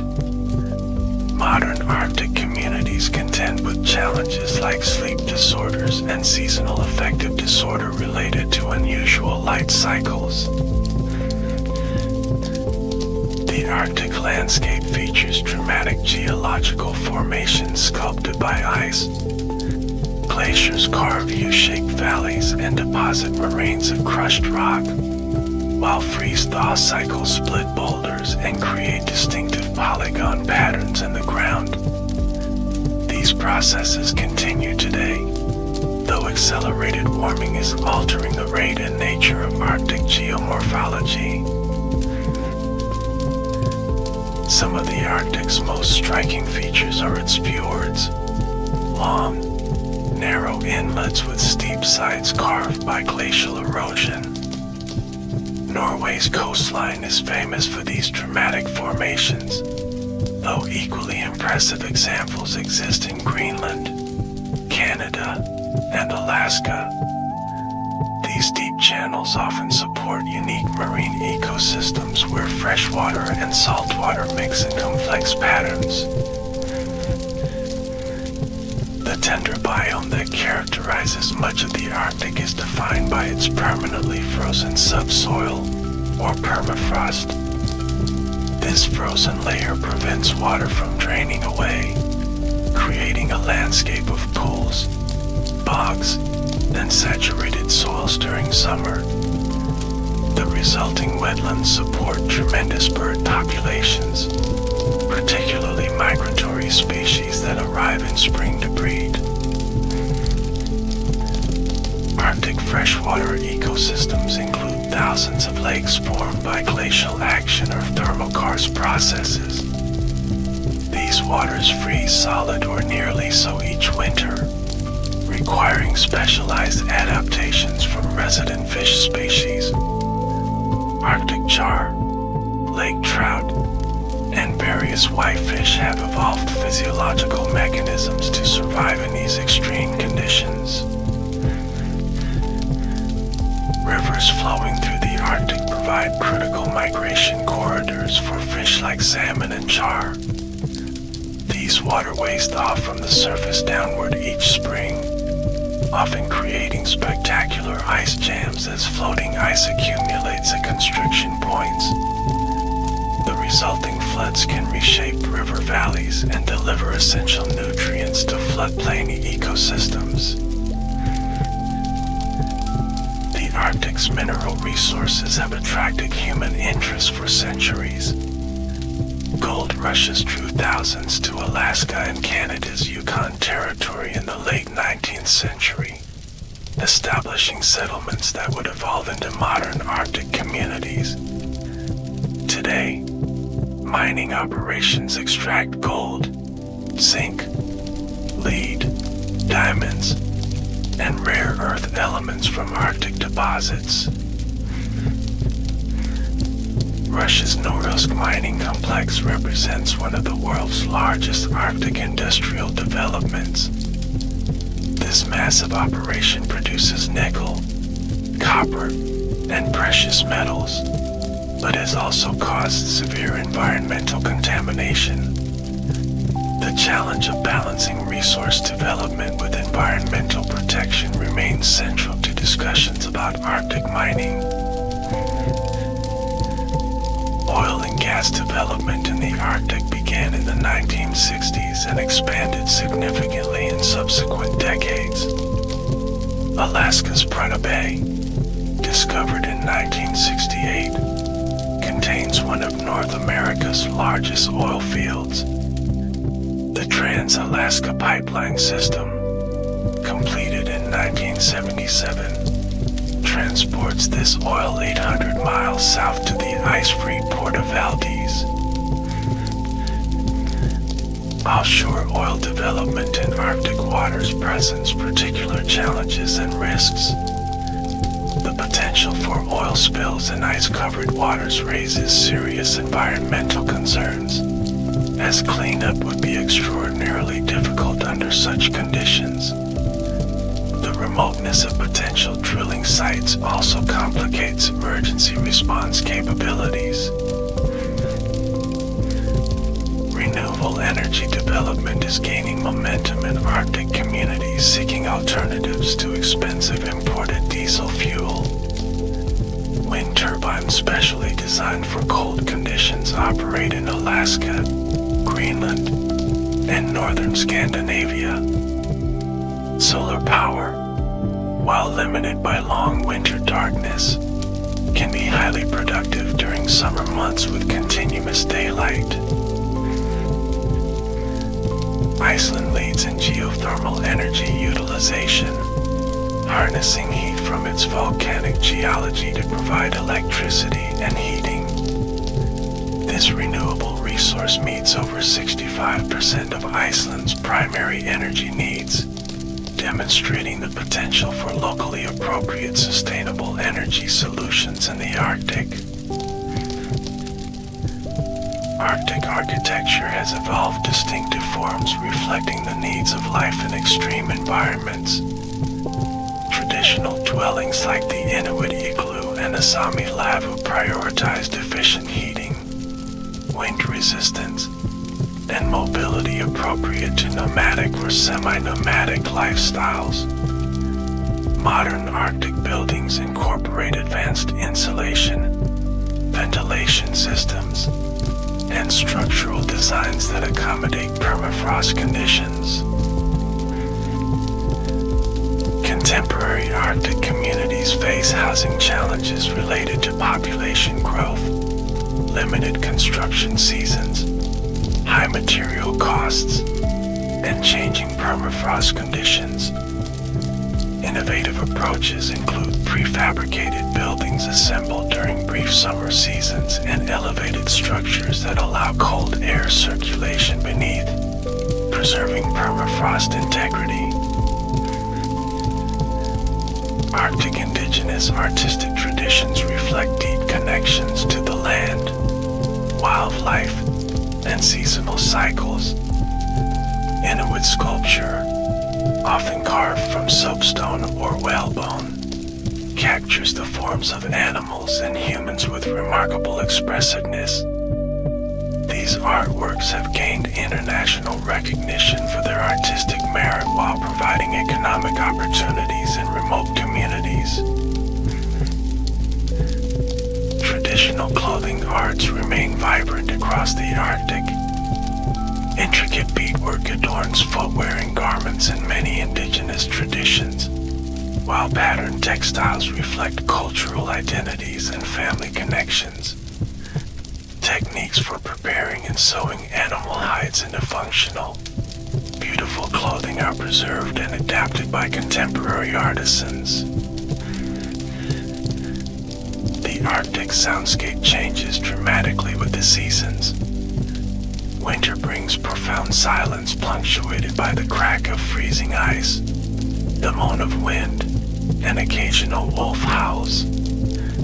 Spring erupts in a cacophony of bird calls as migrants return to breeding grounds, while summer features the buzzing of countless insects and the splash of fish in thawed lakes. Indigenous music traditions incorporate these environmental sounds through techniques like Inuit throat singing, where two performers create rhythmic patterns imitating natural and animal sounds. The Sami-Yak tradition uses vocalization to evoke the essence of a person, place, or animal rather than simply describing it. These vocal traditions connect performers and listeners to the Arctic landscape and its inhabitants. Storytelling holds special importance in Arctic cultures, where long winter nights traditionally provided time for sharing legends, historical accounts, and practical knowledge. These oral traditions preserved information about survival techniques, navigation routes, and proper relationships with the natural and spiritual worlds. Today, these stories continue to be shared while also being documented for future generations.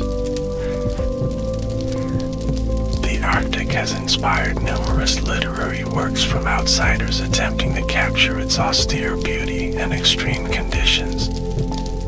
Jack London's stories of the Klondike Gold Rush, Barry Lopez's Arctic Dreams, and John McPhee's Coming into the Country represent influential examples of Arctic literature that shape public perceptions of the far north. These works often explore themes of human endurance, isolation, and the relationship between humans and wilderness. Contemporary Arctic literature increasingly features indigenous voices telling their own stories. Authors like Inuit writer Meteorgic Napalak and Sami poet Nils Aslak Valkeapaa bring insider perspectives that challenge romanticized or simplistic outsider narratives. These works often address complex themes of cultural identity, colonialism, and environmental change. Arctic wildlife features prominently in global popular culture. Animated films like Happy Feet and documentaries such as March of the Penguins have introduced audiences to polar animals, though often with scientific inaccuracies.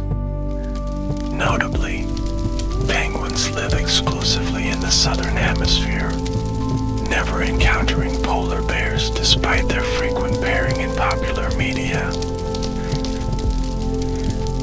The Arctic's role in climate science has brought increased media attention to the region. News coverage of melting ice, stranded polar bears, and thawing permafrost has made the Arctic a powerful symbol of global climate change.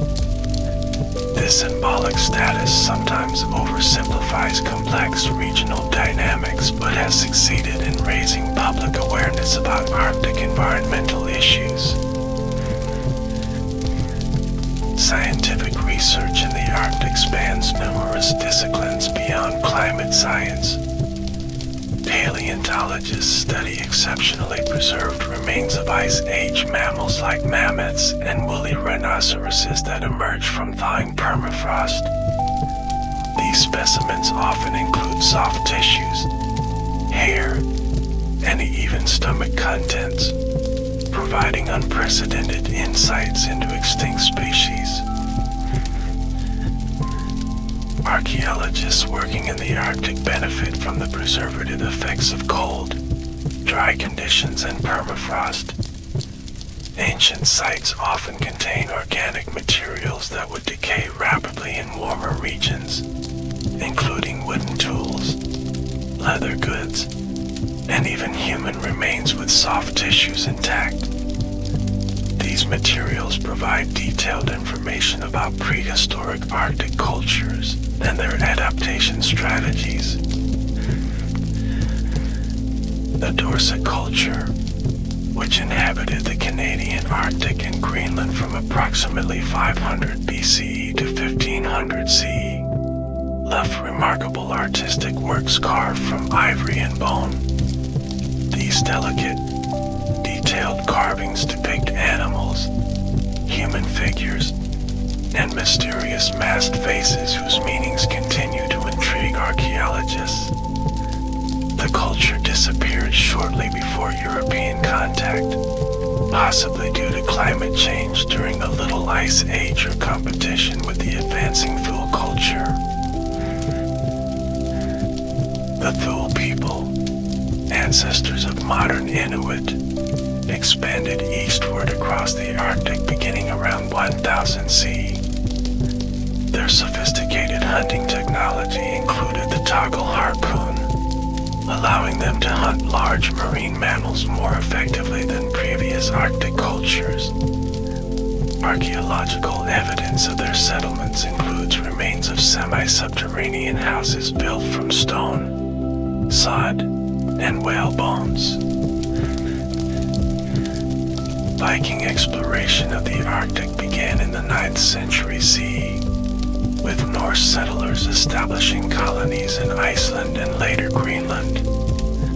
Archaeological excavations have revealed the remains of hundreds of Norse farms in Greenland, occupied from approximately 985 to 1450 CE.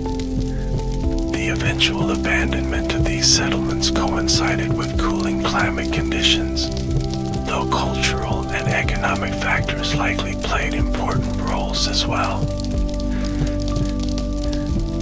Recent archaeological discoveries suggest that Norse explorers ventured further into the North American Arctic than previously confirmed.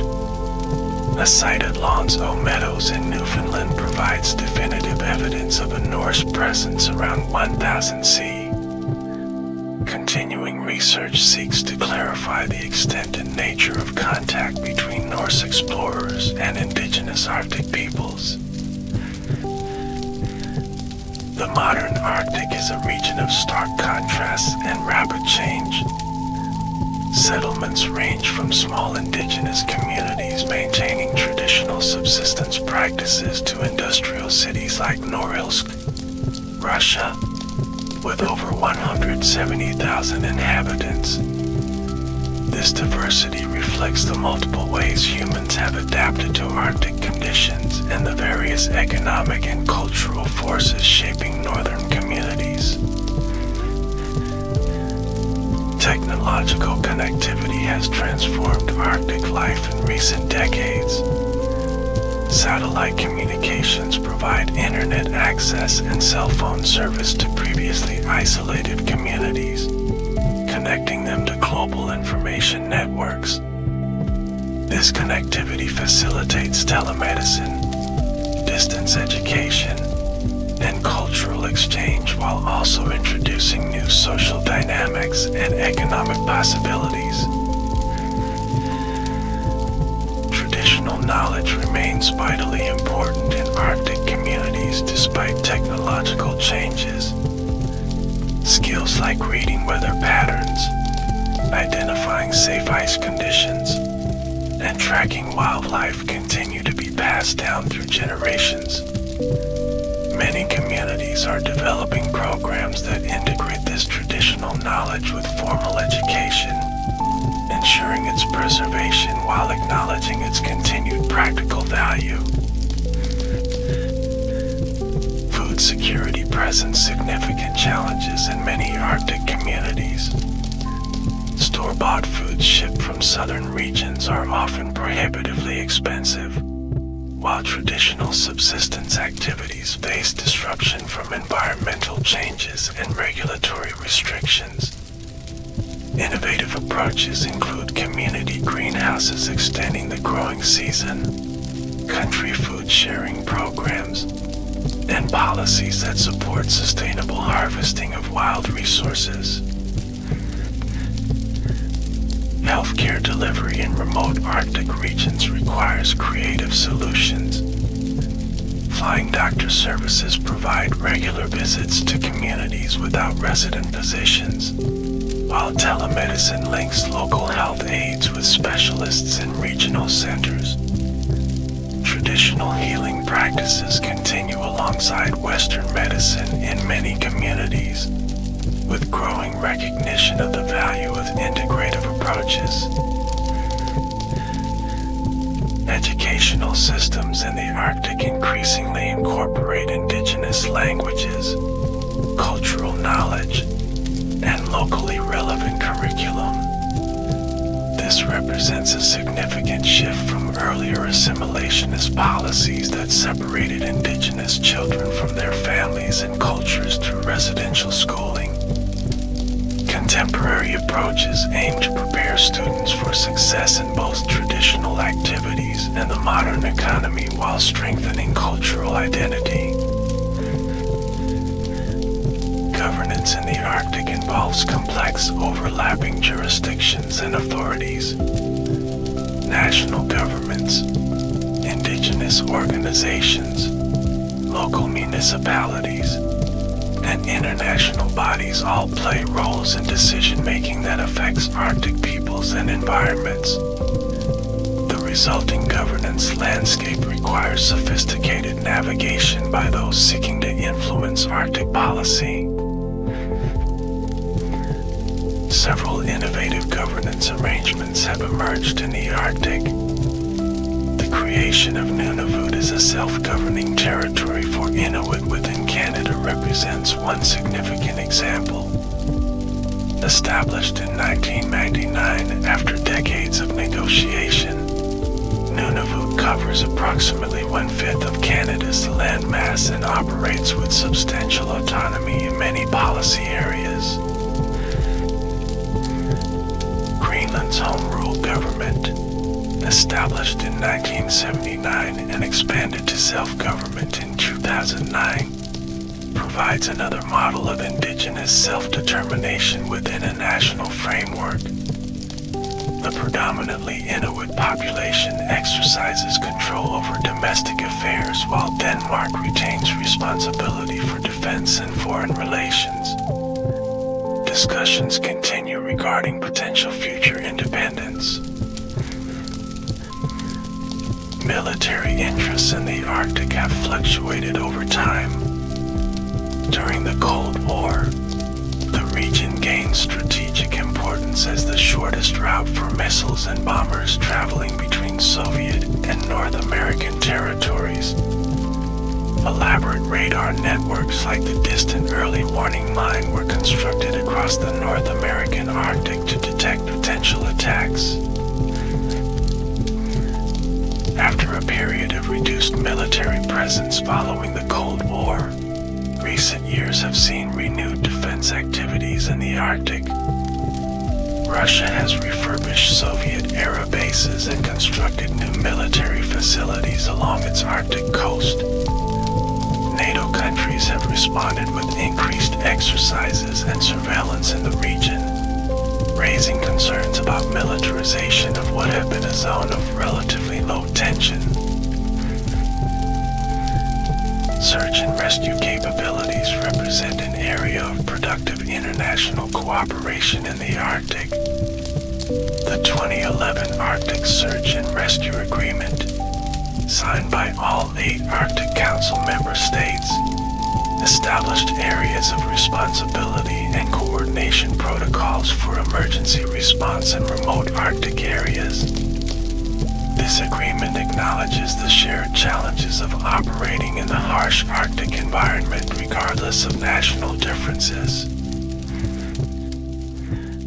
Icebreakers play a crucial role in Arctic operations, enabling shipping, research, and emergency response in ice-covered waters. Russia maintains the world's largest icebreaker fleet, including nuclear-powered vessels capable of breaking through ice up to 3 meters thick. The United States, by contrast, has a limited ice-breaking capacity that many experts consider insufficient for growing Arctic operations. The Arctic's marine mammals face numerous threats beyond climate change. Noise pollution from shipping, oil exploration, and military activities can interfere with communication and navigation for species that rely on sound underwater. Chemical contaminants like PCBs and mercury, transported to the Arctic by global air and ocean currents, accumulate in marine food webs. Polar bears have become powerful symbols of Arctic conservation. Their dependence on sea ice for hunting makes them particularly vulnerable to climate change impacts. As ice forms later and melts earlier each year, bears have less time to hunt seals and build the fat reserves needed for periods when prey is inaccessible. Conservation efforts for polar bears include international agreements like the 1973 Agreement on the Conservation of Polar Bears, which regulates hunting and habitat protection. Scientists use satellite tracking, DNA analysis, and other techniques to monitor populations and better understand how bears are responding to changing conditions. Some projections suggest that 2/3 of polar bears could disappear by 2050 without significant climate action. Arctic migratory birds connect the region to ecosystems worldwide. Species like the Arctic tern, bar-tailed godwit, and snow goose breed in the Arctic but winter in locations ranging from New Zealand to South America to the southern United States. These global connections mean that conservation efforts must consider the entire migratory pathway, not just Arctic breeding grounds.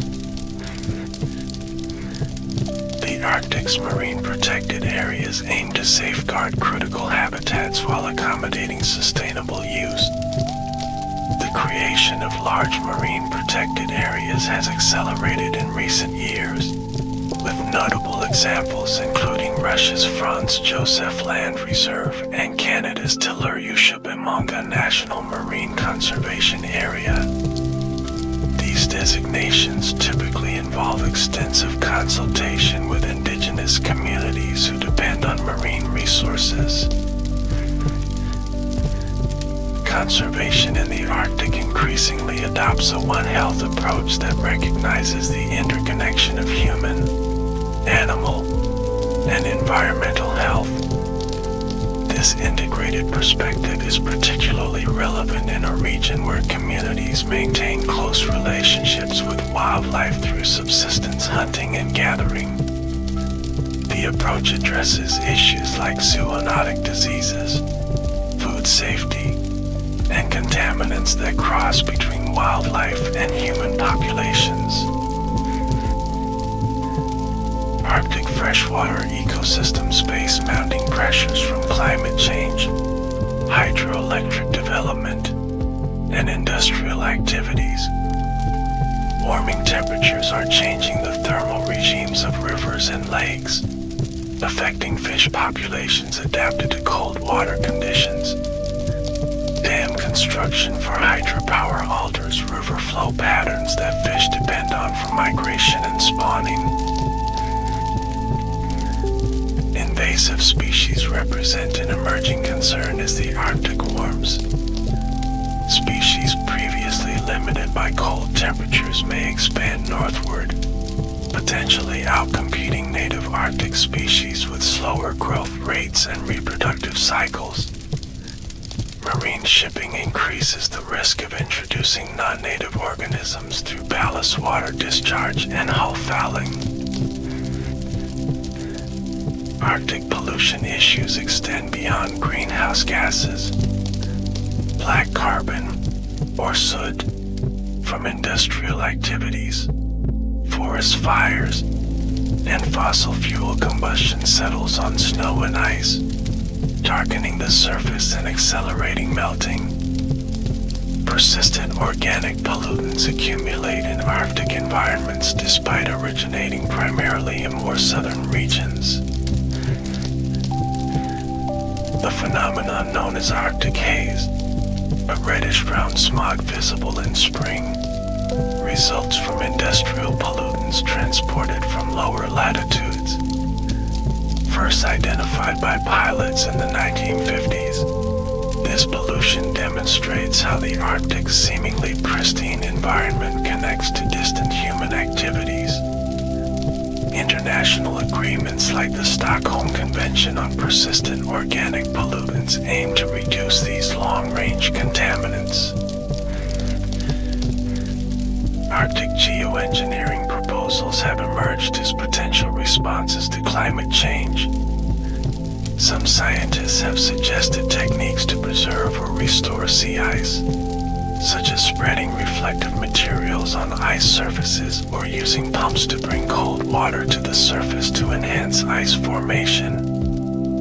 These proposals remain largely theoretical and raise significant questions about unintended consequences in governance. The concept of Arctic amplification refers to the observation that the Arctic is warming at more than twice the global average rate. Several feedback mechanisms drive this phenomenon, including decreasing snow and ice cover that reduces surface reflectivity, changes in cloud cover and water vapor, ocean heat transport, and atmospheric circulation patterns also contribute to accelerated Arctic warming. The Arctic's warming influences weather patterns far beyond the polar region. Research suggests that Arctic warming affects the jet stream, potentially contributing to more persistent weather patterns in mid-latitudes.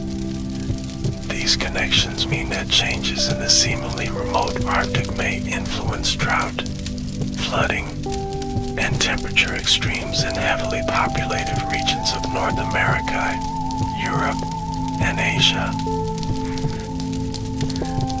Arctic paleoclimate research provides crucial context for understanding current changes.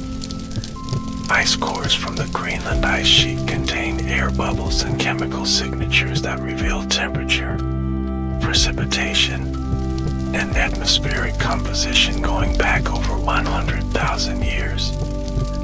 These records show that while the Arctic has experienced significant climate variations in the past, current warming is occurring at an unprecedented rate.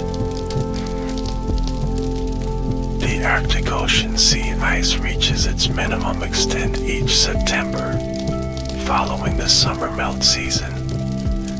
This annual minimum has declined by approximately 13% for decades since satellite monitoring began in 1979.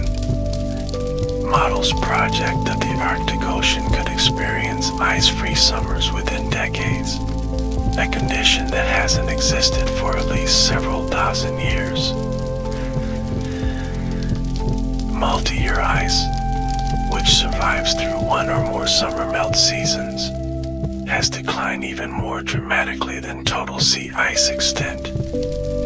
This older ice tends to be thicker and more resistant to melting than first-year ice. Its loss accelerates the overall decline of Arctic sea ice and fundamentally changes marine habitat conditions. The Northwest Passage and Northern Sea Route, historic goals of early polar explorers, are becoming increasingly navigable due to sea ice reduction. Commercial shipping through these routes can significantly reduce transit distances between Europe, North America, and Asia compared to traditional routes through the Panama or Suez canals. However, variable ice conditions, limited infrastructure, and high insurance costs currently limit large-scale shipping operations. Arctic tourism has grown substantially in recent decades, with visitors drawn by opportunities to witness spectacular landscapes, observe unique wildlife, and experience indigenous cultures. This tourism boom brings economic benefits to Arctic communities, but also raises concerns about environmental impacts and cultural commodification.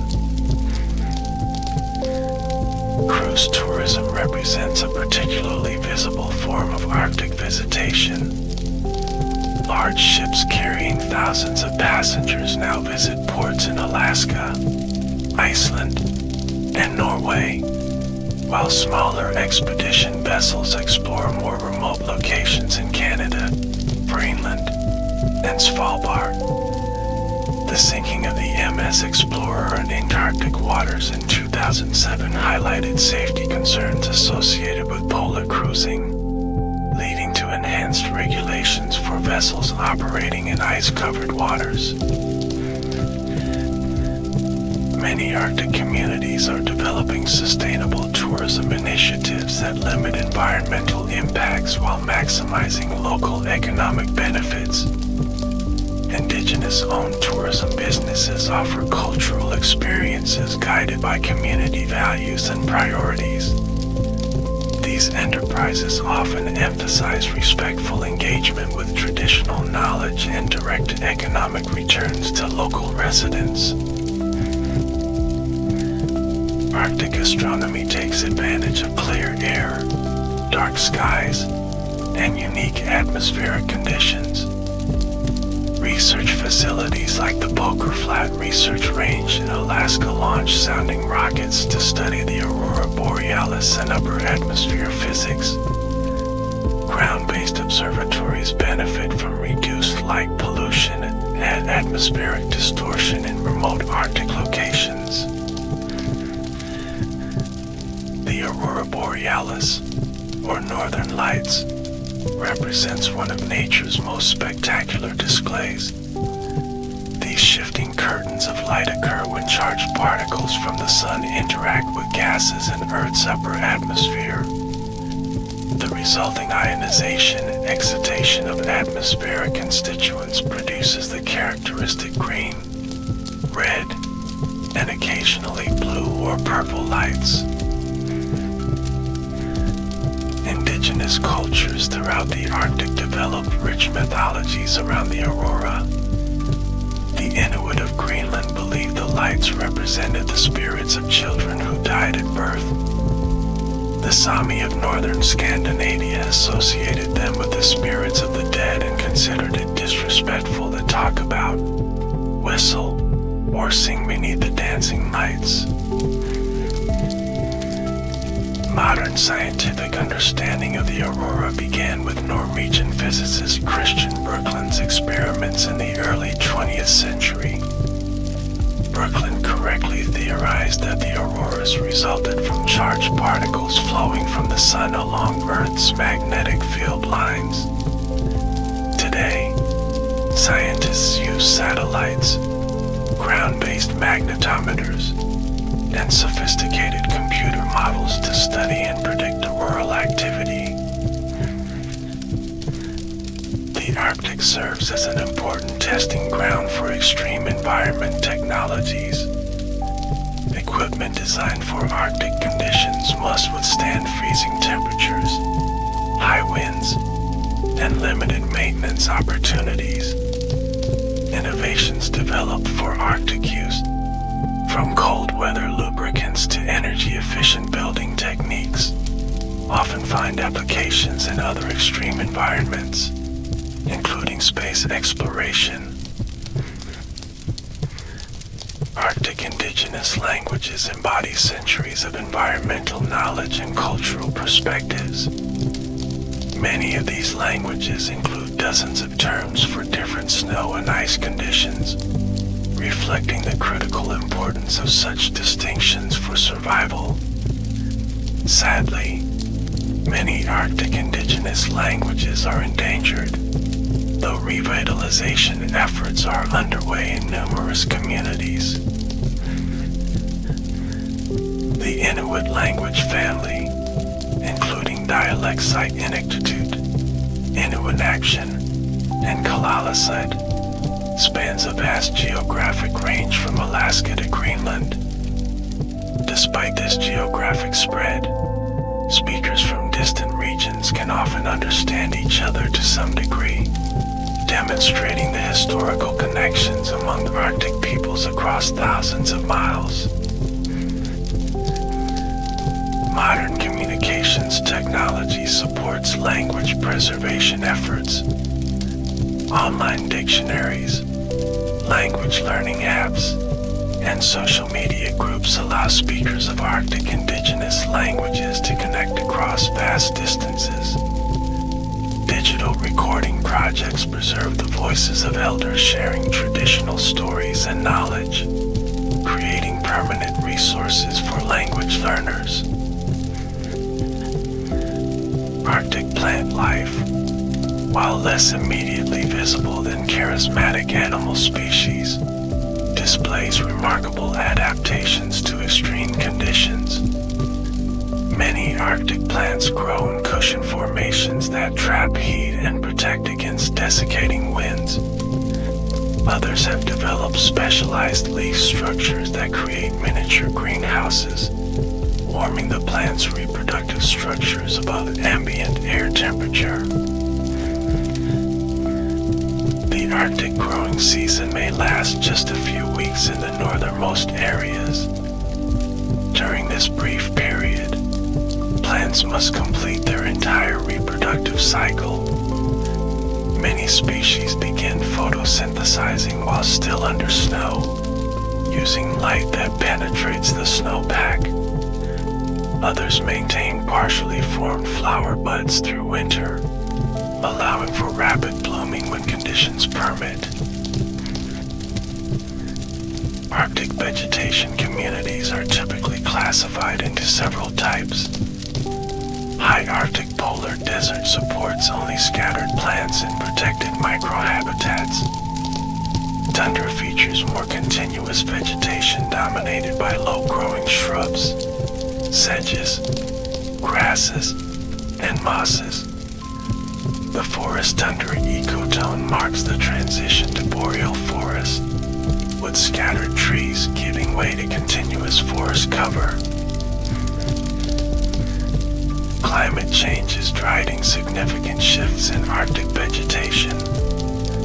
Satellite observations and ground studies document the greening of the Arctic as shrubs expand into areas previously dominated by grasses and lichens. This transition alters numerous ecosystem properties, including snow accumulation patterns, carbon storage, and habitat characteristics for wildlife.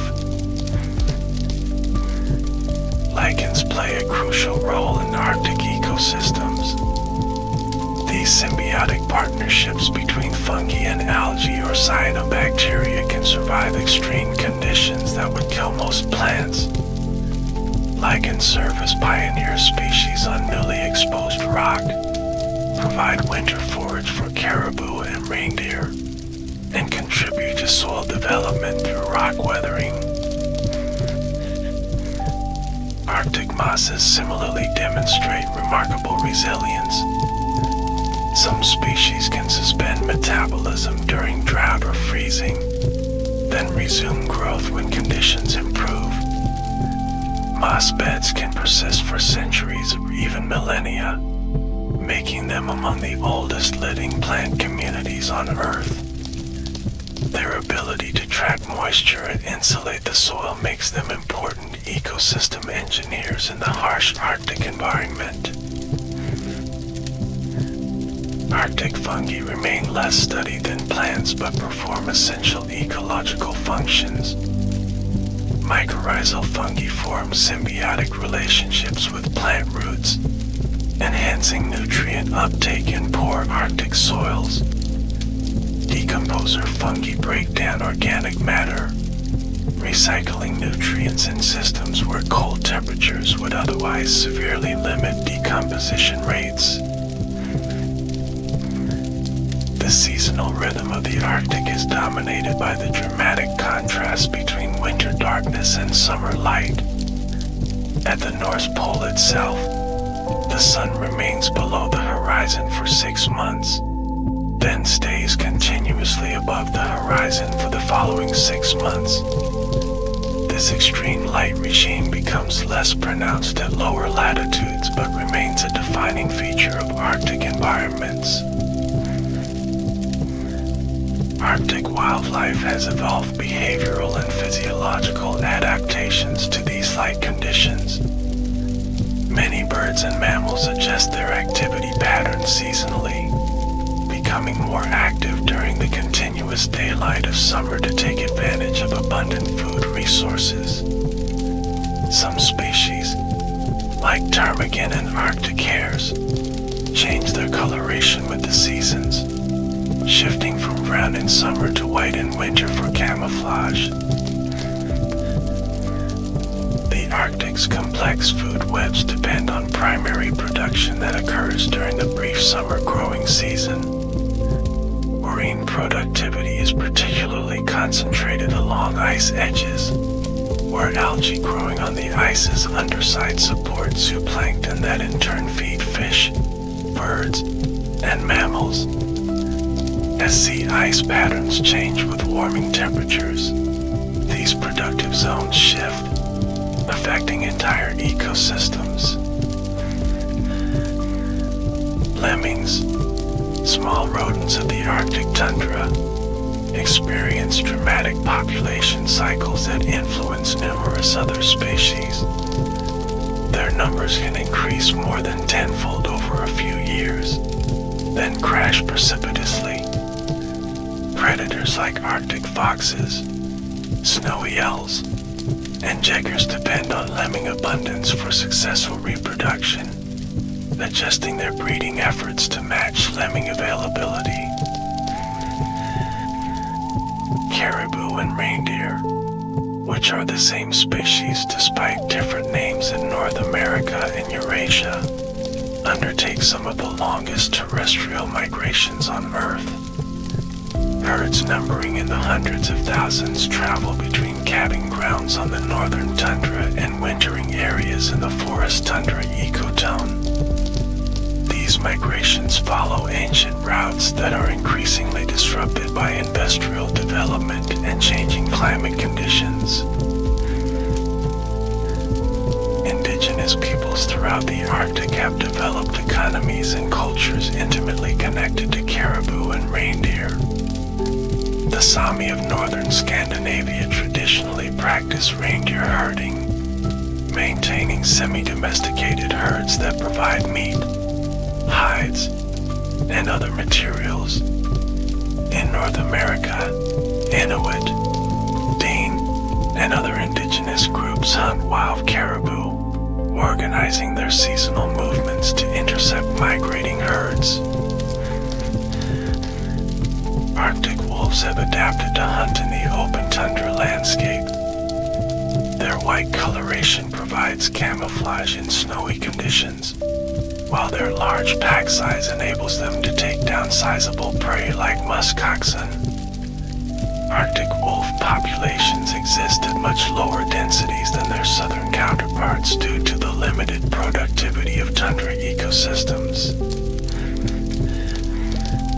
The Arctic's marine environment includes several whale species beyond the previously mentioned narwhal and beluga.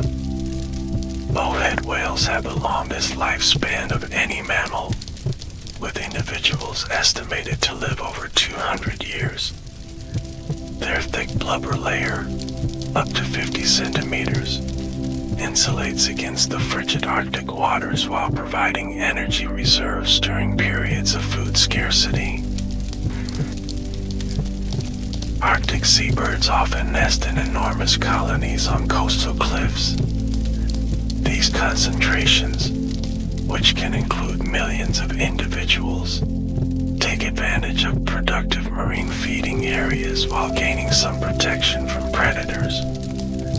Species like thick-billed murres, Atlantic puffins, and northern fulmars return to the same nesting sites year after year, creating spectacles that draw birdwatchers from around the world. The Arctic's insect populations, while less diverse than in temperate or tropical regions, can reach remarkable densities during the brief summer season. Mosquitoes are particularly notorious, emerging in clouds so thick they can torment both wildlife and humans. These These insects develop in shallow pools created by melting snow and play important roles as pollinators and in food webs. Arctic bumblebees demonstrate remarkable cold weather adaptations.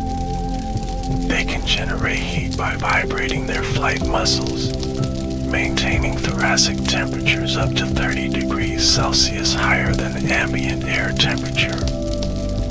This thermoregulation allows them to forage in conditions that would immobilize most insects, making them essential pollinators in the harsh Arctic environment. Frozen Arctic soils preserve evidence of past ecosystems that no longer exist. During the last ice age, much of the current Arctic was part of a vast grassland ecosystem known as the Mammoth Steppe. This productive landscape supported herds of large mammals, including woolly mammoths, steppe bison, and horses. Fossil remains and frozen carcasses provide windows into this vanished world. The extinction of the Arctic's megafauna approximately 10,000 years ago coincided with both climate change at the end of the last ice age and the arrival of human hunters. Scientific debate continues regarding the relative importance of these factors in driving extinctions. Recent genomic studies of ancient DNA from frozen remains are providing new insights into population dynamics preceding these extinctions. Some scientists have proposed rewelding parts of the Arctic with surviving relatives of extinct species. The Pleistocene Park project in Siberia has introduced bison, horses, and other herbivores to recreate aspects of the Mammoth Steppe ecosystem. Proponents suggest that large herbivores could help maintain productive grasslands that sequester carbon and preserve permafrost through their effects on vegetation and snow cover.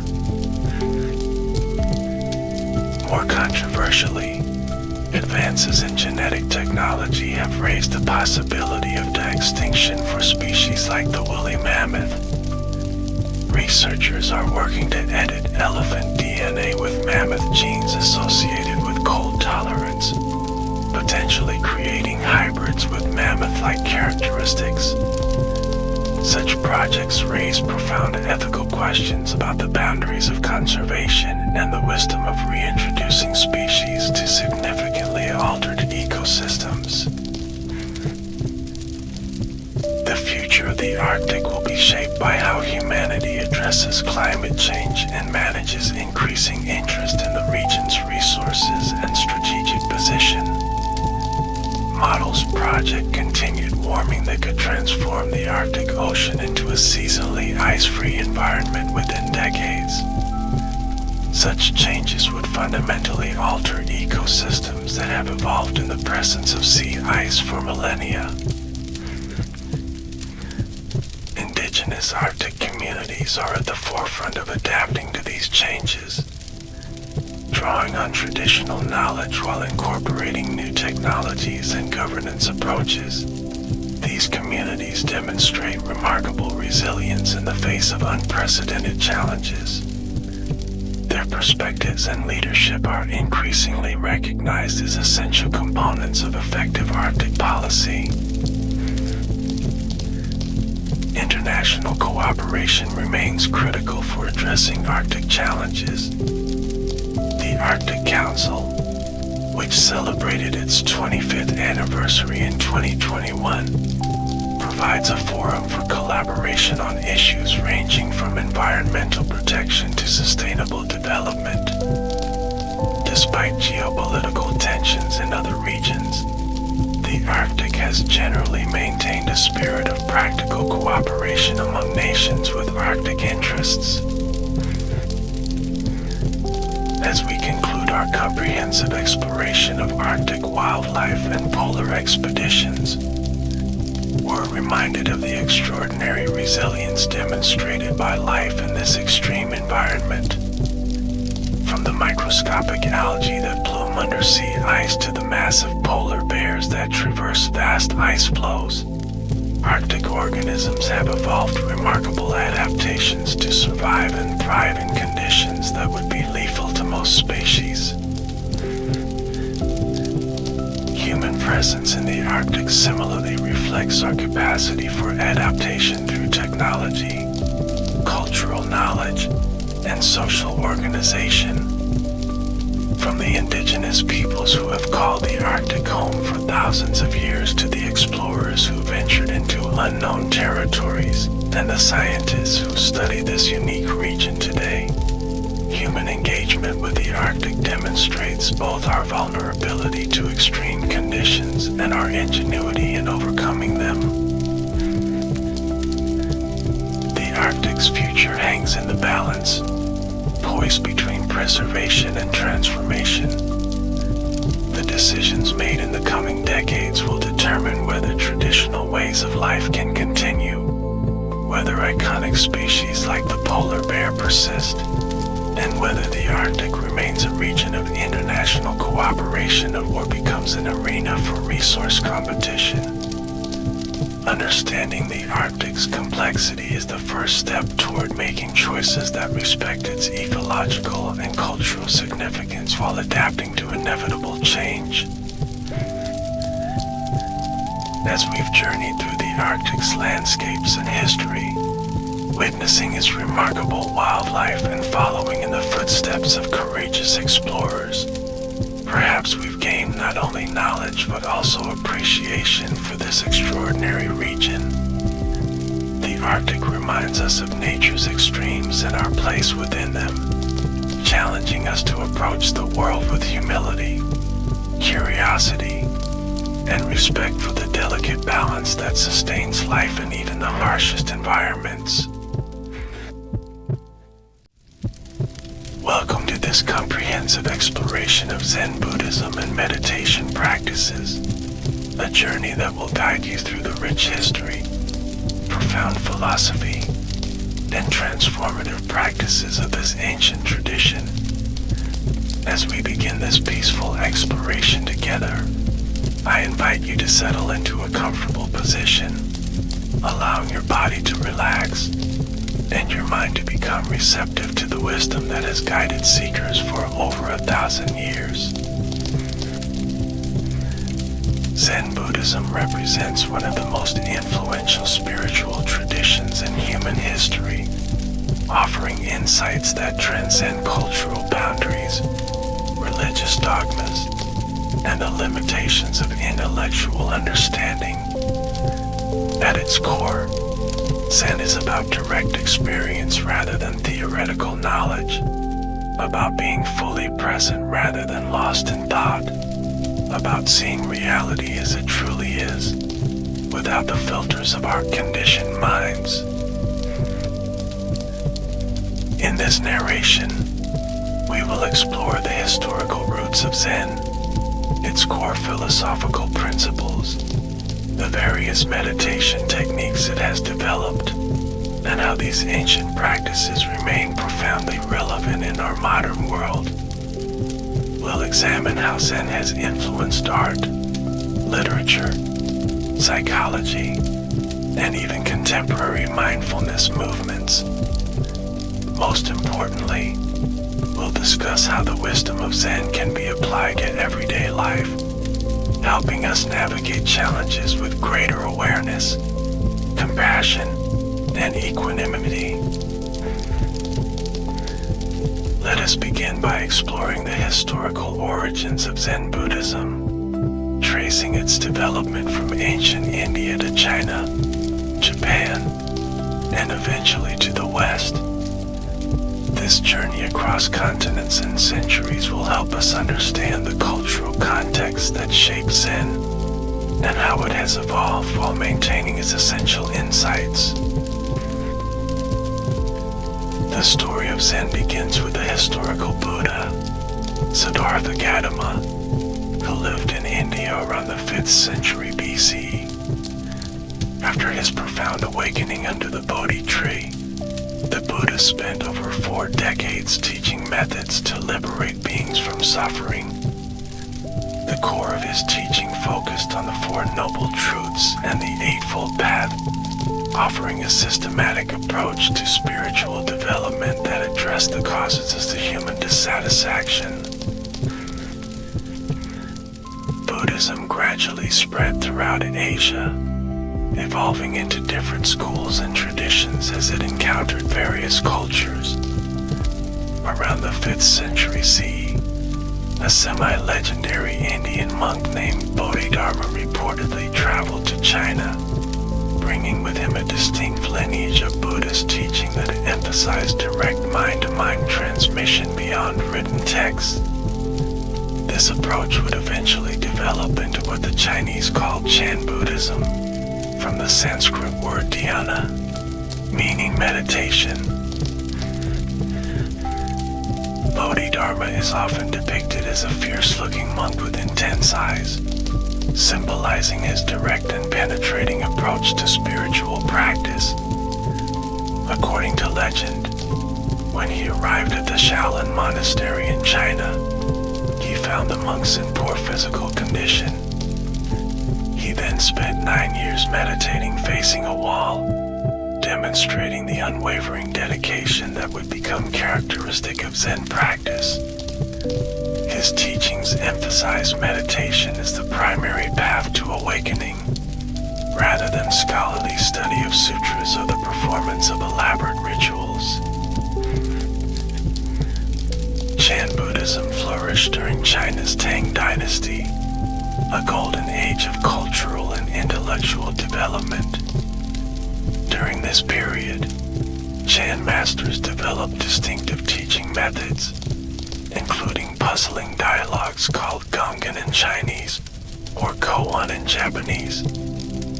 These were designed to frustrate logical thinking and provoke sudden insights or awakening experiences that transcended conceptual understanding.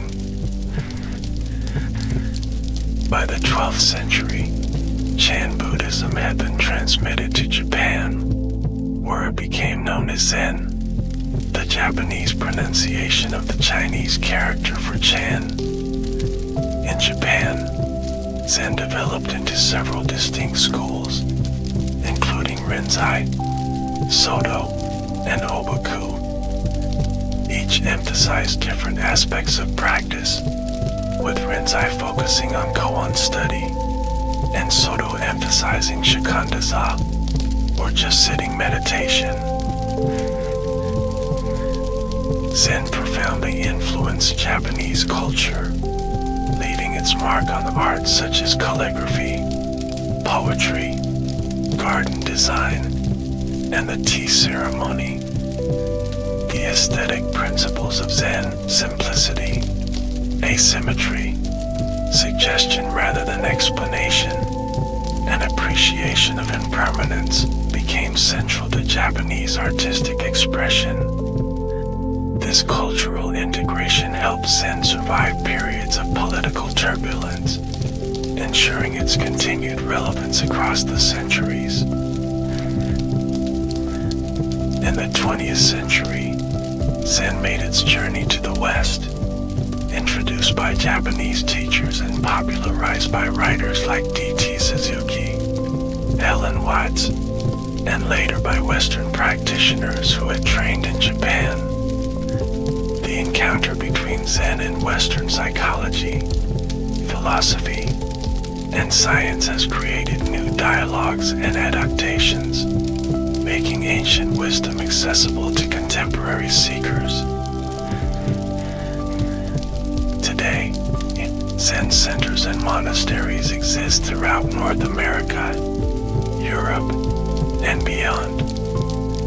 While some maintain strict adherence to traditional forms, others have developed more secular approaches that make meditation accessible to people of diverse backgrounds. This global spread represents both a challenge and an opportunity for Zen, as it navigates the balance between preserving its essential teachings and adapting to new cultural contexts. Now that we have explored the historical journey of Zen, let us turn our attention to its core philosophical principles. While Zen often cautions against becoming attached to concepts and ideas, understanding certain key principles can provide helpful context for practice. At the same time, we should remember the famous Zen saying that the finger pointing to the moon is not the moon itself, meaning that concepts about reality should never be confused with direct experience. Perhaps the most fundamental principle in Zen is non-duality, or the transcendence of opposites. In conventional thinking, we divide the world into binary categories: self and other, good and bad, sacred and profane, enlightened and deluded. Zen points to a perspective beyond these divisions, suggesting that ultimate reality cannot be captured by conceptual thinking. This is expressed in the Heart Sutra's famous phrase form as emptiness. Emptiness is form, indicating the inseparability of apparent opposites. Closely related to non-duality is the concept of emptiness, or sunyata in Sanskrit. Often misunderstood as nihilism, emptiness actually refers to the absence of inherent, independent existence in all phenomena. Everything exists in interdependence with everything else, constantly changing and flowing. Nothing possesses a fixed, permanent self-nature, including our own sense of self. Rather than being cause for despair, this understanding liberates us from attachment and opens us to the fullness of each moment. Buddha nature is another essential concept, suggesting that all beings inherently possess the capacity for awakening. Unlike some religious traditions that view enlightenment as something bestowed from outside, Zen sees it as the recognition of what is already present. As the Japanese Zen master Dogen wrote, to study the Buddha way is to study the self. To study the self is to forget the self. To forget the self is to be enlightened by all things. Zen places great emphasis on direct experience rather than intellectual understanding. The tradition is skeptical of concepts, theories, and language itself, seeing them as potentially misleading abstractions that separate us from reality. This is why Zen masters often use paradoxical statements, unexpected actions, or simply silence to jolt students out of conceptual thinking. The famous Zen saying, "If you meet the Buddha on the road, kill him," warns against turning even the highest spiritual ideals into objects of attachment. Another key principle is the emphasis on the present moment. While many spiritual traditions focus on past origins or future salvation, Zen insists that awakening can only happen now. The past is gone, the future is not yet here, and reality can only be encountered in the immediate present. This focus on immediacy is captured in the Zen saying, "When hungry, eat; when tired, sleep," pointing to a life of simple presence and naturalness. Ordinary mind is Buddha mind is another essential teaching, suggesting that enlightenment is not some special state separate from everyday life. Rather than seeking extraordinary experiences, Zen encourages finding the sacred in the mundane. As the Rinzai master Lenji said, "Just be ordinary and nothing special. Eat your food, move your bowels, pass water, and when you're tired, go and lie down. The ignorant will laugh at me, but the wise will understand." The concept of no mind or motion refers to a state of awareness free from fixed ideas, preconceptions, or attachments. It's often compared to a clear mirror that simply reflects what appears before it, without judgment or conceptualization. This state allows for spontaneous, appropriate response to circumstances, rather than reactions based on habitual patterns or rigid beliefs. Zen also emphasizes the integration of practice in daily life. Unlike traditions that separate sacred and secular activities, Zen sees every activity as an opportunity for mindfulness and awakening. This is expressed in the saying "chop wood, carry water," indicating that even the most ordinary tasks can be performed with full awareness. This principle has led to the development of work practice in Zen monasteries, where daily chores are approached with the same attention as formal meditation. Having explored these philosophical foundations, let us now turn to the heart of Zen practice, meditation. While Zen encompasses many activities and expressions, seated meditation, or Zazen in Japanese, remains its central practice. Through this seemingly simple act of sitting still and paying attention, practitioners directly engage with the core insights of the tradition. Zazen is often described as just sitting, suggesting a practice free from goals, techniques, or special states to achieve. Unlike some meditation approaches that focus on visualization, mantras, or complex procedures, traditional Zen meditation emphasizes simplicity and directness. The 13th century Japanese master Dogen described it as the Dharma gate of joyful ease, and the practice realization of totally culminated enlightenment. The physical posture for Zazen is considered extremely important.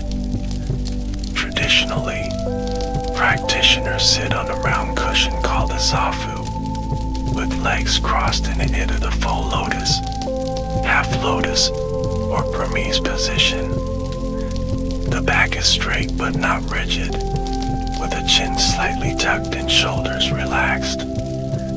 The hands form a mudra, with the left hand resting on the right, palms up, and thumb slightly touching to form an oval.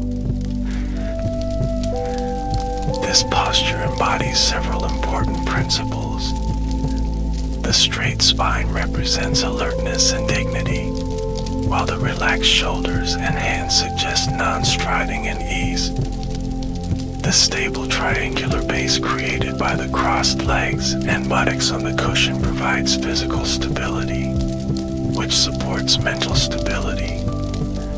The entire posture balances effort and relaxation, discipline and naturalness. While the physical form is important, the essence of Zazen lies in the quality of awareness cultivated during sitting. In the Soto Zen tradition, this typically involves shikantaza or just sitting, a form of meditation without any specific object of focus. The practitioner simply sits, alert and present, neither suppressing thoughts nor becoming entangled in them. This has been described as open awareness or objectless meditation. In the Rinzai tradition, Zazen often incorporates concentration on a koan, a paradoxical question or statement designed to transcend logical thinking. Famous examples include, "What is the sound of one hand clapping?" and "What was your original face before your parents were born?" The practitioner contemplates these questions not to solve them intellectually, but to exhaust the discriminating mind and provoke a direct insight into reality. Breath awareness is another common approach in Zen meditation. Some teachers instruct students to count breaths, typically from 1 to 10 and then starting over. Others suggest simply following the natural rhythm of breathing, noticing the sensations of inhalation and exhalation without trying to control them. The breath serves as an anchor to the present moment, always available as a point of return when the mind wanders. Regardless of the specific technique, Zazen involves intimate acquaintance with one's own mind. Practitioners observe thoughts, emotions, and sensations arising and passing without identifying with them or pushing them away.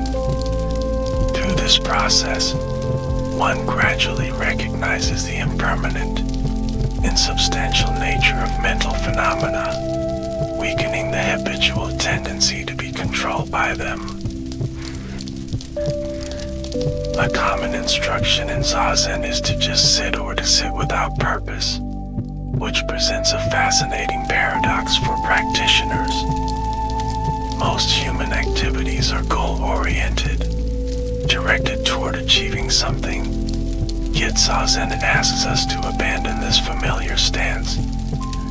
As Zen Master Shumru Suzuki famously said, "If your practice is good, you may become proud of it. What you do is good, but something more is added to it. Pride is extra. Right effort must be based on a true understanding of our practice." In traditional Zen training, Zazen is practiced for extended periods. In monasteries, monks may sit for multiple sessions daily, with each session lasting 30 to 50 minutes. During intensive retreat periods known as session, practitioners may sit for up to 10 or more hours per day, interspersed with walking meditation, meals, and short rest periods. This intensive practice creates a container for deep exploration of consciousness. Physical discomfort inevitably arises, providing opportunities to observe reactions to pain, resistance, and frustration. The strictly regulated environment removes usual distractions and stimuli, allowing subtle patterns of mind to become more visible. Through this demanding practice, practitioners develop concentration, resilience, and insight.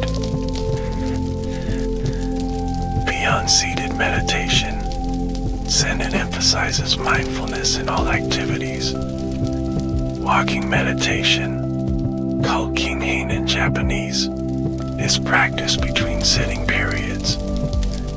The practitioner walks slowly and deliberately, coordinating movement with breath, maintaining the same quality of awareness as in seated meditation. This practice helps integrate meditative awareness with physical movement, bridging formal practice and daily activities. Work practice, or semu, extends meditation into necessary tasks. In monasteries, activities like cooking, cleaning, gardening, and maintenance are all approached as opportunities for mindfulness. Students learn to bring complete attention to each task, working efficiently but without rushing, and caring for tools and materials with respect. This practice helps eliminate the artificial boundary between spiritual activities and ordinary life. Eating is another important context for practice. In Zen monasteries, formal meals called uryoki are conducted in silence, with elaborate rituals governing every aspect of the meal. Practitioners eat mindfully, appreciating the food, acknowledging its sources, and consuming it without waste. This practice transforms a basic biological necessity into an opportunity for gratitude, awareness, and community. The integration of meditation with daily activities reflects the Zen understanding that awakening is not limited to special states or formal practice periods. Every moment and situation offers an opportunity to be fully present, to respond appropriately rather than react habitually, and to express wisdom and compassion.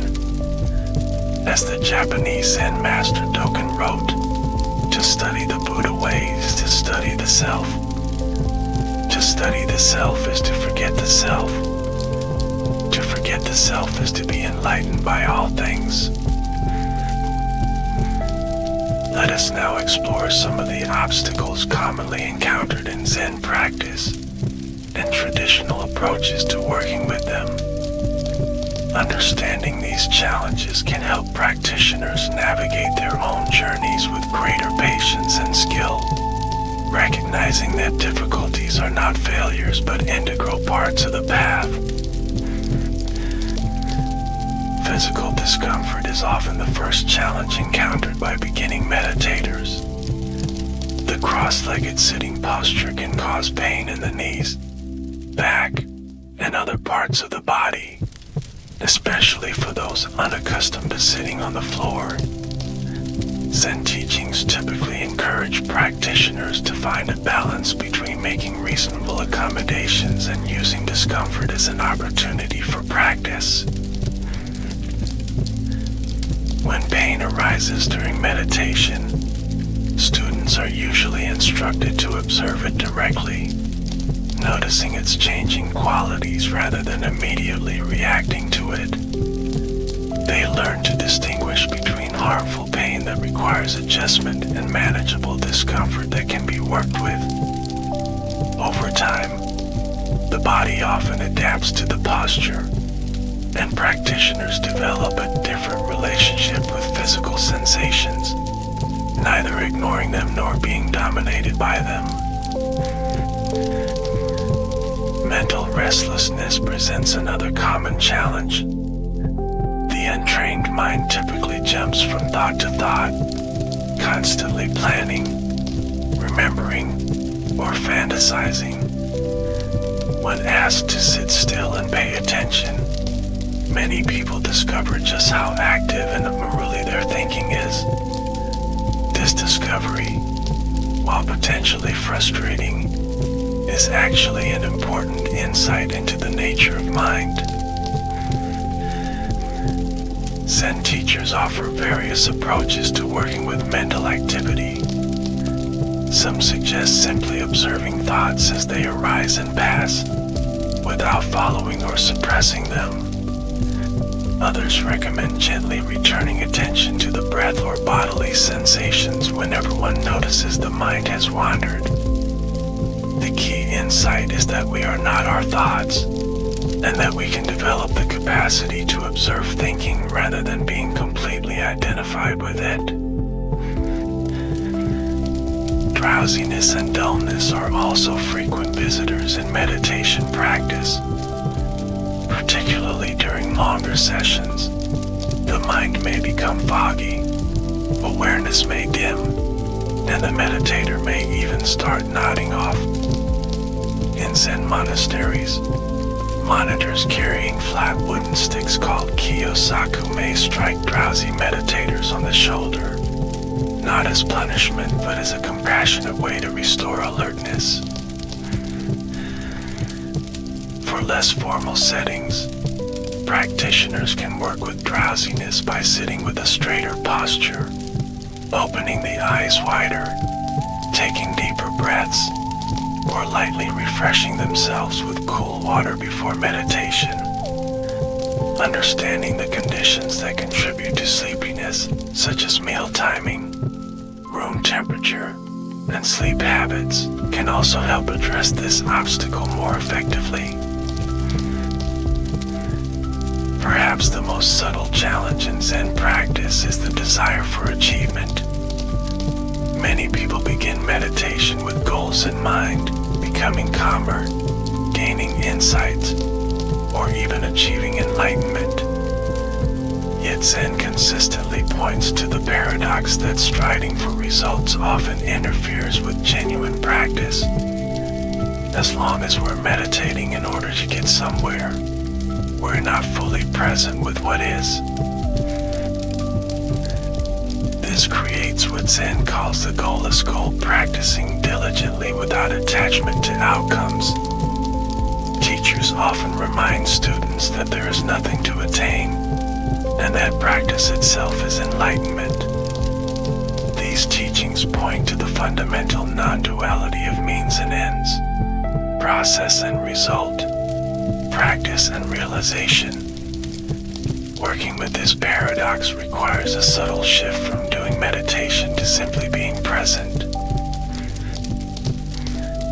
Another challenge is integrating practice insights into daily life. Many practitioners report experiencing clarity, openness, and compassion during formal meditation, only to find these qualities quickly dissipating when they return to work, relationships, and other activities. This compartmentalization runs counter to the Zen emphasis on bringing awareness to all aspects of life.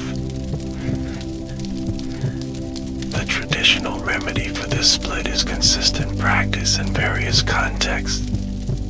In addition to formal meditation, practitioners are encouraged to establish regular mindfulness practices throughout the day. These might include pausing briefly before meals, taking 3 conscious breaths before answering the phone, or using routine activities like washing dishes as opportunities for presence. The ideal is to gradually dissolve the boundary between practice time and regular life. Let us now explore the relationship between Zen practice and psychological well-being. While traditional Zen does not frame its goals in psychological terms, contemporary practitioners and researchers have identified numerous psychological benefits associated with meditation practice. Understanding these effects can provide additional context for practice, while recognizing that the ultimate aims of Zen transcend therapeutic outcomes. Research has consistently shown that regular meditation practice can reduce symptoms of anxiety and stress. By training attention and developing a different relationship with thoughts, meditation helps interrupt the cycles of rumination and worry that characterize anxiety disorders. The emphasis on present moment awareness counters the future-oriented nature of anxiety, while the cultivation of equanimity helps reduce reactivity to stressful situations. Studies have also found meditation effective in addressing depression, particularly in preventing relapse in those with recurrent depression. By observing thoughts without identifying with them, practitioners can recognize depressive thinking patterns without being pulled into them. The non-judgmental awareness cultivated in meditation also helps counter the harsh self-criticism often associated with depression. The Zen emphasis on accepting things as they are without immediately trying to fix, change, or escape them has profound implications for emotional regulation.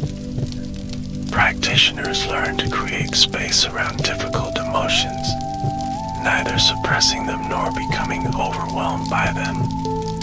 This capacity, sometimes called distress tolerance, allows for a more skillful response to emotional challenges. Attention and concentration naturally develop through meditation practice.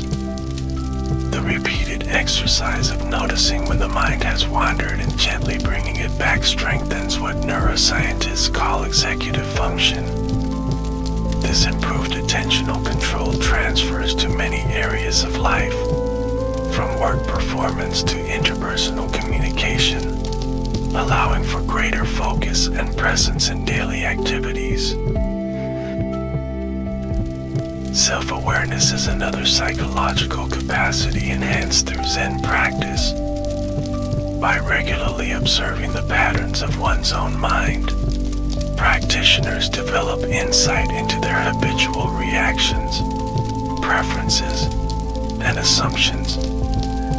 This metacognitive awareness creates the possibility of choice rather than an automatic reaction, supporting greater psychological flexibility and freedom.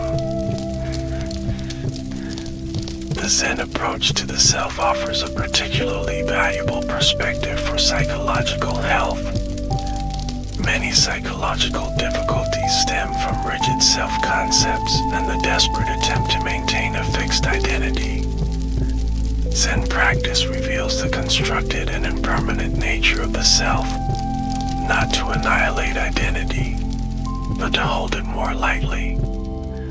This perspective can be especially helpful in addressing issues related to perfectionism, imposter syndrome, and excessive self-criticism. Compassion and empathy tend to develop naturally through sustained practice. As practitioners recognize their own suffering and witness the universal nature of struggle, heart-centered qualities often emerge spontaneously. The non-dual perspective of Zen, which recognizes the fundamental interconnectedness of all beings, provides a philosophical foundation for compassionate action. This extends beyond sentiment to a practical commitment to reducing suffering for self and others. It's important to note that while meditation can offer significant psychological benefits, it is not a panacea. For individuals with certain conditions, such as trauma histories, severe depression, or psychosis, meditation should be approached cautiously and preferably with professional guidance. Some experiences that arise in deep practice may be overwhelming without appropriate support, highlighting the importance of working with qualified teachers. The relationship between Zen and modern psychology represents a fascinating dialogue between Eastern contemplative traditions and Western scientific approaches. Psychologists like Carl Jung, Erich Fromm, and Karen Horney were among the first to recognize the psychological insights embedded in Zen. More recently, mindfulness-based interventions like mindfulness-based stress reduction and mindfulness-based cognitive therapy have adapted Buddhist practices for clinical settings, demonstrating their effectiveness through rigorous research. Contemporary neuroscience has also begun investigating the effects of meditation on the brain. Studies using technologies like Fourier-EEG have found that long-term meditators show differences in brain structure and function compared to non-meditators.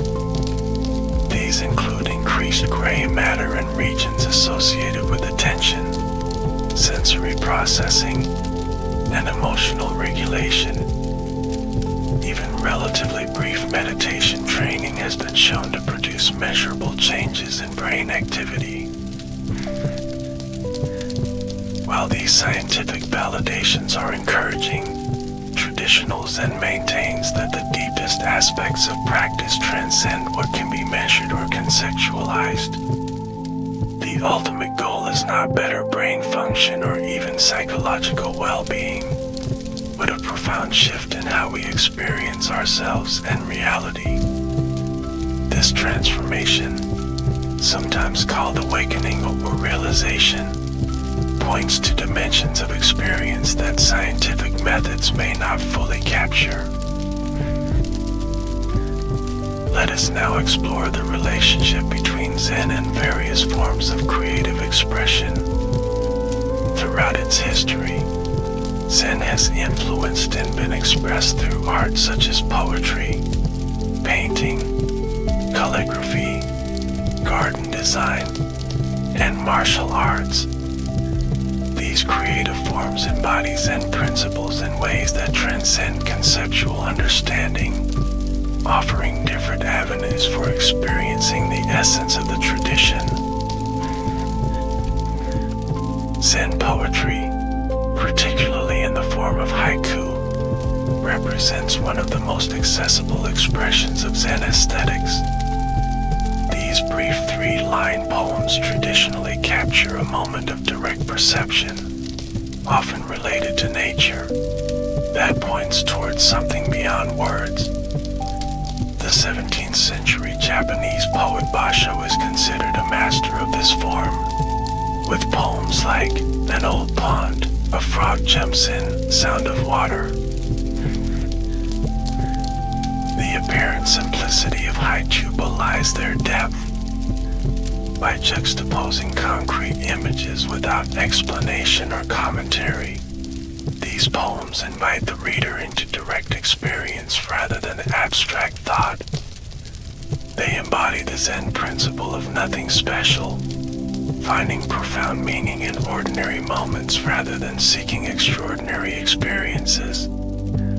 The seasonal references traditionally included in haiku also reflect a Zen appreciation of impermanence and natural cycles. Zen painting, particularly in the tradition of Zenga or Zen-inspired art, offers another window into the aesthetic principles of the tradition. These works typically feature minimal brushstrokes, substantial empty space, and subjects drawn from nature or Zen teachings.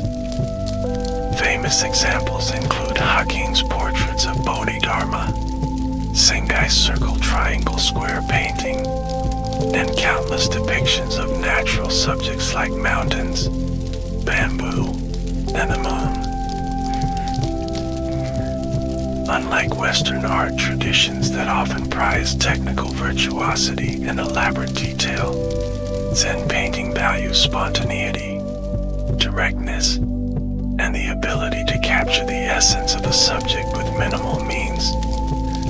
The artist typically works quickly, without sketching or correction, embodying a state of unself-conscious presence that itself represents Zen practice. The resulting images serve not merely as aesthetic objects but as invitations to the same quality of awareness that produced them. Calligraphy holds special significance in Zen traditions, particularly in Japanese Zen. The brush writing of characters from sutras, poems, or Zen sayings is considered a form of meditation. The calligrapher must be fully present, combining technical skill with spontaneous expression. Each stroke reflects the state of mind at the moment of its creation, making the finished work a record of presence rather than just an aesthetic object. Zen gardens, especially the dry landscape or Kare-sansui style, represent another profound expression of Zen aesthetics and philosophy. These gardens typically feature carefully raked gravel or sand, minimal plantings, and strategically placed rocks. The famous garden at Ryoanji Temple in Kyoto consists simply of 15 rocks arranged on a rectangle of raked gravel, yet has inspired contemplation for centuries. These gardens embody numerous Zen principles, the emphasis on empty space or ma, the suggestion rather than explicit statement, the balance of natural and human elements, and the invitation to quiet contemplation. They create environments that naturally quiet the discursive mind, allowing for a more direct, non-conceptual experience of reality. In this sense, they function as three-dimensional manifestations of Zen teaching. The Japanese tea ceremony, or chado, the way of tea, represents another cultural practice deeply influenced by Zen, developed into its current form largely by Zen no Rikyu in the 16th century. The ceremony elevates the simple act of preparing and serving tea into a meditative art form. Every gesture is performed with full attention, and the aesthetic emphasizes qualities like rusticity, imperfection, and transience. The tea ceremony exemplifies the Zen principle of finding the extraordinary in the ordinary. The host and guests create a temporary community focused entirely on the present moment, appreciating simple objects, movements, and sensory experiences. The small tea room becomes a sacred space, not through elaborate decoration, but through the quality of awareness brought to every element of the gathering. Martial arts, particularly traditions like Judo, archery, Iaido, swordsmanship, and Aikido, have also been profoundly shaped by Zen principles. These disciplines involve rigorous physical training, but their ultimate aim transcends technical mastery to encompass mental and spiritual development. The practitioner learns to act from a state of focused presence, free from hesitation, fear, or egoistic concern. In Judo, for instance, the archer aims not just to hit the target but to unify body, breath, and mind in a perfect moment of release.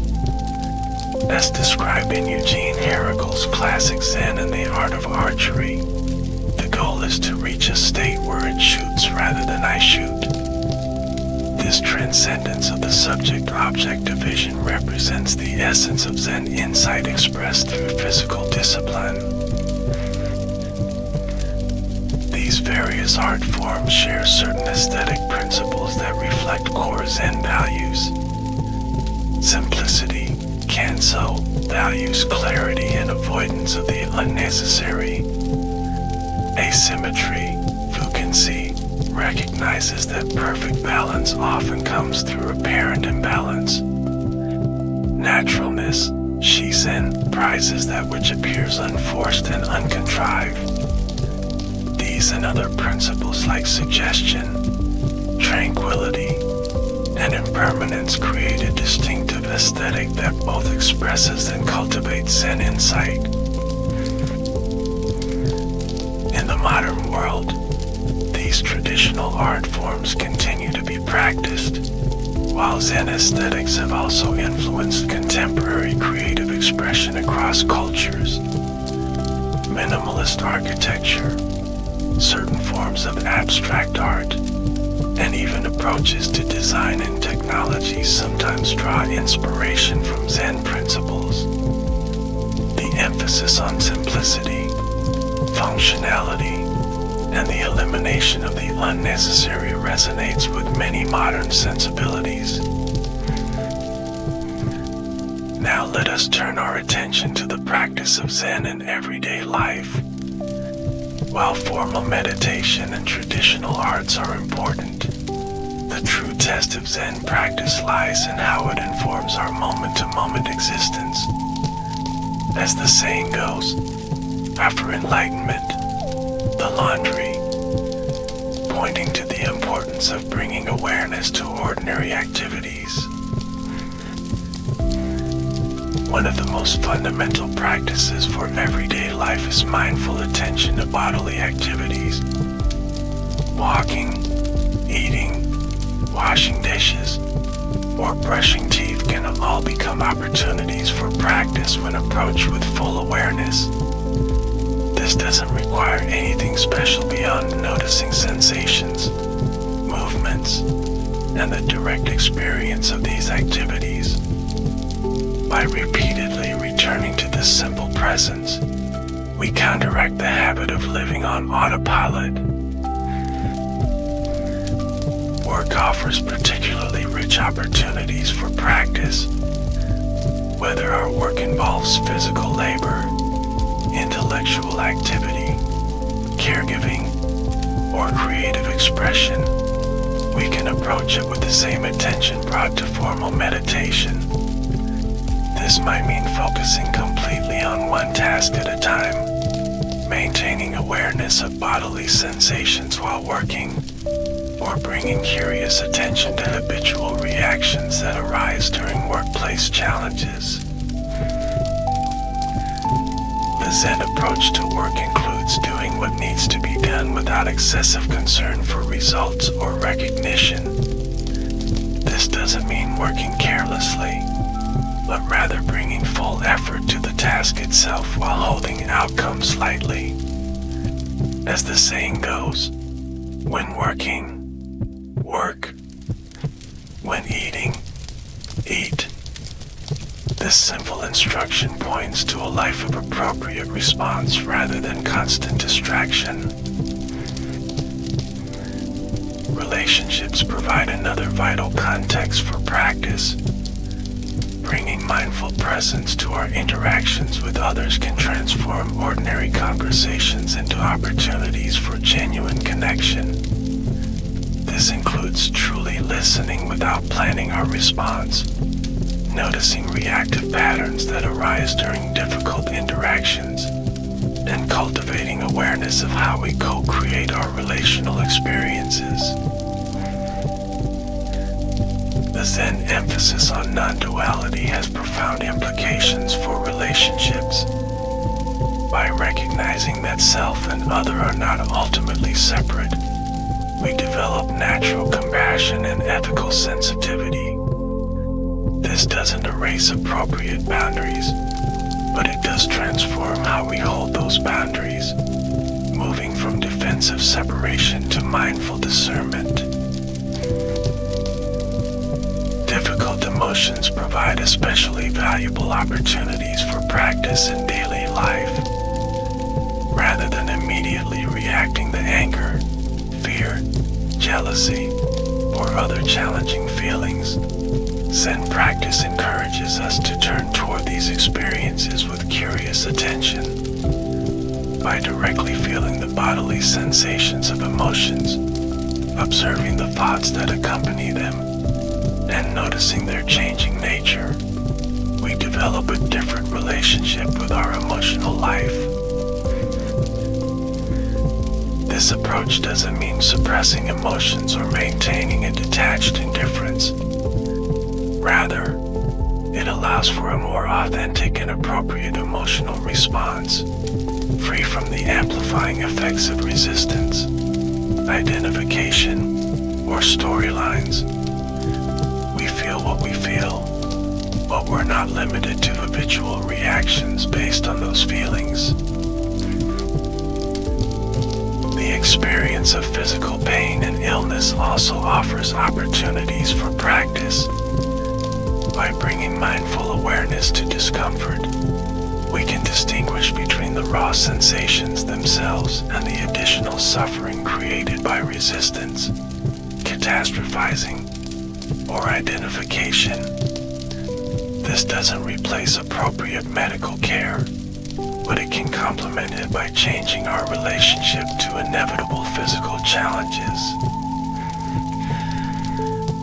Daily transitions provide natural occasions for brief moments of practice. The moments before getting out of bed, while waiting for a bus, before eating a meal, or when arriving home from work can become pause points for reconnecting with awareness. Even a few conscious breaths during these transitions can interrupt autopilot and refresh our presence. Nature offers particularly supportive conditions for bringing Zen awareness into daily life.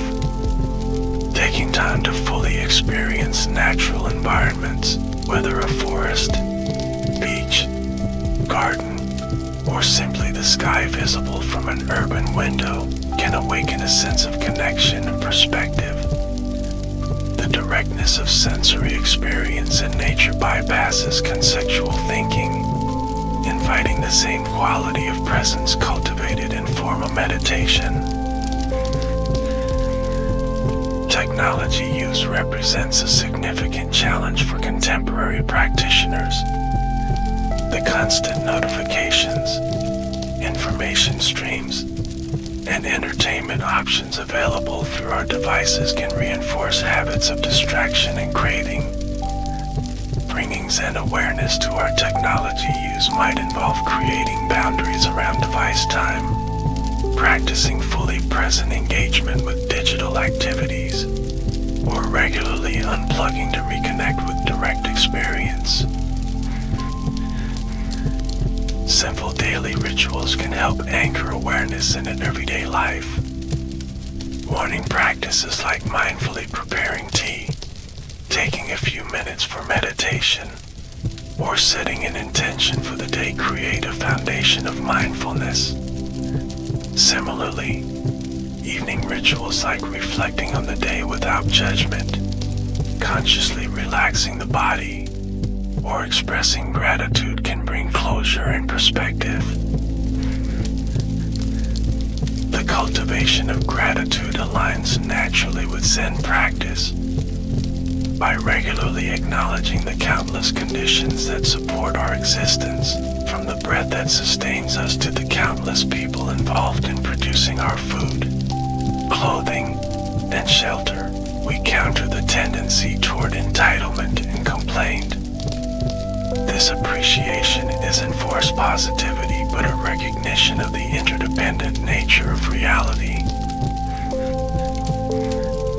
Let us now explore how Zen principles might be applied to some of the distinctive challenges of modern life. While traditional teachings emerged in very different cultural contexts, their insights about human experience remain relevant to contemporary concerns.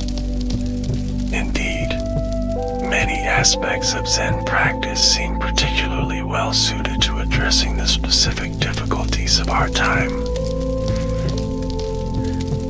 The pace and complexity of modern life create unprecedented demands on our attention. With information, entertainment, and communication constantly available, many people experience a state of continuous partial attention, never fully engaged with anything. This fragmentation of awareness contrasts sharply with the Zen emphasis on wholehearted presence. Zen practice offers a countercurrent to this trend, training us to fully attend to one thing at a time. Whether we're eating, conversing, working, or resting, the invitation is to be completely there. This doesn't mean rejecting technology or modern conveniences, but rather developing the capacity to use them mindfully rather than being unconsciously driven by them. The consumer culture that dominates much of contemporary society presents another challenge. Constant messaging suggests that satisfaction comes through acquisition, achievement, or status. This creates a cycle of creating and temporary fulfillment, followed by renewed dissatisfaction.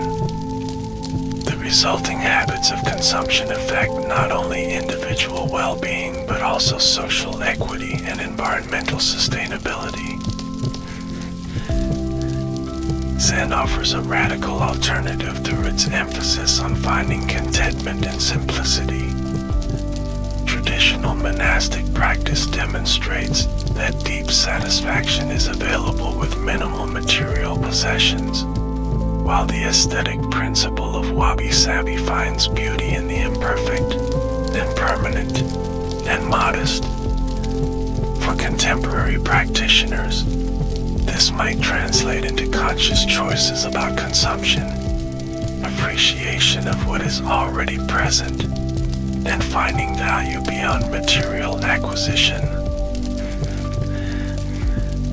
Environmental challenges represent one of the most pressing issues of our time.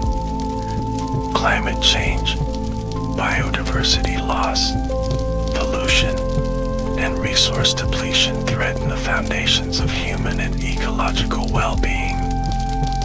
These complex problems can provoke feelings of helplessness, denial, or despair, making effective response difficult. The Zen perspective of interdependence offers both practical and psychological resources for engaging with ecological concerns.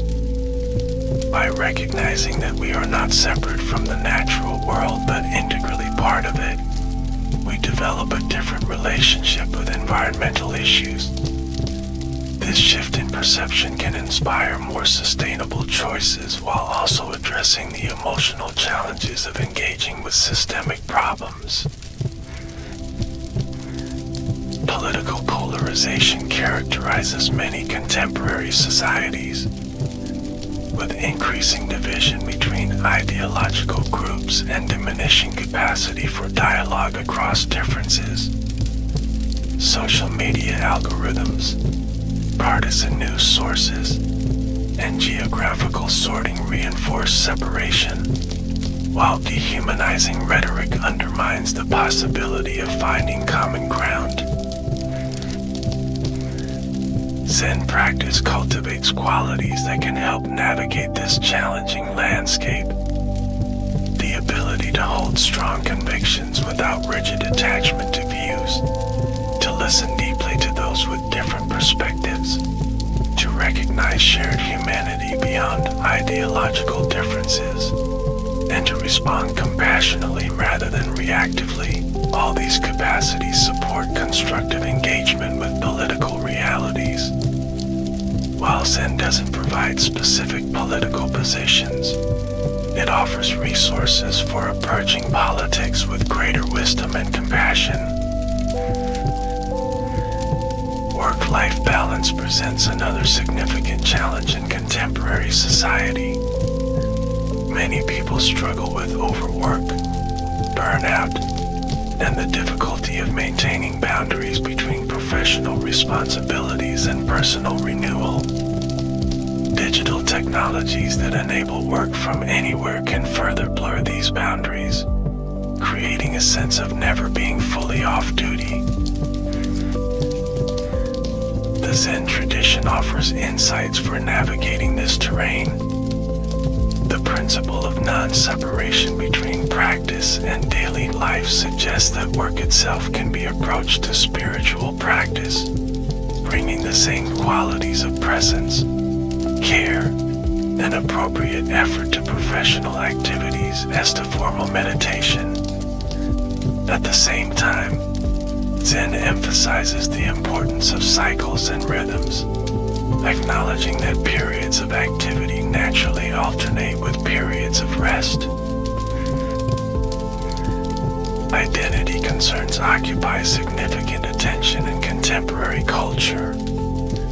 Questions about who we are in terms of gender, sexuality, ethnicity, nationality, religion, and other categories can become sources of both meaning and conflict.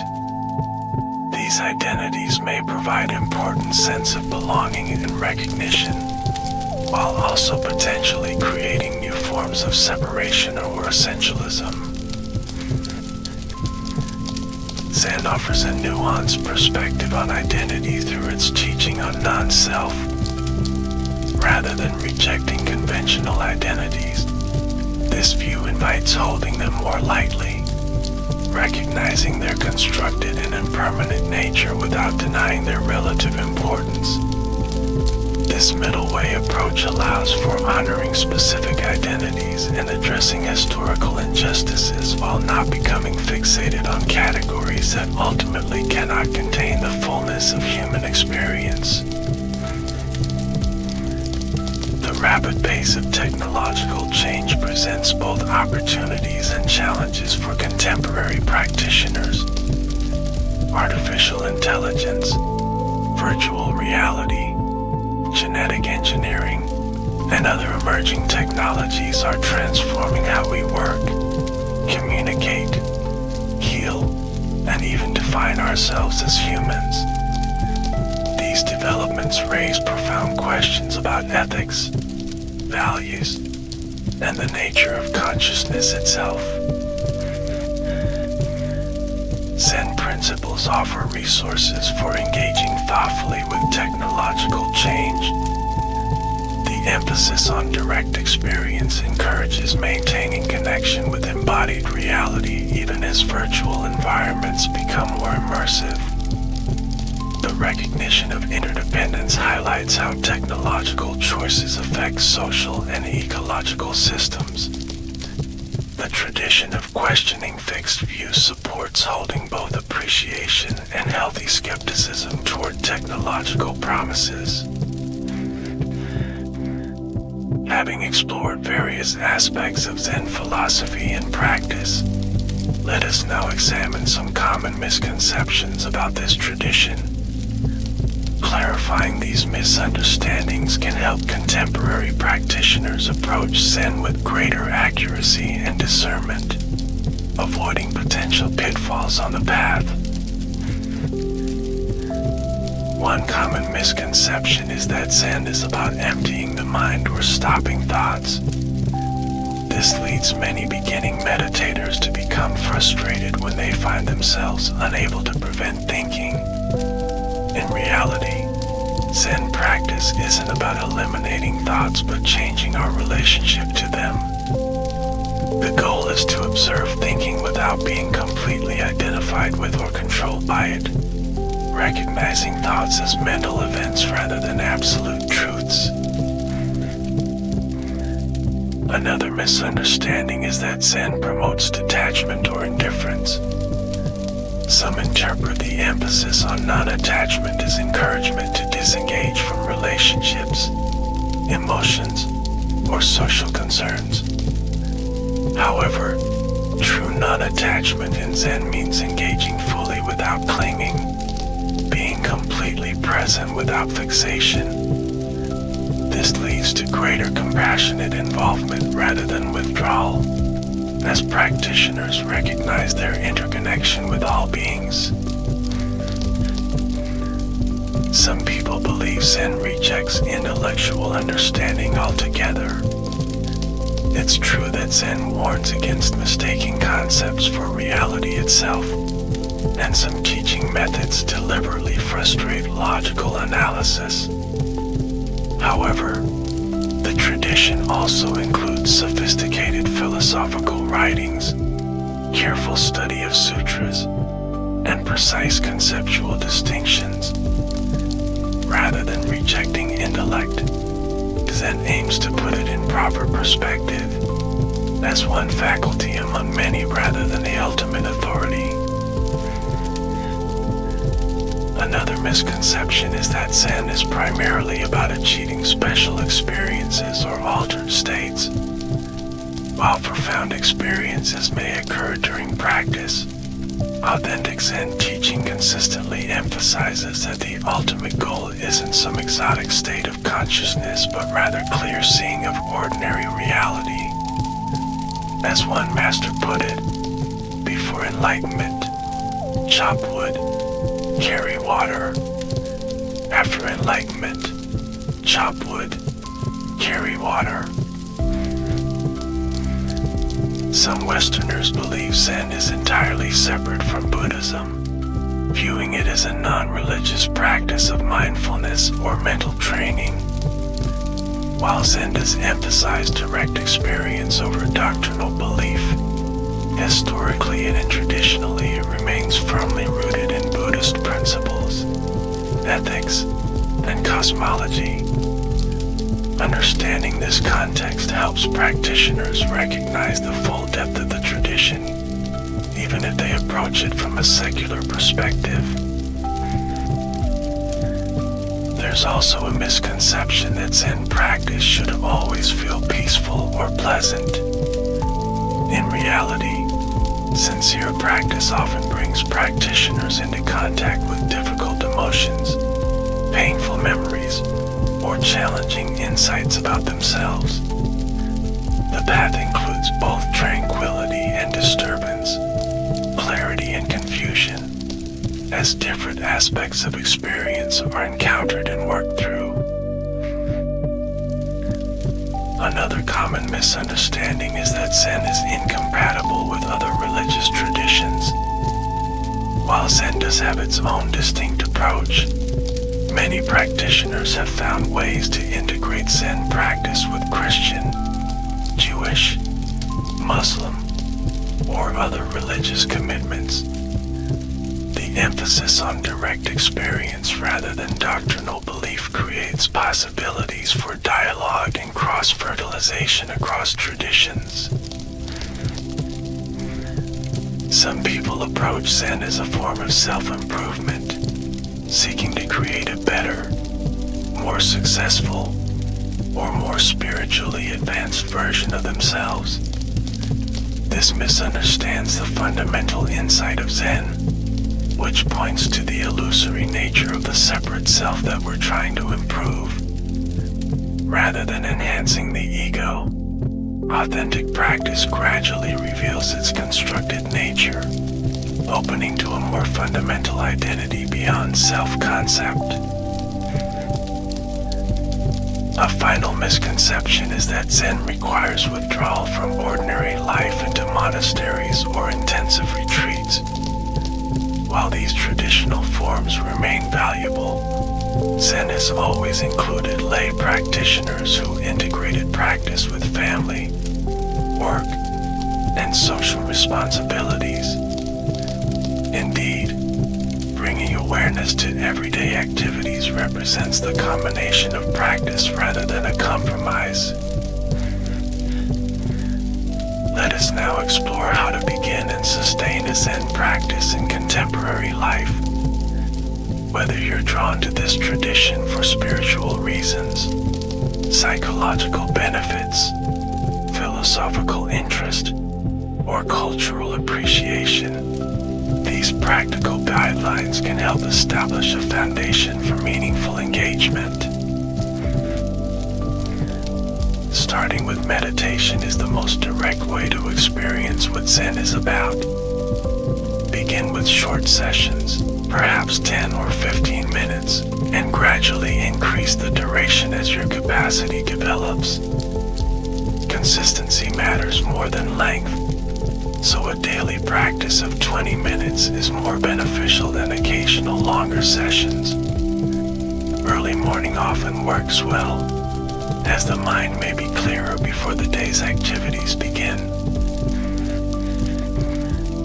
For seated meditation, create a designated space if possible. This doesn't require elaborate decoration, just a clean, quiet area with minimal distractions. Use a firm cushion that elevates your hips and supports a straight spine, or sit in a chair if floor sitting is uncomfortable. The physical arrangement should support alertness while allowing reasonable comfort. Begin by taking a few deep breaths and settling into your posture. Notice points of contact with a cushion or chair.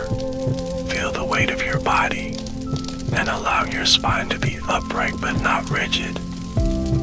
Rest your hands in your lap, palms up, with the left hand on top of the right and thumb slightly touching. Keep your eyes slightly open with a soft gaze downward about 45 degrees. For breath awareness practice, simply direct your attention to the natural sensations of breathing. You might notice the movement of the abdomen, the feeling of air at the nostrils, or the overall rhythm of inhalation and exhalation. When you notice your mind has wandered, which will happen repeatedly, gently return attention to the breath without judgment. For just sitting practice, maintain an open awareness of whatever arises in your experience. Rather than focusing on a specific object like the breath, simply be present with sounds, sensations, thoughts, and emotions as they come and go. When you notice yourself getting caught in thoughts, gently return to this open, receptive awareness. Connecting with a teacher and community greatly supports practice development. Look for Zen centers, meditation groups, or online sanghas where you can receive instruction, ask questions, and practice with others. Many traditions emphasize the importance of taking refuge in the three treasures: Buddha, awakened awareness; Dharma, teachings; and Sangha, community of practitioners. Reading can complement experiential practice. Start with accessible introductions like Zen Mind, Beginner's Mind by Shunryu Suzuki, The Miracle of Mindfulness by Thich Nhat Hanh, or Taking the Path of Zen by Robert Aitken. Later, you might explore classical texts like the Platform Sutra, Dogen Shobo Genzo, or collections of koans. Regular retreats provide opportunities to deepen practice through more intensive periods of meditation. Many Zen centers offer weekend retreats suitable for beginners, as well as longer sessions for more experienced practitioners.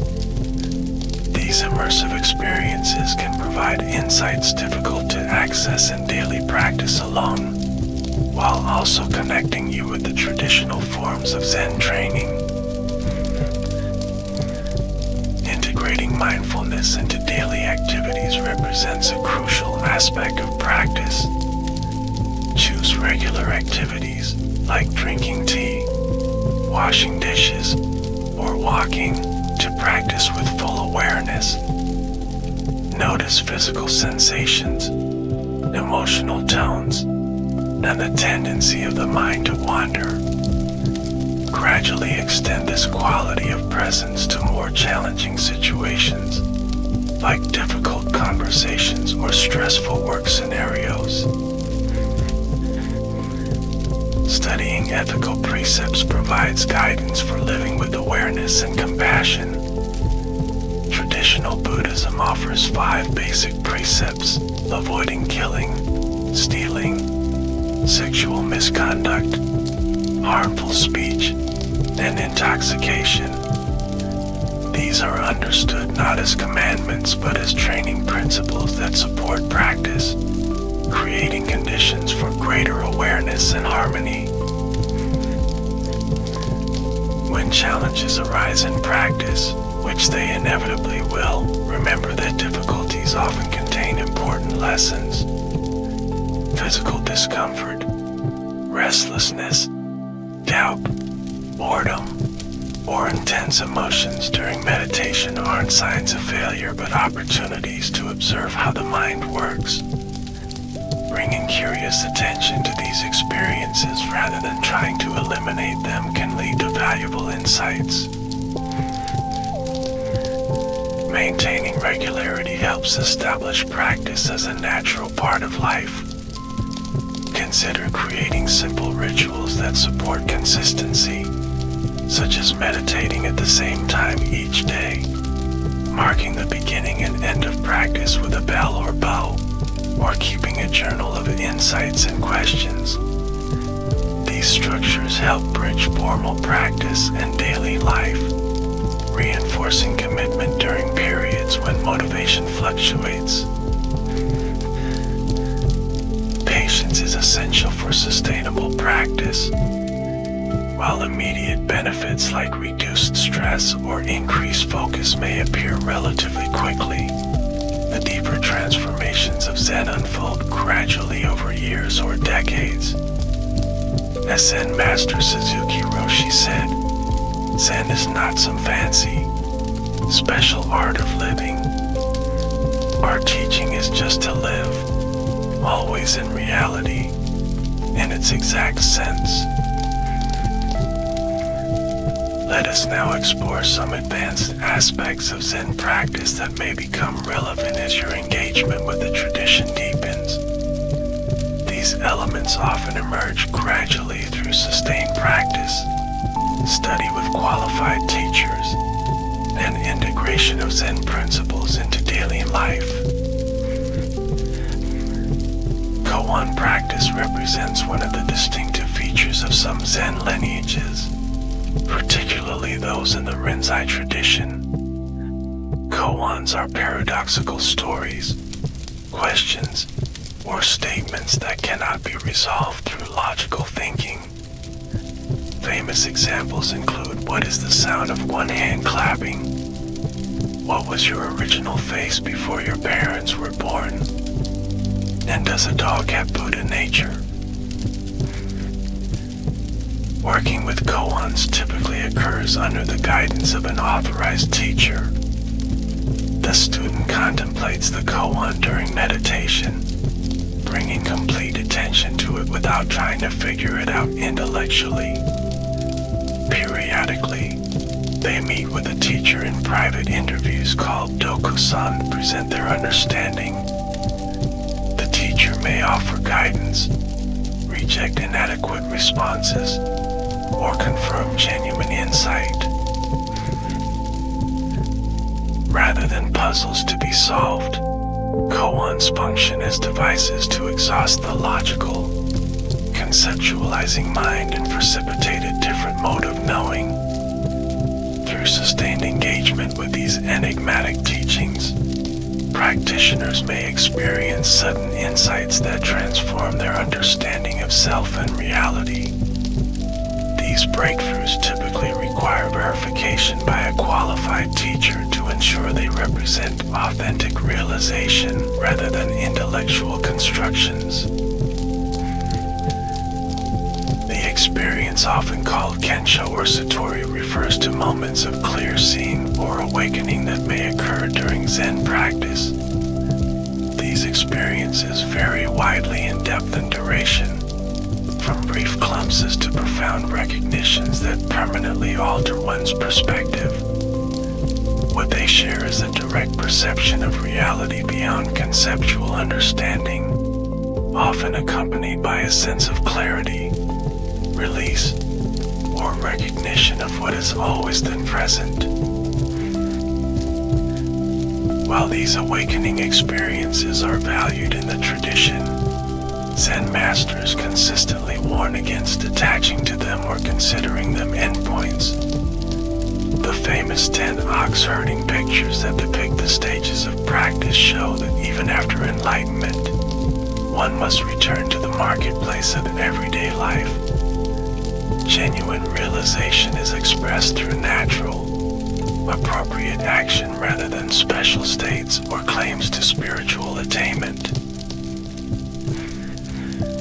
Shikantaza, or just sitting, represents another advanced approach, especially emphasized in the Soto tradition. Unlike practices that focus on particular objects or techniques, Shikantaza involves sitting in open, alert presence without deliberately focusing on anything. The 13th century Master Dogen described it as the Dharma gate of repose and bliss. This practice embodies the paradoxical notion that we are already Buddha, already complete and perfect in our fundamental nature. By sitting without seeking to attain or achieve anything, we express this original completeness.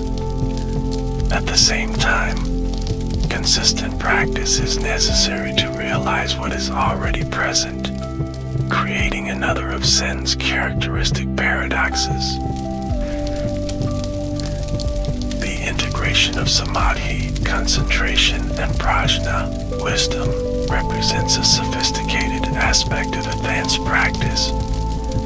While beginning meditators often focus on developing concentration, the ability to maintain stable attention, mature practice involves recognizing the inseparability of focused awareness and insightful understanding. This integration allows for both deep absorption and penetrating clarity, neither lost in tranquility nor dispersed in analysis. The cultivation of Bodhi mind, or the aspiration to awaken for the benefit of all beings, becomes increasingly central as practice matures. This motivation transcends personal achievement or well-being, recognizing that individual liberation makes sense only in the context of universal concern. Advanced practitioners increasingly orient their efforts toward alleviating suffering wherever it appears, expressing compassion through appropriate action rather than abstract good wishes. Formal ceremonies and rituals take on deeper significance as practice develops. What might initially seem like empty formalities reveal themselves as embodied expressions of Zen understanding. Bowing, chanting, formal meals, and other ritual elements become opportunities to manifest complete presence, attention to detail, and harmony with others. Through these forms, practitioners express and deepen their realization in community. The precepts, or ethical guidelines, evolve from rules to be followed to natural expressions of awakened awareness. Advanced practitioners don't need to consult the list of do's and don'ts, but respond spontaneously from the recognition of interconnection with all beings. This doesn't mean ethical perfection, but rather an increasing alignment between insight and action, wisdom and compassion. The relationship between teacher and student takes on profound importance in advanced practice. Beyond providing meditation instructions, qualified teachers offer guidance tailored to individual needs, point out blind spots, and model embodied realization. Traditional Zen emphasizes the importance of face-to-face transmission, suggesting that certain aspects of the teaching can only be conveyed through direct relationship. This emphasis on transmission highlights another advanced aspect of Zen, the recognition that the deepest truths of the tradition cannot be fully captured in words or concepts. While intellectual understanding plays an important role, the essential insights of Zen ultimately transcend language. This is why the tradition employs multiple modalities: meditation, stories, physical gestures, creative expression, and everyday activities to point toward what cannot be directly stated. Let us now explore how Zen has evolved as it has moved into Western cultural contexts. This ongoing adaptation represents both opportunities and challenges for the tradition, raising questions about authenticity, cultural appropriation, and the balance between preservation and innovation. Zen began spreading to Western countries in the late 19th and early 20th centuries. D.T. Suzuki's writings introduced many intellectuals and artists to Zen concepts, while Japanese teachers like Nyogen Senzaki and Sokein established early practice centers in America. After World War II, the pace of transmission accelerated, with influential teachers like Shunryu Suzuki, Yasutani Roshi, and later Maezumi Roshi training Western students who would become teachers themselves. This transmission has involved significant adaptation to Western cultural context. Many traditional elements have been modified, including the monastic schedule, the relationship between lay and ordained practice, the role of ritual, and the style of teacher-student interactions. While some centers maintain close adherence to Japanese, Korean, or Chinese forms, others have developed distinctively Western expressions of Zen. One notable adaptation has been the democratization of the tradition. Traditional traditional Asian Zen hierarchies have often been flattened in Western contexts, with greater emphasis on equality, transparency, and shared governance. While this reflects Western cultural values, it also raises questions about whether something essential might be lost when traditional structures are abandoned. The role of women represents another significant area of change. While historical Zen included notable female practitioners and teachers, most Asian Zen institutions have been predominantly male. In Western countries, women have taken much more central roles as practitioners, teachers, and organizational leaders. This shift has encouraged the exploration of how gender dynamics affect spiritual practice and teaching relationships. Western psychology has significantly influenced how many people approach Zen. Contemporary practitioners often integrate psychological understanding with traditional practice, addressing issues like trauma, relationship patterns, or emotional development alongside meditation. This integration creates new possibilities while also potentially reshaping the goals and methods of the tradition. Scientific research on meditation represents another modern development. Studies examining the neurological, psychological, and physiological effects of meditation practices have provided evidence for their benefits while also suggesting mechanisms for how they worked. This research has helped make meditation more accessible to secular audiences, while also potentially reducing rich contemplative traditions to techniques for stress reduction or attention enhancement. The extraction of mindfulness practices from their Buddhist ethical and philosophical context has been particularly notable. Programs like mindfulness-based stress reduction have made meditation accessible in healthcare, education, and corporate settings. While this has brought benefits to many who might never enter a Zen center, some teachers express concern about the dilution of the tradition's transformative potential when practices are separated from their ethical foundations. Technology has created new avenues for Zen practice and teaching. Online meditation groups, Dharma talks, and even virtual retreats have made the tradition accessible to people without geographic access to teachers. Mobile apps offer guided meditations and practice reminders, while social media platforms connect practitioners across distances. These developments raise questions about the importance of physical presence and direct transmission in authentic practice. Cultural appropriation concerns have become increasingly important in discussions of Western Zen.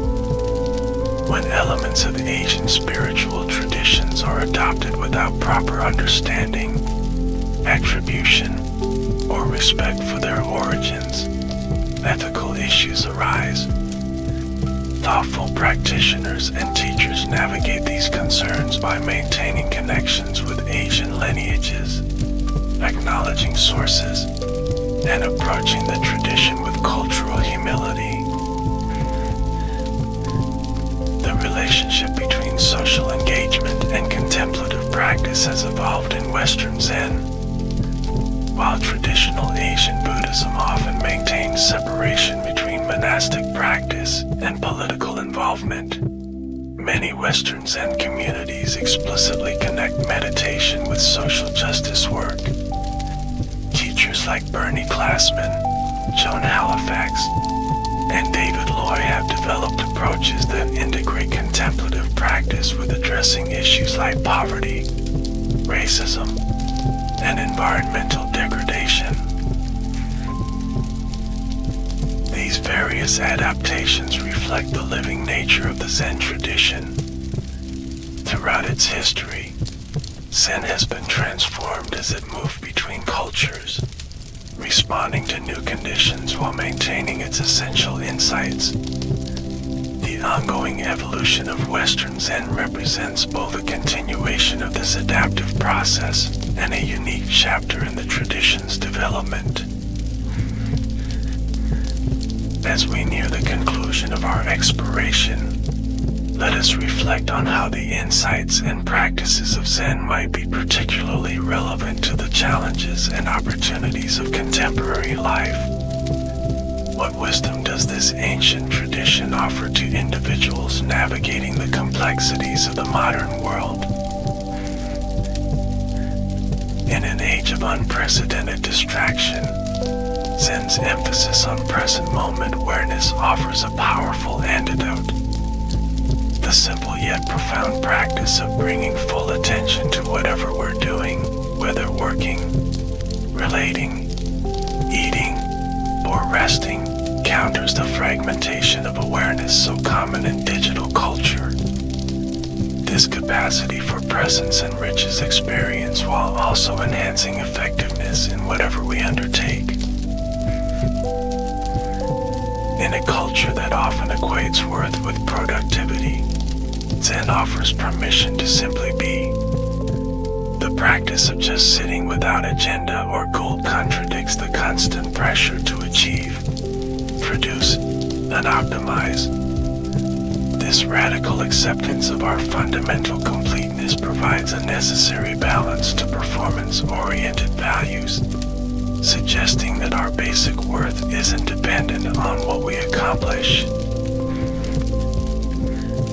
In societies marked by polarization and conflict, Zen cultivates the ability to hold multiple perspectives without rigid attachment.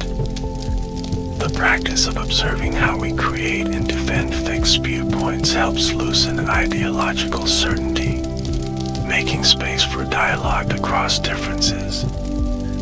This doesn't mean abandoning conviction or ethical clarity, but rather engaging from a place of openness rather than defensive reactivity. In consumer cultures that promote endless acquisition, Zen suggests that true satisfaction comes through simplicity and presence rather than accumulation. The aesthetic values of the tradition, finding beauty in the minimal, the imperfect, the humble, offer an alternative to constant upgrading and expanding. This perspective supports sustainable choices while also freeing us from the treadmill of consumption-based happiness. In the face of global challenges like climate change, Zen's recognition of interdependence provides both motivation and resilience for engagement. By directly experiencing our inseparability from the natural world, we develop genuine care that transcends abstract environmentalism. At the same time, the equanimity cultivated through practice helps us engage with overwhelming problems without burning out or shutting down. For those navigating psychological difficulties, Zen offers practical methods for working with challenging mind states. The practice of non-judgmental awareness creates space around thoughts and emotions, neither suppressing them nor being defined by them. This middle path between expression and repression supports psychological integration while developing greater freedom from conditioned patterns. In healthcare contexts, Zen practices offer resources for both patients and providers. For those facing illness or pain, mindfulness techniques provide ways to work skillfully with physical suffering, reducing the additional layer of resistance that often compounds difficulty.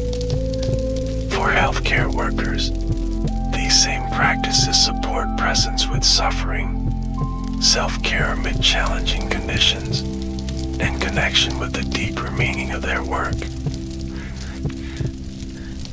For creative practitioners, Zen offers approaches that transcend both rigid technique and chaotic expression. The combination of disciplined form and spontaneous response cultivated in Zen arts applies to contemporary creative work across mediums. The ability to be fully present with one's materials, to create from a place beyond self-consciousness, and to embrace beginner's mind all support artistic development. In education, Zen principles can inform approaches that integrate intellectual development with contemplative awareness. The traditional separation between objective knowledge and subjective experience dissolves when learning includes both rigorous analysis and direct observation. Students and teachers who bring mindful attention to the learning process often discover deeper engagement, reduced anxiety, and more meaningful integration of knowledge. In our relationship with technology, Zen offers a middle path between rejection and unconscious adoption. Rather than demonizing digital tools or surrendering to their constant pull, practitioners can develop mindful relationships with technology, using devices intentionally while maintaining connection with embodied experience. This balanced approach allows us to benefit from technological innovations without losing touch with direct, unmediated reality. As we conclude our exploration of Zen Buddhism and meditation practices, let us remember that the map is not the territory. No matter how comprehensive a description, the essence of Zen lies in direct experience rather than conceptual understanding. The tradition itself consistently points beyond words and ideas to the reality available in each moment. The invitation of Zen is both utterly simple and endlessly profound, to wake up to the reality of our lives, moment by moment, beyond all techniques, philosophies, and cultural forms. This fundamental opportunity remains constantly available. As the Japanese master Dogen wrote, to study the Buddha way is to study the self. To study the self is to forget the self. To forget the self is to be enlightened by all things. Whatever drew you to this exploration, intellectual curiosity, spiritual seeking, psychological interest, or simply the wish for greater peace, may these teachings support your journey. May they encourage direct investigation of your own experience, beyond concepts and beyond separation. And may that investigation benefit not only yourself but all beings. In the spirit of the Bodhisattva vow that animates the heart of Zen practice. Thank you for joining me on this journey through the rich landscape of Zen Buddhism and meditation practices. May your path be illuminated by presence, wisdom, and compassion. May you discover the peace that has never been absent, the completeness that needs nothing added, and the awakened heart that beats within us all. Welcome to this immersive exploration of the Amazon rainforest's hidden wonders, as we embark on a journey through Earth's most magnificent and mysterious ecosystem, filled with countless secrets waiting to be discovered. This vast expanse of verdant life has captivated explorers, scientists, and dreamers for centuries, yet still holds innumerable mysteries within its emerald depths.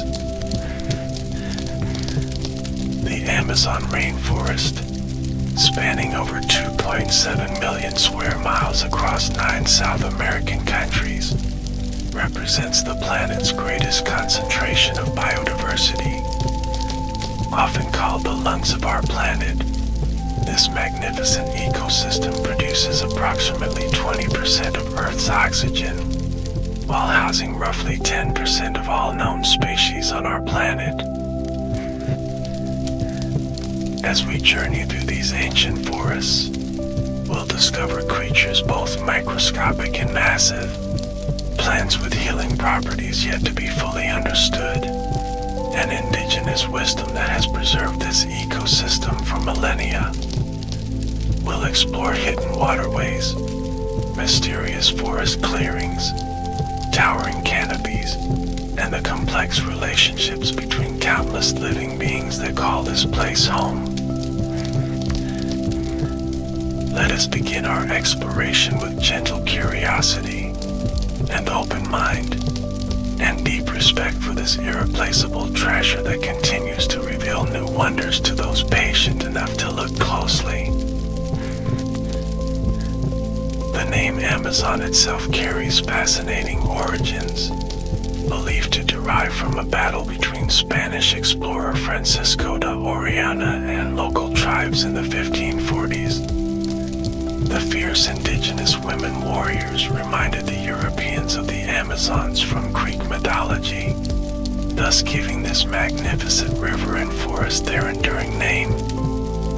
Interestingly, before this encounter, the river was known by various indigenous names, including Amasana, meaning boat destroyer, in some local languages.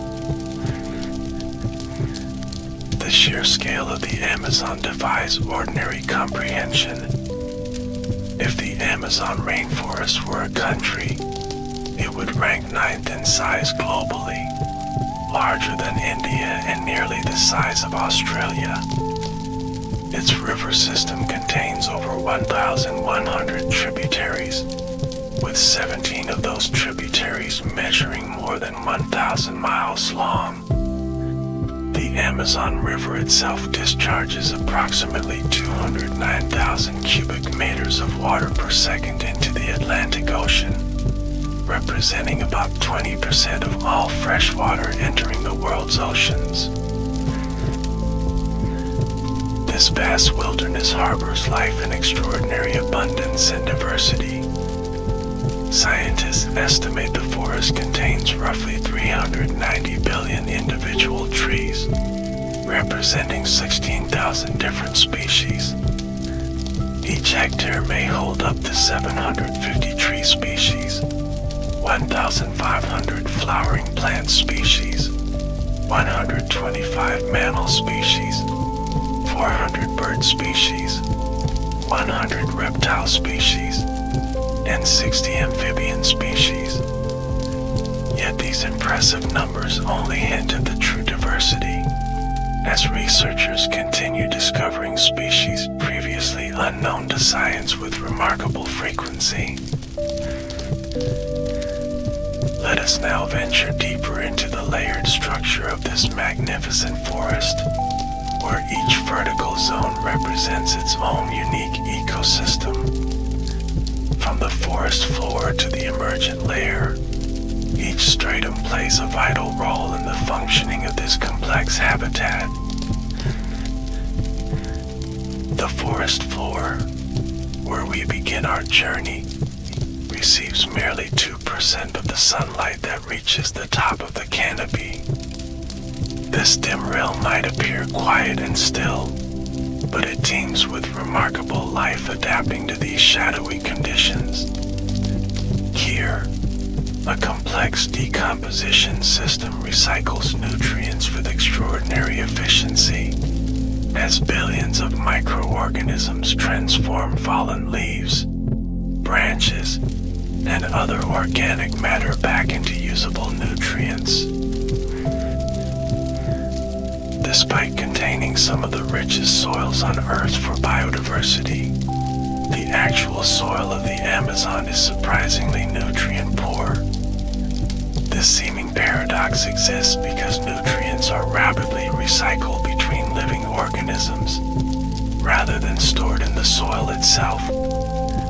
When a leaf falls, fungi, bacteria, and insects break it down almost immediately. absorbing the released nutrients. Walking carefully along the forest floor, you might encounter massive colonies of leaf-cutter ants, creating highways of bustling activity as they harvest vegetation. These remarkable creatures cultivate fungal gardens within their elaborate underground chambers, essentially practicing agriculture millions of years before humans developed similar techniques.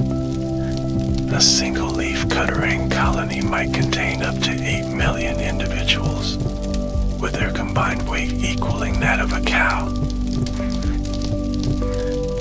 Giant earthworms measuring up to 3 feet long silently process soil beneath our feet, while fallen logs host communities of beetles that specialize in breaking down wood.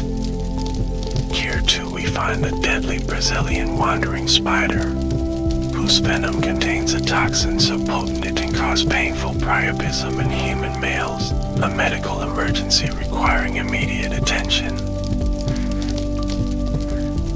Moving our gaze upward, we encounter the understory, where plants have adapted to life in perpetual shadow. This dim realm, receiving only about 5% of available sunlight, hosts plants with enormous leaves designed to capture every possible photon. Many species here display deep green foliage on their upper surfaces, with purple undersides containing anthocyanin pigments that help maximize light absorption. The understory is home to some of the Amazon's most enchanting hidden wonders, including plants that have evolved extraordinary relationships with specific animal species. Consider the heliconia flowers, whose specialized shapes perfectly match the curved bills of particular hummingbird species. Each heliconia species may depend on just 1 or 2 hummingbird species for pollination, creating an elegant dance of coevolution refined over millions of years.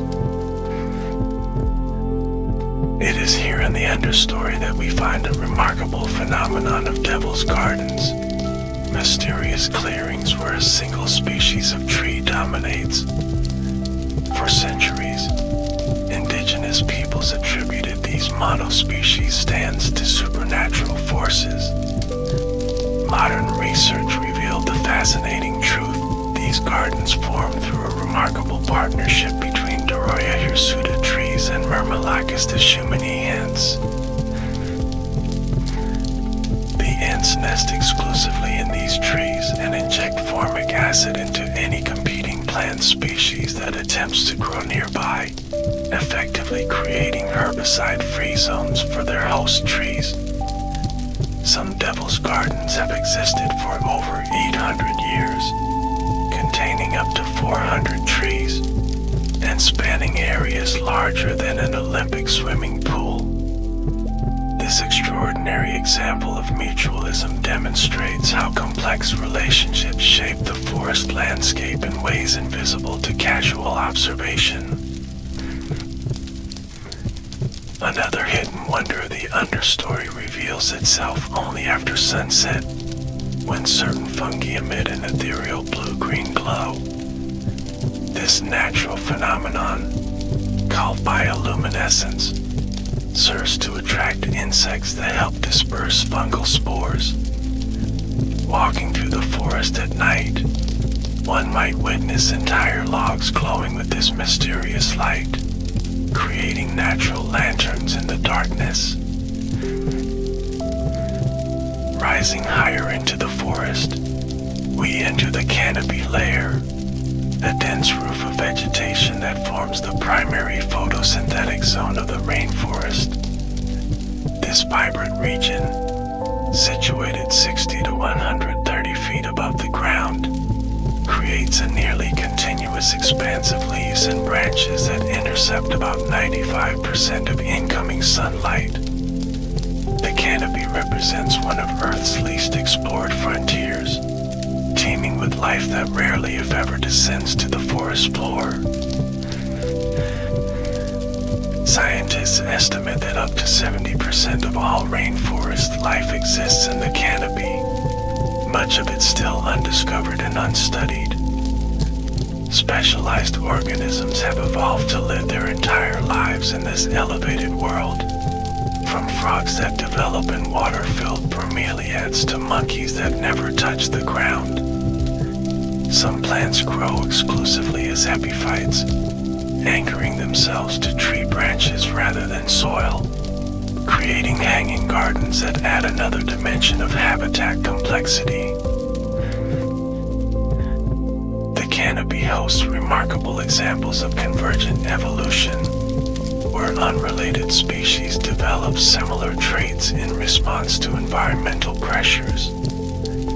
Flying snakes, flying frogs, and gliding mammals all evolve the ability to travel through air independently, allowing them to move efficiently through this three-dimensional landscape without descending to the dangerous forest floor.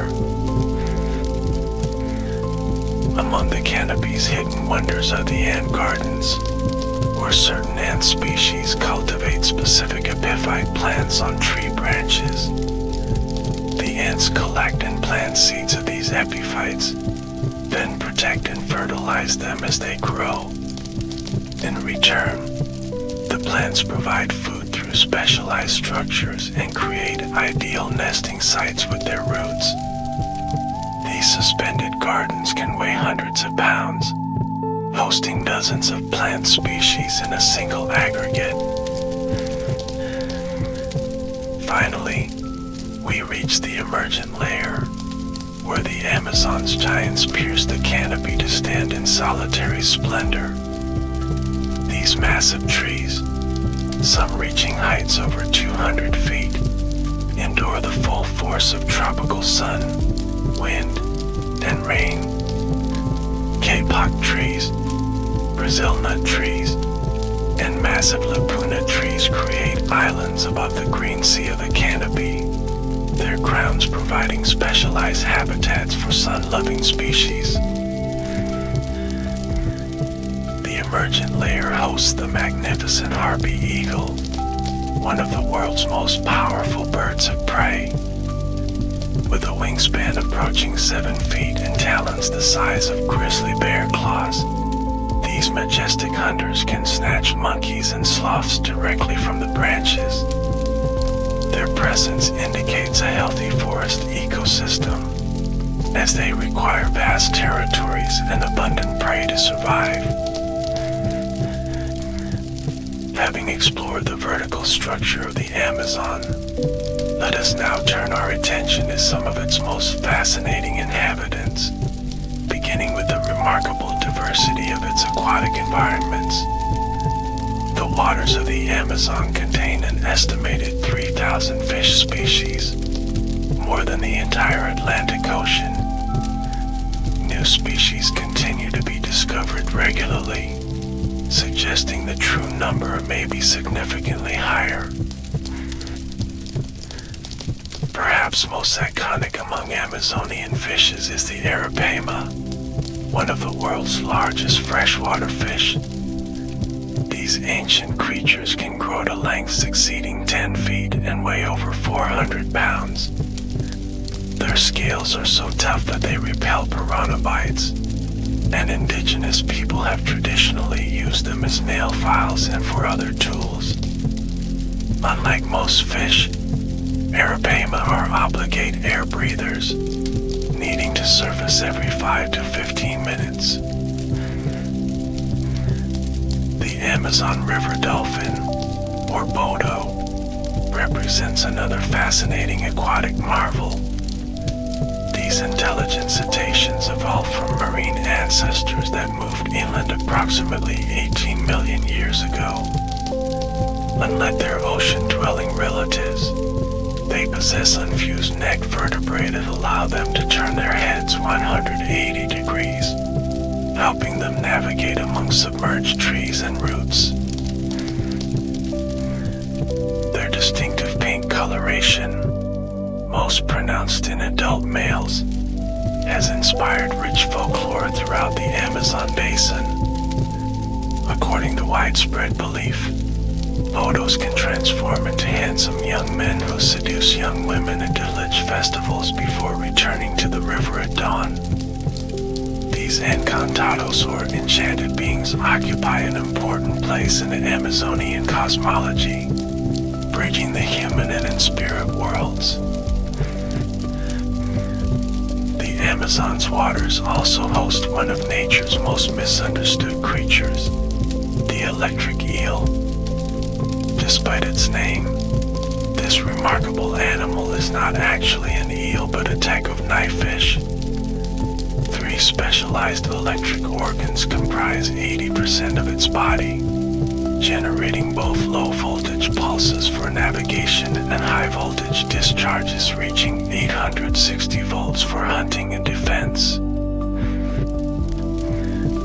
Recent research has revealed sophisticated hunting behaviors in electric eels, including cooperative hunting among groups, a rare behavior among normally solitary predators.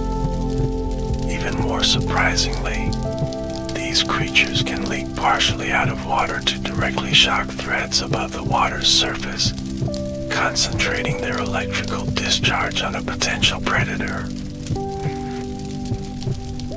The Amazon's waters contain hidden dangers as well, including the notorious candiru, a parasitic catfish species long feared by local peoples.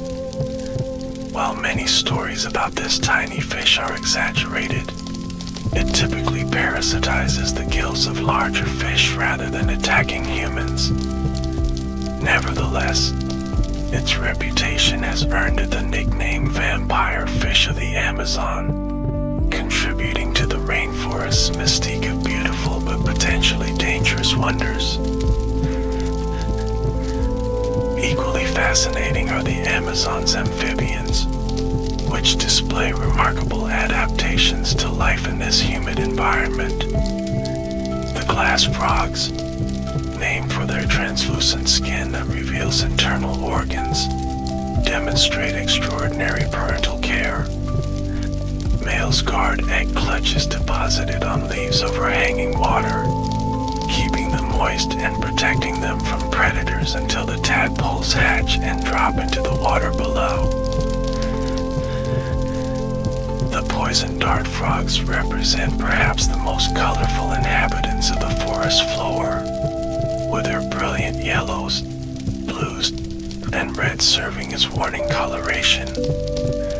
These tiny amphibians, some smaller than a human thumbnail, produce toxins powerful enough that indigenous peoples have traditionally used them to poison blowgun darts.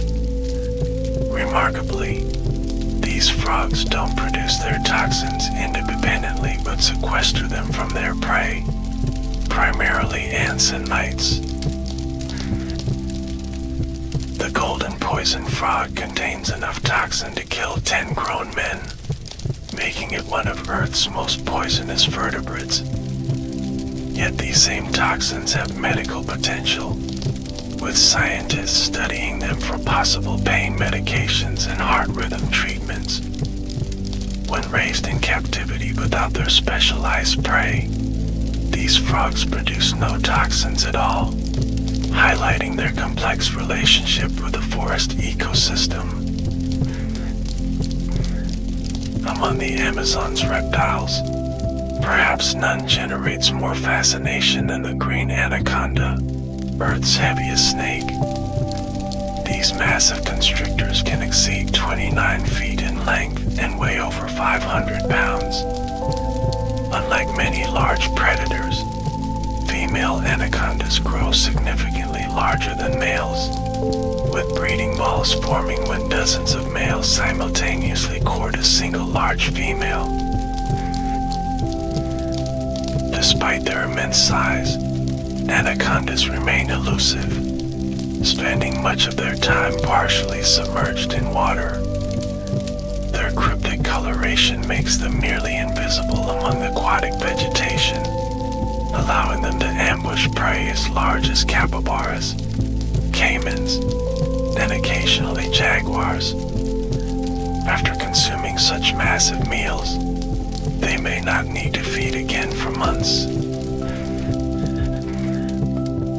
black caiman, reaching lengths up to 20 feet, represents another apex predator of Amazonian waterways. These massive reptiles were hunted nearly to extinction for their hides during the 20th century, but conservation efforts have helped populations recover in many areas. As the largest predator in the Amazon ecosystem, black caimans play a crucial role in maintaining the balance of aquatic food webs. The Amazon's bird diversity defies comprehension, with over 1,500 species representing approximately 16% of all known bird species worldwide. This extraordinary avian richness includes specialists adapted to every conceivable ecological niche, from massive predatory eagles to tiny iridescent hummingbirds. The Huatzin, or stink bird, represents one of the Amazon's most peculiar avian inhabitants. These prehistoric-looking creatures digest their food through bacterial fermentation like cows rather than in the more typical avian digestive system. Even more remarkably, Huatzin chicks possess claws on their wings, allowing them to climb trees if they fall from the nest, a trait reminiscent of their distant ancestor, Archaeopteryx. The mighty harpy eagle, with talons larger than grizzly bear claws, hunts monkeys and sloths from the forest canopy. These magnificent birds build enormous nests measuring up to 6 feet across and 4 feet deep, often reusing the same nest for multiple generations.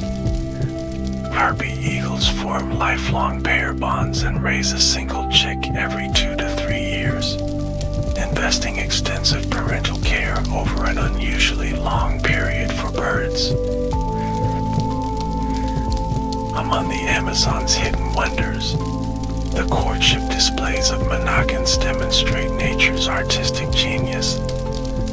These small birds, particularly males, perform elaborate choreographed dances to attract mates. The wire-tailed mannequin executes perfect backward slides across branches, while the club-winged mannequin produces violin-like sounds by rapidly vibrating specialized wing feathers. Perhaps most spectacular is the Guianan cock of the rock, whose males gather in lux to display their brilliant orange plumage and perform ritualized movements. Up to 40 males may compete in these display grounds, creating one of nature's most impressive visual spectacles. The females observe silently before selecting partners based on subtle qualities of their performances, demonstrating sophisticated aesthetic judgment. The Amazon's mammalian fauna includes many species found nowhere else on Earth, adapted to specialized niches within this complex ecosystem. Perhaps most iconic is the jaguar, the Western Hemisphere's largest cat and the Amazon's apex predator. These powerful hunters possess the strongest bite force relative to size among all big cats, allowing them to pierce the shells of river turtles and armored caimans. Unlike many cats, jaguars readily enter water, swimming with ease across rivers and hunting aquatic prey. They exemplify the interconnectedness of terrestrial and aquatic systems in the Amazon, moving fluidly between these realms. Each jaguar requires an extensive territory, with males patrolling ranges up to 50 square miles, making them important indicators of ecosystem health. The giant river otter represents another charismatic Amazonian mammal, reaching lengths up to 6 feet and weighing as much as 70 pounds. These highly social creatures live in family groups with complex vocalizations, including distinct names for individual members. Each otter family constructs multiple dens along waterways, creating an extensive home range that they defend vigorously against intruders. Giant anteaters, with their distinctive elongated snouts and powerful digging claws, consume up to 35,000 ants and termites daily.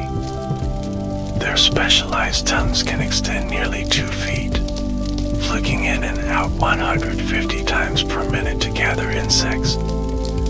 Despite their mild appearance, these animals can be dangerous when threatened, using their powerful front claws to defend themselves even against jaguars. Among the Amazon's arboreal mammals, few are as distinctive as the three-toed sloth, whose fur hosts a complex ecosystem of symbiotic algae, moths, beetles, and other organisms. These remarkably slow-moving creatures descend to the forest floor just once weekly to defecate, a dangerous journey that accounts for many sloth fatalities. Their deliberate movements and cryptic coloration make them nearly invisible to predators in the canopy. The pink river dolphin and the giant river otter are not the only aquatic mammals in the Amazon. The West Indian manatee has adapted to freshwater life in the river system, grazing on aquatic vegetation in oxbow lakes and slow-moving channels. These gentle giants, weighing up to 1,200 pounds, consume 10% of their body weight daily in plant material, helping maintain open water channels through their feeding activities. The Amazon's primate diversity staggers the imagination, with over 150 species representing nearly all major evolutionary lineages of New World monkeys. From the tiny pygmy marmoset, weighing just 3.5 ounces, to the powerful red howler monkey whose calls can be heard 3 miles away, primates occupy virtually every forest niche. Among the most remarkable are the Wakari monkeys with their bald red faces, the tool-using capuchins that crack palm nuts with stones, and the night monkeys that evolved the only nocturnal lifestyle among New World primates. Spider monkeys use their prehensile tails as fifth limbs, capable of supporting their entire body weight while they gather fruit at the ends of branches. The insect diversity of the Amazon defies comprehension, with scientists estimating that a single hectare may contain over 100,000 arthropod species.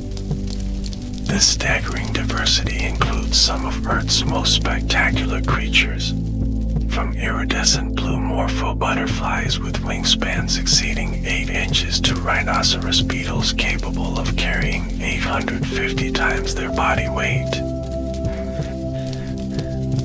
Leafcutter ants represent one of the Amazon's most sophisticated societies, creating underground cities housing millions of individuals with specialized roles.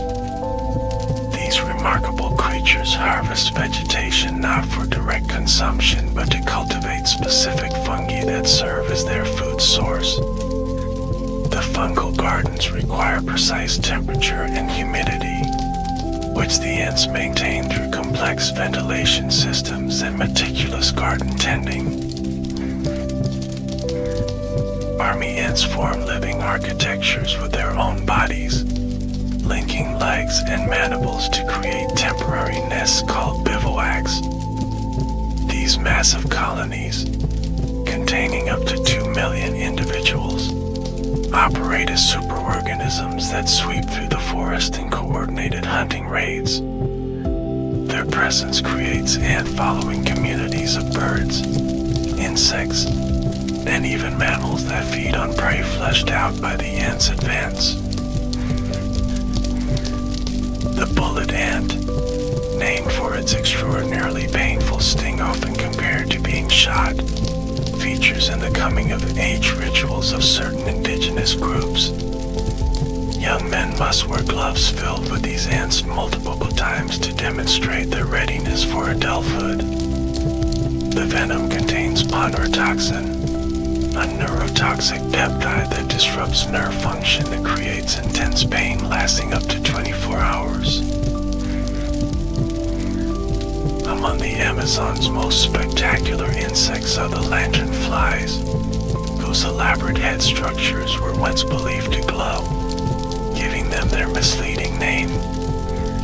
While they don't actually produce light, their intricate patterning and strange head projections make them appear almost artificial, like something designed rather than evolved. These remarkable insects can jump over 100 times their body length when disturbed. The plant diversity of the Amazon represents its foundational wonder, with an estimated 16,000 tree species alone.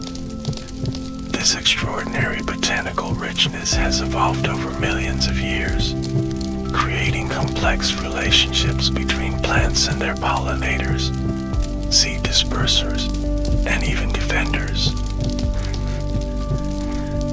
The Victoria Amazonica water lily exemplifies the Amazon's botanical marvels, with leaves reaching 10 feet in diameter capable of supporting the weight of a small child. These enormous plants feature an intriguing pollination strategy, producing white flowers that bloom for just 2 nights. On the first evening, the flower's white petals and strong fragrance attract scarab beetles, which become trapped when the flower closes at dawn. Inside the flower, the beetles feast on starchy rewards while inadvertently collecting pollen.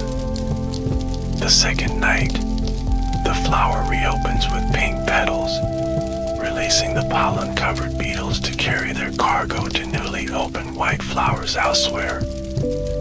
This sophisticated system ensures cross-pollination between different plants, maintaining genetic diversity. Equally fascinating are the Amazon's numerous epiphytes, plants that grow upon other plants without parasitizing them. Bromeliads, with their rosettes forming miniature aquatic ecosystems, create critical microhabitats throughout the forest. A single large bromeliad may hold several gallons of water, hosting tadpoles, insects, and even small crustaceans in a suspended aquarium. Orchids display perhaps the most extravagant adaptations among Amazonian plants, with over 10,000 species employing sophisticated strategies to achieve pollination. The bucket orchids create elaborate traps that temporarily capture male euglossine bees, forcing them to exit through a passage that precisely attaches pollen packets to their bodies. Other species precisely mimic female insect forms or scents, tricking males into attempting to mate with the flower. The Amazon's medicinal plants have provided indigenous peoples with sophisticated pharmacopoeia for millennia, knowledge increasingly recognized by modern medicine. The cinchona tree, source of quinine for treating malaria, represents just one example of the forest's pharmaceutical treasure trove. Scientists estimate that less than 1% of Amazonian plant species have been thoroughly studied for their medicinal potential. The korari vine, used by indigenous hunters to create paralyzing blow dart poison, later revolutionized modern surgery by providing muscle relaxants for intubation procedures. Similarly, the rosy periwinkle, while not strictly Amazonian but representing similar tropical biodiversity, yielded compounds that dramatically improved survival rates for childhood leukemia. Many trees trees in the Amazon have developed fascinating defenses against herbivory. The sandbox tree, aptly nicknamed the dynamite tree, produces fruit that explode when dry, scattering seeds at speeds exceeding 150 miles per hour. Its trunk bristles with large conical spikes, and its sap causes severe dermatitis on contact with skin. Equally remarkable are the numerous plant species that have evolved mutualistic relationships with specific ant species. Scropia trees provide specialized hollow stems and nutrient-rich food bodies to Azteca ants, which vigorously defend their host against herbivores and competing vines. These relationships demonstrate the intricate connections between species that characterize healthy rainforest ecosystems. The Amazon's fungi represent another kingdom of hidden wonders, with an estimated 2.2 to 3.8 million species worldwide, many yet undiscovered in tropical forests. Beyond the visible mushrooms, vast mycelial networks extend through the soil, connecting trees in what scientists now call the Wood Wide Web, facilitating nutrient exchange and communication between plants. Bioluminescent fungi create ethereal nighttime displays in the forest, their gentle green-blue glow serving to attract insects that help disperse their spores. Cordyceps fungi employ a more sinister strategy, infecting insects and manipulating their behavior before erupting from their bodies to release spores. These and countless other fungal species play crucial roles in decomposition, nutrient cycling, and plant health throughout the ecosystem. Having explored the biodiversity of the Amazon, let us now examine the remarkable ways water shapes this vast ecosystem.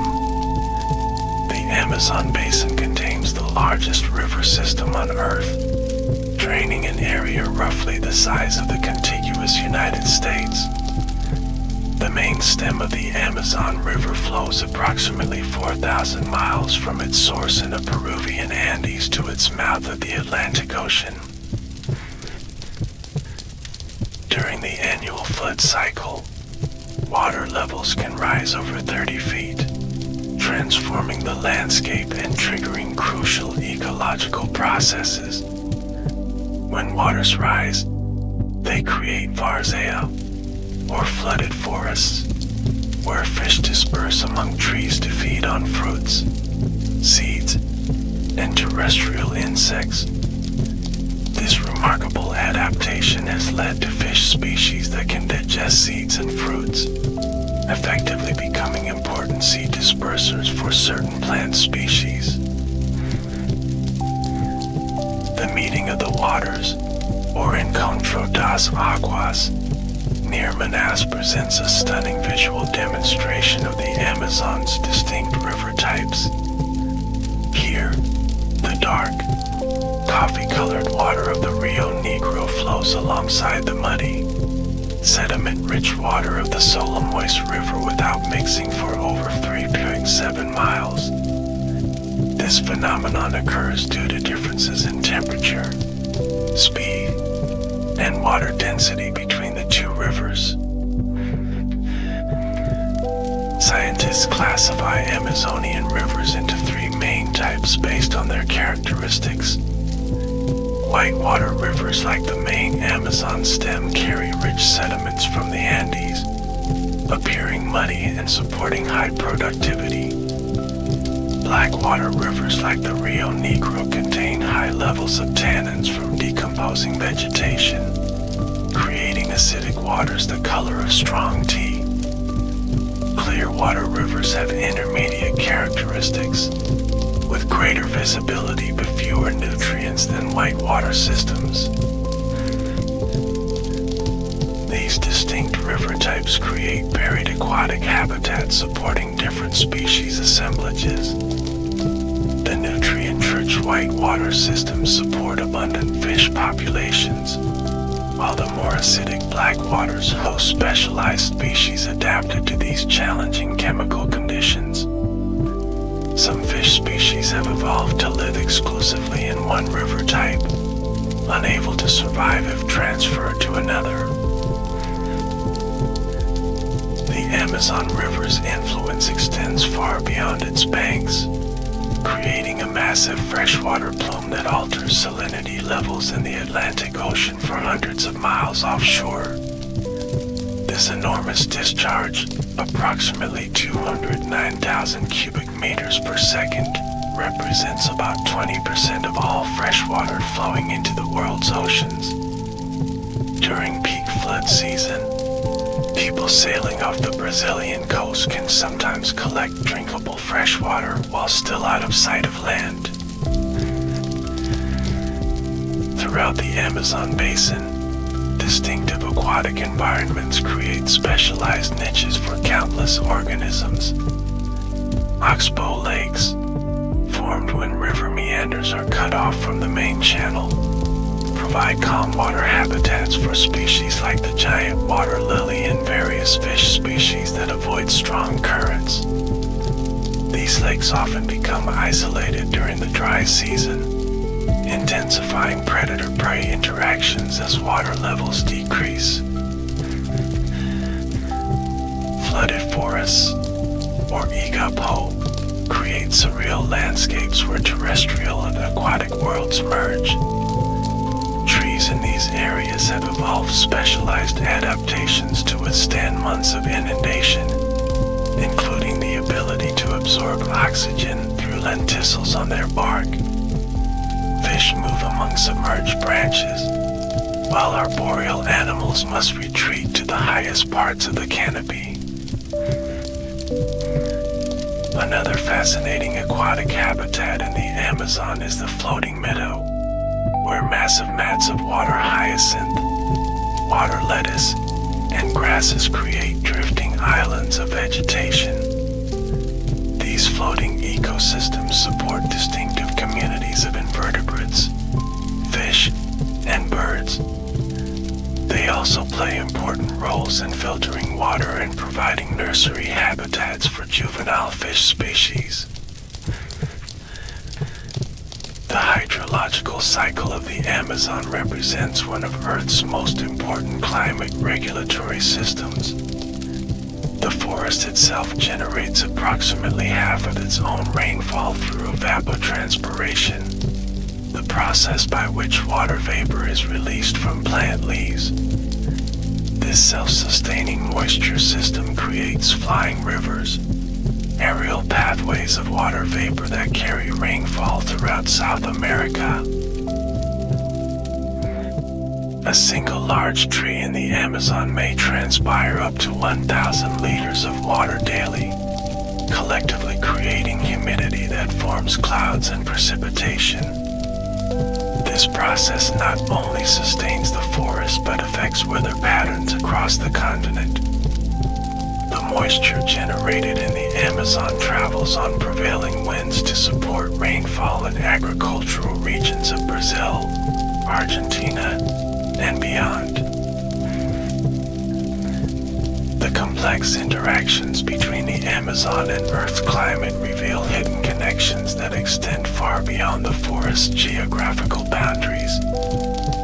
Scientists now understand that the Amazon functions as a critical component of global climate regulation, influencing precipitation patterns across South America and potentially affecting weather systems worldwide. The forest's enormous biomass sequesters vast amounts of carbon, with estimates suggesting the Amazon stores approximately 123 billion tons of carbon in its trees and soils. This massive carbon sink helps moderate the effects of greenhouse gas emissions, though this function is increasingly threatened by deforestation and climate change. Recent research indicates some portions of the Amazon may now emit more carbon than they absorb during dry years, a concerning shift in this crucial ecosystem ecosystem service. Beyond carbon storage, the Amazon influences global climate through its role in water cycling. The forest recycles 50 to 75% of annual rainfall through evapotranspiration, maintaining high humidity levels that support cloud formation and precipitation. This massive moisture pump helps drive atmospheric circulation patterns that affect weather systems far beyond South America. The Amazon's biotic pump theory suggests that forests generate winds that draw moist air inland from oceans, creating a self-sustaining cycle of rainfall and vegetation growth. According to this model, large-scale deforestation could disrupt these wind patterns, potentially transforming parts of the Amazon into savanna or even desert. This theory highlights the delicate balance between forest cover and precipitation that maintains the ecosystem. Climate models indicate that if deforestation exceeds certain thresholds, estimated between 20 to 40% of the original forest area, the Amazon could reach a tipping point where insufficient moisture recycling triggers a feedback loop of decreasing rainfall and forest tieback. Current deforestation stands at approximately 17 to 20% of the original extent, making this threshold disturbingly close. The Amazon's influence extends to ocean productivity as well. The nutrient-rich plume of Amazon water flowing into the Atlantic supports phytoplankton blooms that sequester carbon and form the base of marine food webs. Additionally, dust blown from Africa's Sahara Desert crosses the Atlantic, providing essential phosphorus and other minerals that fertilize the Amazon. This intercontinental connection illustrates how distant ecosystems can be intimately linked through atmospheric and oceanic processes. Indigenous peoples have inhabited the Amazon for at least 11,000 years, developing sophisticated cultural adaptations to life in the rainforest. Contrary to earlier perceptions of the Amazon as a pristine wilderness, archaeological evidence now suggests that pre-Columbian civilizations significantly modified the landscape, creating complex societies with populations potentially numbering in the millions. Terra Preta, or Dark Earth, provides compelling evidence of ancient human influence in the Amazon. These anthropogenic soils, created through the incorporation of charcoal, bone, and other organic materials, remain extraordinarily fertile centuries after their creation. Their distribution across the basin suggests extensive management of the landscape by pre-Columbian peoples.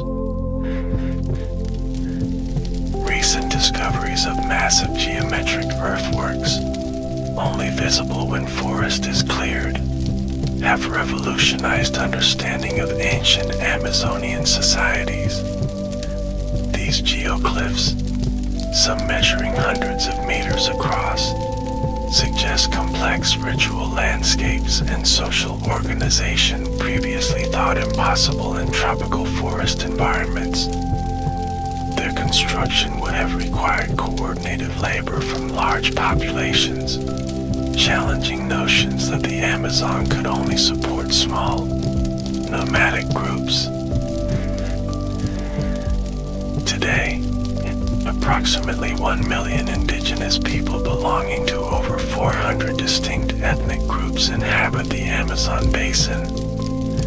These cultures maintain profound knowledge of forest ecosystems, including medicinal plants, sustainable hunting and fishing practices, and agricultural techniques adapted to tropical soils. Many groups remain under threat from illegal logging, mining, land invasion, and disease. Yanomami, one of the Amazon's largest indigenous groups with populations in Brazil and Venezuela, maintain traditional lifeways and communal houses called chebonos. Their extensive botanical knowledge includes hundreds of plants used for medicinal purposes, from treating snake bites to reducing fever. Their territory, officially demarcated in Brazil in 1992, continues to face invasion from illegal gold miners. The Kayapo people have become known for their fierce defense of their territories against development projects, including dams and mining operations. Their sophisticated land management practices include the creation of forest islands in savanna areas, effectively expanding the rainforest through intentional planting and cultivation. Anthropologists recognize their agricultural system as among the most complex in the Amazon, with elaborate crop rotations and mixed planting strategies. Indigenous knowledge of plants has provided modern medicine with numerous important compounds. The alkaloid curare, traditionally used on blow darts, revolutionized surgery by enabling muscle relaxation during operations. Quinine, derived from cinchona bark and used to treat malaria, represents another critical medicine developed from indigenous knowledge. Ethnobotanists continue documenting traditional plant uses, racing against both cultural and biodiversity loss. Many Amazonian groups practice shamanism, a spiritual tradition centered around communication with the spirit world through altered states of consciousness. Ayahuasca, a powerful plant medicine prepared from Banisteriopsis copyvine and Psychotria viridis leaves, facilitates shamanic journeys and healing ceremonies. The preparation of this medicine demonstrates sophisticated botanical knowledge, as the active compound DMT requires a NAO inhibitor to become orally active. Indigenous cosmologies typically view humans as one component of an interconnected natural system rather than separate from or dominant over nature. This relational perspective informs sustainable resource management practices, with many groups limiting hunting of certain species during breeding seasons or protecting specific areas as sacred sites.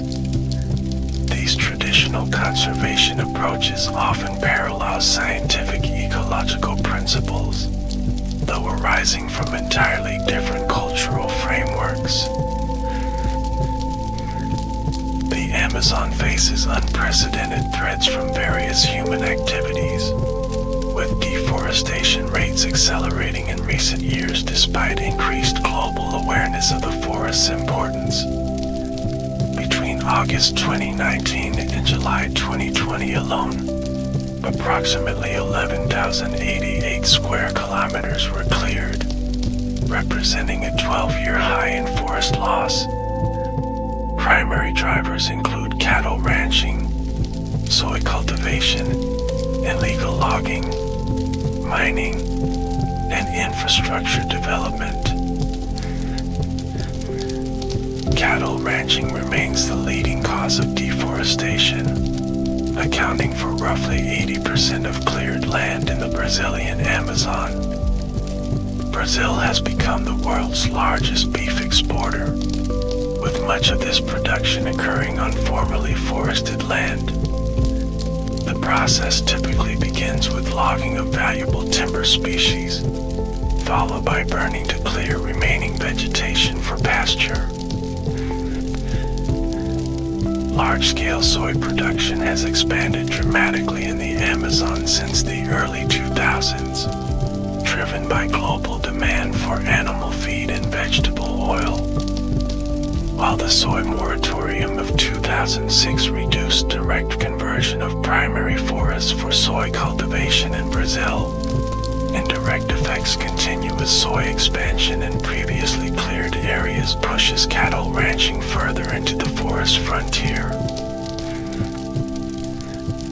Illegal logging targets valuable hardwood species like mahogany and ipe, often using fraudulent documentation to launder timber into legal markets. This selective logging may appear less destructive than clear-cutting, but it degrades forest structure, opens access roads that facilitate further encroachment, and often leads to complete clearing within a few years. Mining operations, both legal and illegal, cause severe environmental damage through deforestation, water pollution, and mercury contamination.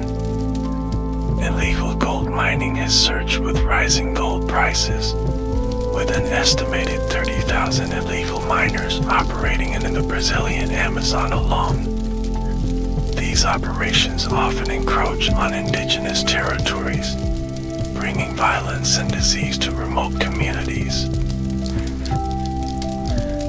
Infrastructure projects, including highways, dams, and energy installations, fragment forest habitats and open previously inaccessible areas to development. The Trans-Amazonian Highway, constructed in the 1970s, demonstrates the fishbone pattern of deforestation that typically follows road construction, with secondary roads branching off the main artery and settlements expanding along these access routes. Climate change poses an existential threat to the Amazon, potentially altering precipitation patterns that sustain the rainforest ecosystem. Longer dry seasons and more frequent droughts have already increased wildfire risk, with massive fires in 2019 and 2020 capturing global attention. Unlike North American or Australian forests, the Amazon did not evolve with regular natural fire regimes, making these ecosystems particularly vulnerable to burning. Models suggest that climate change combined with deforestation could convert large portions of the Amazon to savanna within decades, a process known as savanization. This transformation would release massive carbon stores, accelerate species extinctions, and potentially alter global climate patterns. Some scientists fear the ecosystem may be approaching a tipping point beyond which regeneration becomes impossible without human intervention. Conservation efforts in the Amazon take various forms, from strict protected areas to sustainable use reserves and indigenous territories. Brazil's Amazon Region Protected Areas Program, launched in 2002, represents one of history's largest tropical forest conservation initiatives, aiming to protect 150 million acres through a network of conservation units. Indigenous territories have proven particularly effective at preventing deforestation, often performing better than conventional protected areas. Satellite analysis shows that recognized indigenous lands typically maintain forest cover even when surrounding areas are cleared. This effectiveness stems from indigenous peoples' direct dependence on forest resources and traditional management practices developed over generations. Market-based conservation approaches include certification programs for sustainable forest products, payment for ecosystem services, and zero deforestation commitments for major corporations. The Amazon Fund, established in 2008, pioneered results-based payments for reduced deforestation, with Norway contributing over $1 billion based on Brazil's success in curbing forest loss between 2009 and 2018. restoration efforts aim to recover ecosystem functions in degraded areas, with initiatives ranging from natural regeneration to active replanting of native species. Research indicates that secondary forests can recover substantial biodiversity within decades, though some elements of primary forest ecosystems may take centuries to fully restore. Agroforestry systems that combine trees with agricultural crops offer promising approaches for both ecological restoration and sustainable livelihoods. International cooperation remains essential for Amazon conservation, as the basin spans 9 countries with varying policies and capacities. The Amazon Cooperation Treaty Organization, formed in 1978, provides a framework for transboundary collaboration, though its effectiveness has been limited by political and economic tensions. More recently, the Letitia Pact of 2019 renewed regional commitments to forest protection and sustainable development. Among the Amazon's hidden wonders, few are as mysterious and potentially transformative as the region's unexplored microbial diversity. Each gram of rainforest soil contains up to 50,000 bacterial species, many with unique biochemical capabilities evolved over millions of years. This microbial frontier represents an untapped reservoir of potential solutions to medical, agricultural, and industrial challenges. Scientists have only scratched the surface of this microscopic realm, with some estimates suggesting less than 1% of soil microbes can be cultured using standard laboratory techniques. Recent advances in metagenomics, the direct analysis of genetic material from environmental samples, have begun revealing this hidden dimension of Amazonian biodiversity. Already, researchers have discovered novel antibiotics, enzymes for biofuel production, and microbes capable of breaking down persistent pollutants.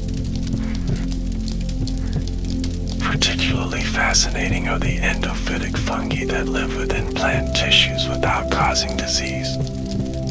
These microscopic symbionts often produce compounds that help their host plants resist pests, diseases, and environmental stresses. One remarkable discovery from Amazonian plants includes a fungus that can produce diesel-like hydrocarbons directly, potentially offering renewable energy solutions. The Amazon's unique geological features represent another category of hidden wonders. In 2017, scientists announced the discovery of a massive coral reef system at the mouth of the Amazon River, where conventional wisdom held that coral could not survive. This 600-mile ecosystem thrives despite challenging conditions of low light and high sedimentation, demonstrating nature's remarkable adaptability. Deep within the forest, the tipuas or houses of gods rise abruptly from the landscape, their flat tops isolated from the surrounding forest for millions of years. These ancient table mountains, made famous in Arthur Conan Doyle's The Lost World, host unique ecosystems with extraordinary rates of endemism. Mount Roraima, the most famous tepee, features species found nowhere else on Earth, including carnivorous plants and miniaturized frogs. The recently discovered boiling river in the Peruvian Amazon represents another geological anomaly.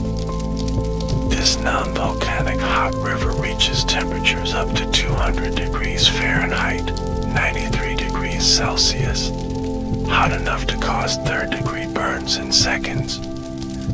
Local shamans have long considered the site sacred, while scientists believe deep faults allow geothermally heated water to rise quickly to the surface, maintaining its temperature over a considerable distance. The Amazon also harbors hidden archaeological wonders that continue to reshape our understanding of pre-Columbian civilization. In addition to the geometric geoglyphs mentioned earlier, researchers using LIDAR technology have revealed extensive urban centers, raised fields, and road networks previously concealed beneath a forest canopy. These discoveries challenge long-held assumptions about the limitations of tropical environments for supporting complex societies. In Bolivia's Llanos de Mojos region, archaeologists have documented thousands of forest islands, raised fields, and massive earthworks indicating sophisticated landscape engineering by pre-Columbian peoples. Similarly, the Upper Xingu region of Brazil contains evidence of complex urban planning, with settlements connected by precisely aligned roadways stretching for kilometers through what is now dense forest. Perhaps most intriguing are suggestions that certain tree species commonly found in the Amazon today may represent cultural forests shaped by ancient management practices. Brazil nut trees, cacao, and acai palms often show distribution patterns consistent with historical planting rather than natural dispersal. This emerging perspective views the Amazon not as pristine wilderness but as a landscape shaped by millennia of human influence, albeit in ways that maintained or even enhanced biodiversity. The canopy of the Amazon rainforest, sometimes called the Eighth Continent, remains one of Earth's least explored frontiers.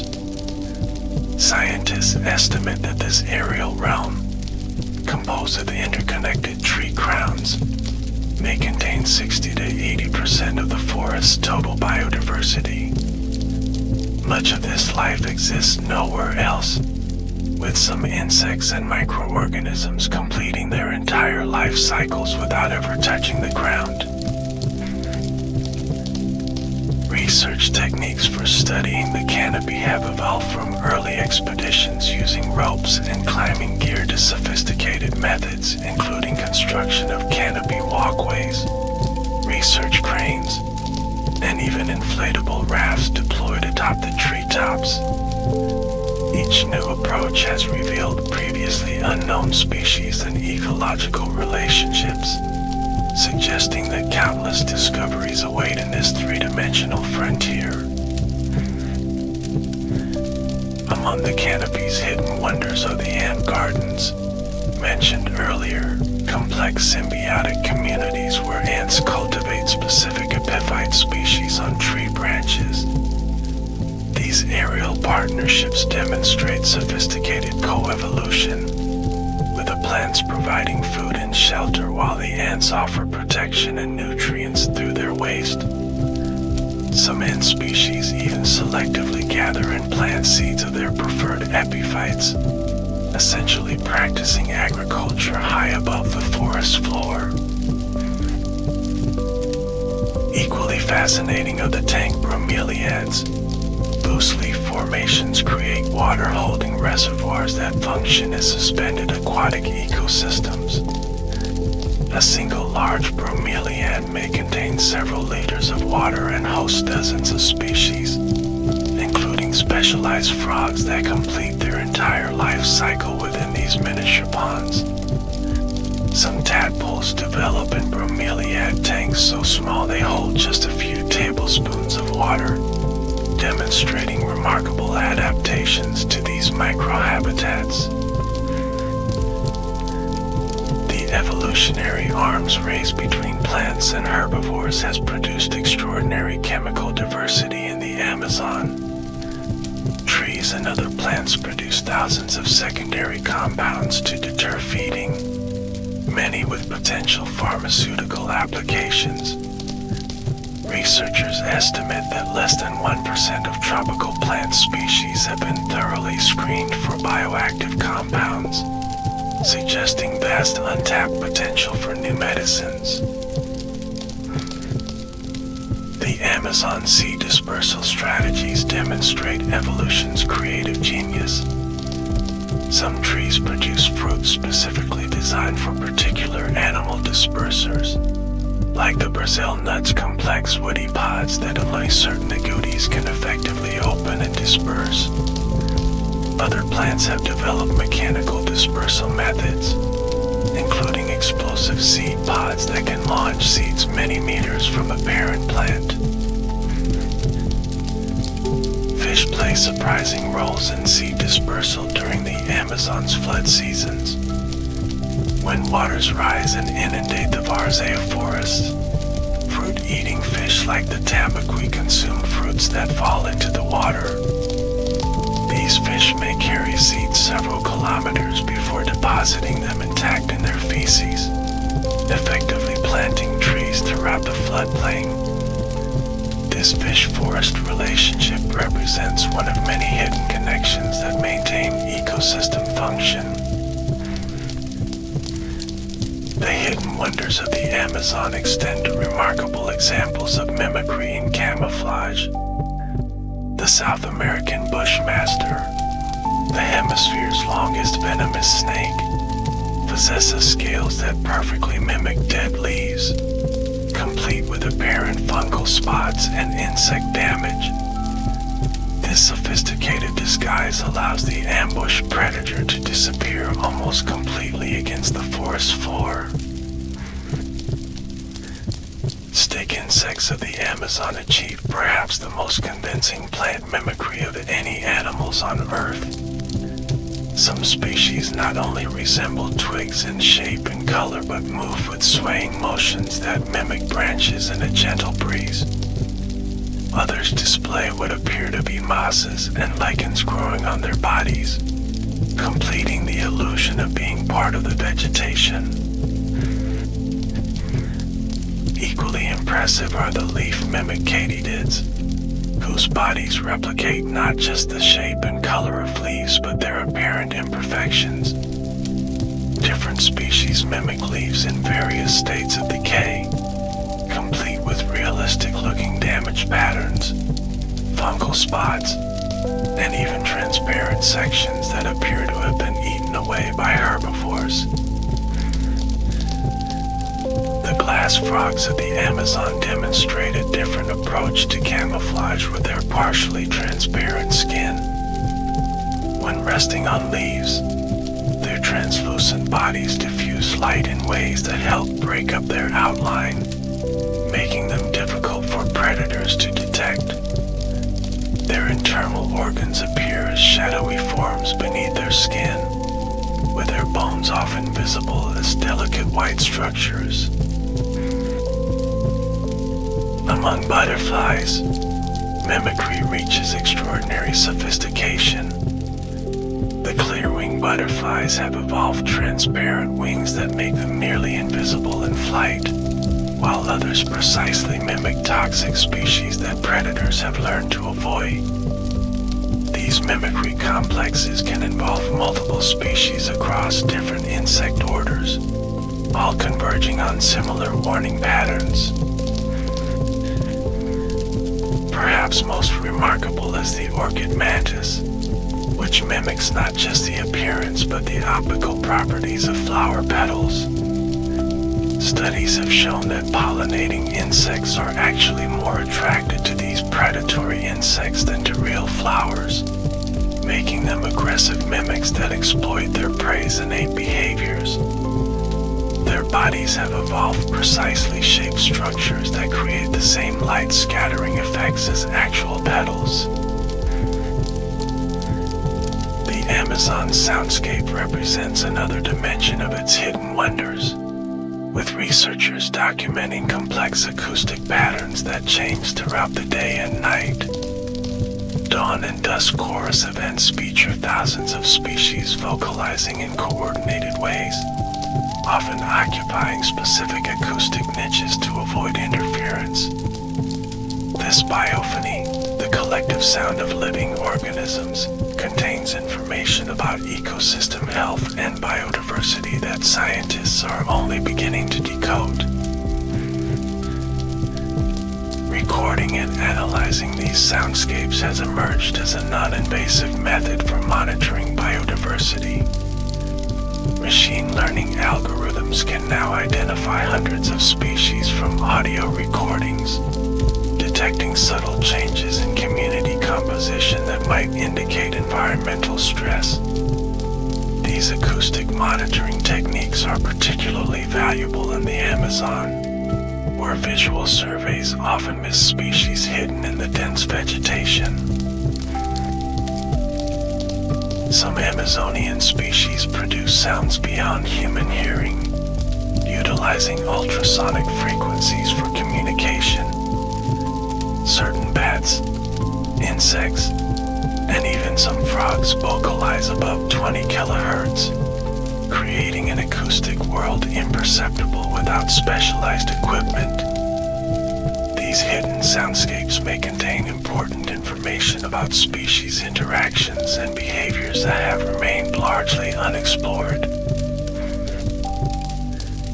The Amazon's temporal rhythms, daily, monthly, and annual cycles orchestrate countless ecological processes that remain invisible to casual observation.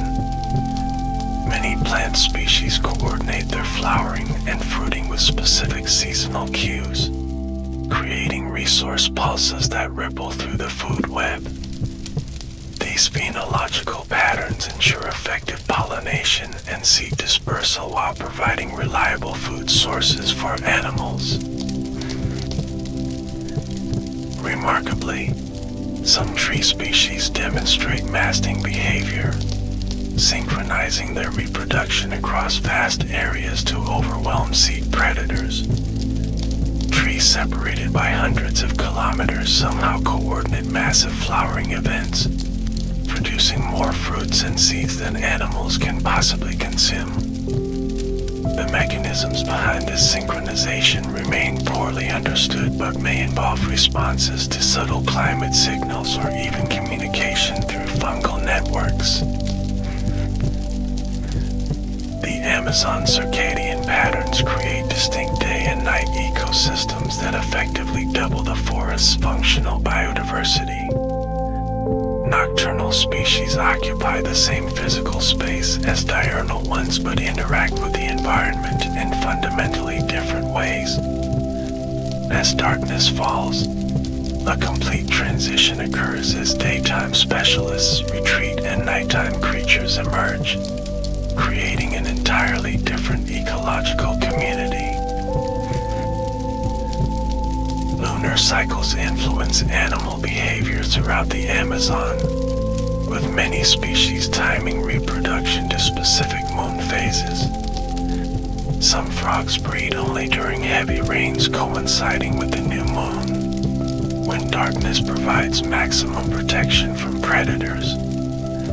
Other species become more active during full moons, taking advantage of increased visibility for hunting or foraging. Perhaps most spectacular among the Amazon's temporal wonders are the mass emergence events, when thousands or millions of individuals synchronize their life cycles. Cicada emergences, butterfly explosions, and fish breeding migrations represent biological phenomena that remain hidden until precise environmental conditions trigger their expression. These events often last just hours or days but play crucial roles in nutrient cycling and energy transfer through the ecosystem.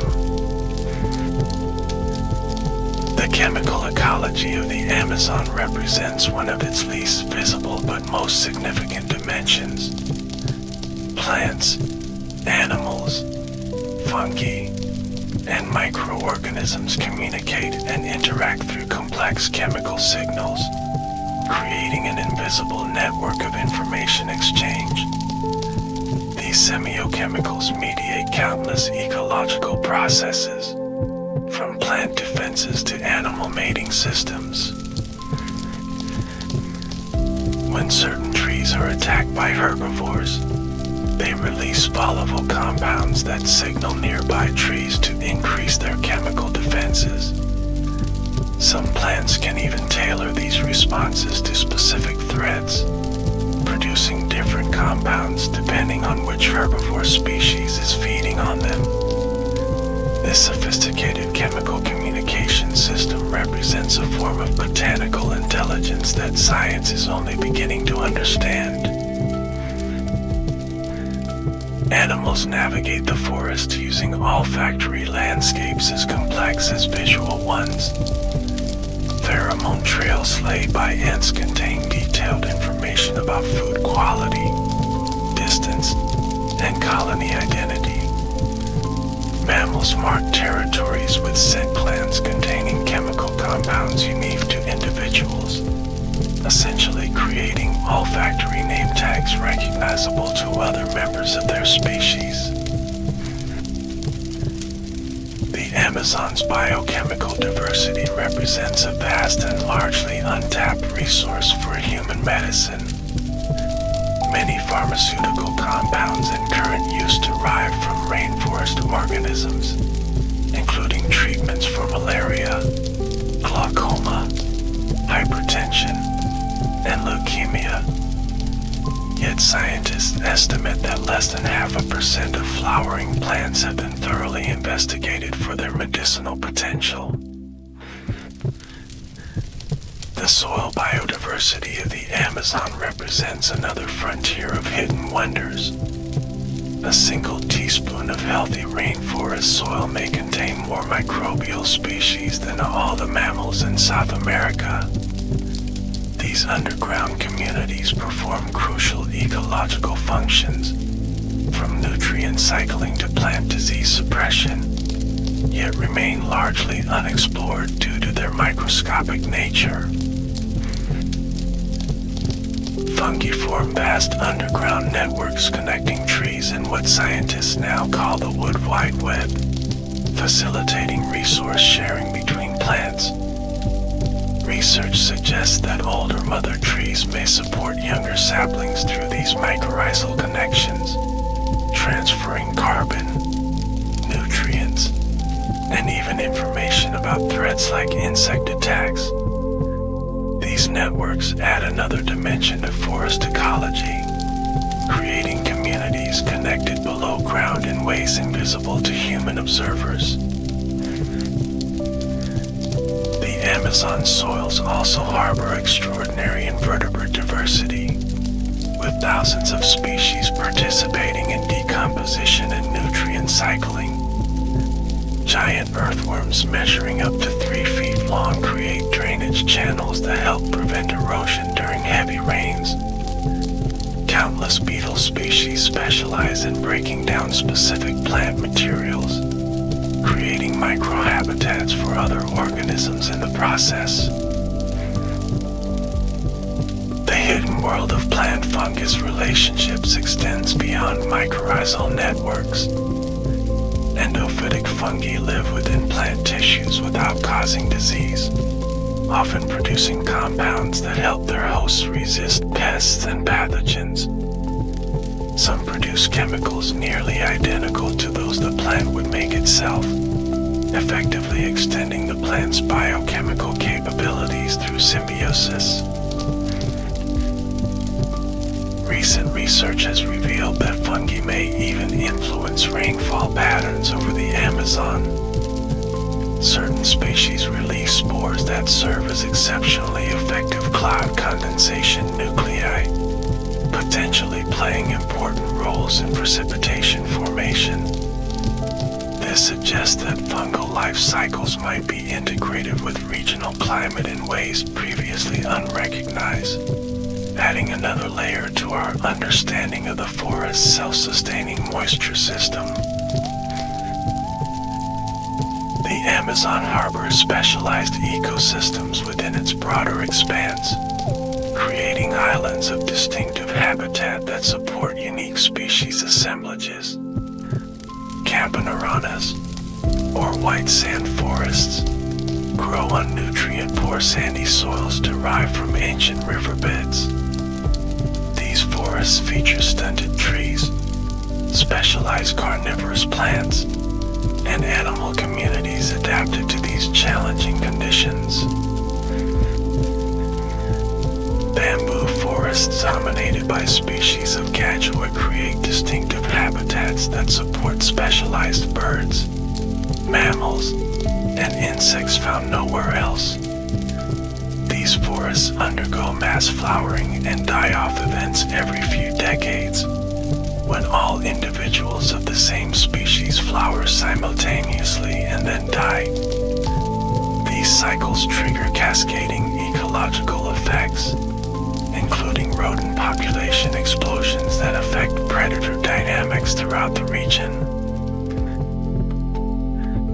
Palm swamps, or aguajales, dominated by the moriche palm, create wetland ecosystems of extraordinary importance for biodiversity. These palms produce fruits that feed countless animal species, from acosta tapers. Their clustered growth creates distinctive landscapes that indigenous peoples have managed sustainably for centuries, harvesting fruits without killing the female trees. Rock outcroppings within the forest create isolated habitat islands where specialized plant communities develop. These Lajas Orenzellbergs host species adapted to extreme conditions of full sun, temperature fluctuation, and minimal soil. Bromeliads, orchids, and cacti cling to these rocky surfaces, creating miniature worlds distinct from the surrounding forest. The biodiversity of the Amazon extends to remarkable examples of evolutionary convergence, where unrelated species develop similar traits in response to environmental pressures. The Amazon and Asian rainforests, separated by vast oceans, have produced strikingly similar ecological equivalents. Old World fruit bats and New World fruit-eating bats independently evolved specialized fruit processing abilities, despite belonging to completely different bat lineages. Similarly, pitcher plants in the Amazon evolved fluid-filled traps for capturing insects through entirely different developmental pathways than their Asian counterparts. These examples of convergent evolution demonstrate how similar ecological conditions can drive the development of analogous solutions in unrelated organisms, essentially creating parallel adaptations across continents. The Amazon's rivers contain examples of convergent evolution as well. River dolphins evolved independently in South America and Asia from different marine ancestors, yet developed remarkably similar adaptations to freshwater environments. Both groups evolved flexible necks, long snouts, and reduced eyesight in favor of enhanced echolocation abilities, demonstrating parallel evolutionary trajectories. One of the Amazon's most profound hidden wonders lies in the forest's capacity for regeneration when given the opportunity. Secondary forests, those growing on previously cleared land, can recover remarkable levels of biodiversity within decades. Research shows that abandoned agricultural areas can develop closed canopy forests within 15 to 30 years and recover much of their carbon storage capacity within 70 years. While full ecological recovery takes centuries, these regenerating forests provide essential habitat and ecosystem services in the interim. They serve as wildlife corridors connecting fragmented primary forest, sequester carbon at rates exceeding mature forest, and help restore hydrological cycles disrupted by deforestation. This natural healing capacity represents one of the most hopeful aspects of Amazonian ecology. process of forest succession follows fascinating patterns as different species colonize cleared areas in sequence. Pioneer species like scropia trees grow rapidly in full sun, their large leaves creating shade that allows more shade-tolerant species to establish. These fast-growing trees form partnerships with specialized ants that protect them from herbivores, demonstrating how ecological relationships facilitate regeneration. Birds, bats, and other animals play crucial roles in forest regeneration by dispersing seeds from primary forest into degraded areas. Research shows that providing perches for birds in cleared areas can significantly accelerate recovery by increasing seed rain from nearby forest fragments. This highlights the importance of maintaining source populations of seed dispersers for effective natural regeneration.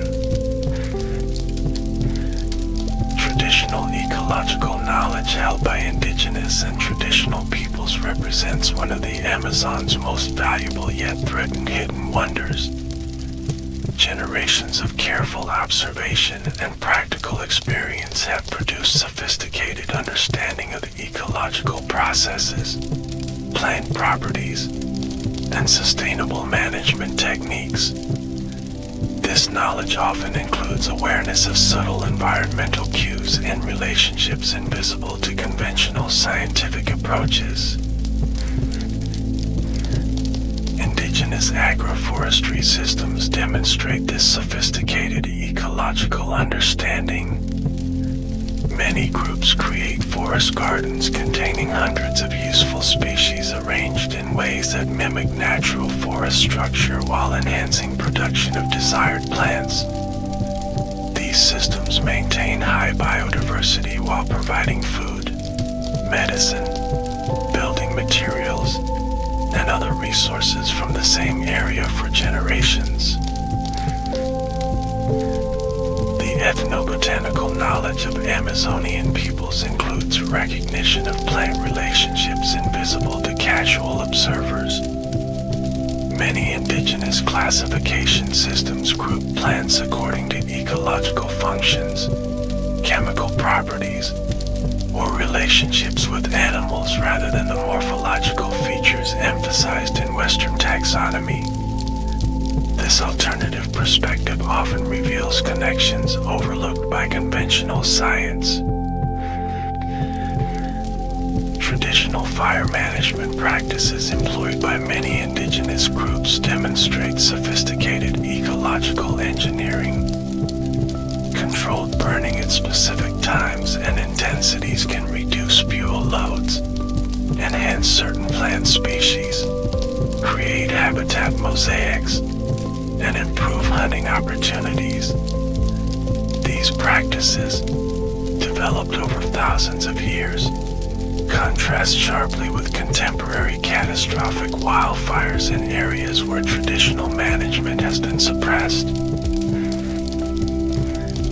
The seasonal knowledge systems of Amazonian peoples track subtle environmental changes that signal appropriate times for planting, hunting, fishing, and gathering specific resources. These phenological calendars often incorporate observations of indicator species, celestial positions, and weather patterns to predict ecological events with remarkable precision. This temporal knowledge enables sustainable harvesting by aligning human activities with natural abundance cycles. The medicinal plant knowledge of indigenous shamans and healers represents one of humanity's most valuable pharmacopoeias. These traditional specialists can identify thousands of plants and their specific applications for treating various conditions. Their understanding often includes precise preparation methods, dosages, and contraindications developed through generations of careful observation. Unfortunately, this invaluable knowledge faces multiple threats. including the passing of the elders without full transmission to younger generations, displacement from traditional territories, and cultural assimilation pressures. Efforts to document and preserve traditional ecological knowledge, preferably under indigenous control and ownership, represent an urgent conservation priority parallel to protecting the forest itself. The resilience of the Amazon has been demonstrated repeatedly throughout its long history. Paleoethological evidence shows that the region has endured significant climate fluctuations, including periods of decreased rainfall during the Pleistocene. The forest contracted during these drier intervals but persisted in refugia, areas with favorable microclimates, from which it expanded again when conditions improved. This historical resilience offers cautious hope for the Amazon's future, suggesting that if sufficient forest areas remain intact, the ecosystem may withstand some degree of climate change. However, contemporary pressures differ from historical challenges in their rapidity, intensity, and combination with direct human impacts like fragmentation, potentially exceeding the forest's adaptive capacity. Conservation strategies increasingly recognize the need for landscape-scale approaches that maintain connectivity between protected areas, wildlife corridors, buffer zones, and sustainable use areas surrounding strictly protected reserves create conservation mosaics that better support ecological processes requiring large areas. These integrated landscape approaches acknowledge that even the largest parks cannot function as isolated islands. Innovative conservation finance mechanisms have emerged to support Amazon protection. Carbon offset markets allow organizations and individuals to compensate for their emissions by funding forest conservation projects that prevent deforestation. Similarly, biodiversity credits and payments for watershed services create financial incentives for maintaining forest cover by monetizing ecosystem services. Ultimately, the fate of the Amazon depends on harmonizing human needs with ecological imperatives. Sustainable development models that maintain forest integrity while supporting local livelihoods offer the most promising path forward. These approaches recognize that the forest's hidden wonders provide not just intrinsic value but practical benefits for human communities when managed wisely. As we've explored throughout this journey, the Amazon's most profound wonder may be its interconnectedness, the countless relationships between species, processes, and systems that create a functioning whole greater than the sum of its parts. From mycorrhizal networks linking trees underground to atmospheric moisture cycles connecting forest and climate, these relationships remind us that nothing in nature exists in isolation. This principle extends to humanity's relationship with the Amazon. Though physically distant from many of us, this magnificent ecosystem touches our lives through the oxygen we breathe, the medicines we use, the climate patterns that grow our food, and countless other connections both known and yet undiscovered. Recognizing these bonds may be the first step toward ensuring that the Amazon's hidden wonders endure for generations to come. As our journey through the Amazon's hidden wonders comes to a close, we've glimpsed only fragments of its magnificence. For every wonder described, thousands more await discovery, some perhaps by scientific explorers, others by the indigenous peoples who have always been the forest's most knowledgeable inhabitants. and still others that may remain forever hidden in the vastness of this irreplaceable ecosystem. May these reflections inspire not just appreciation but action, for the preservation of this magnificent realm depends on choices made by individuals, communities, and nations around the world. The Amazon's hidden wonders offer their greatest gift in teaching us about connection, reminding us that we are part of, not separate from, the natural systems that sustain all life on our extraordinary planet. Thank you for joining this exploration of the Amazon rainforest's hidden wonders, where mystery and discovery continue to inspire wonder in all who take the time to look closely at our world's most extraordinary ecosystem. May the forest and its countless marvels continue to thrive, revealing new secrets to curious minds for generations to come.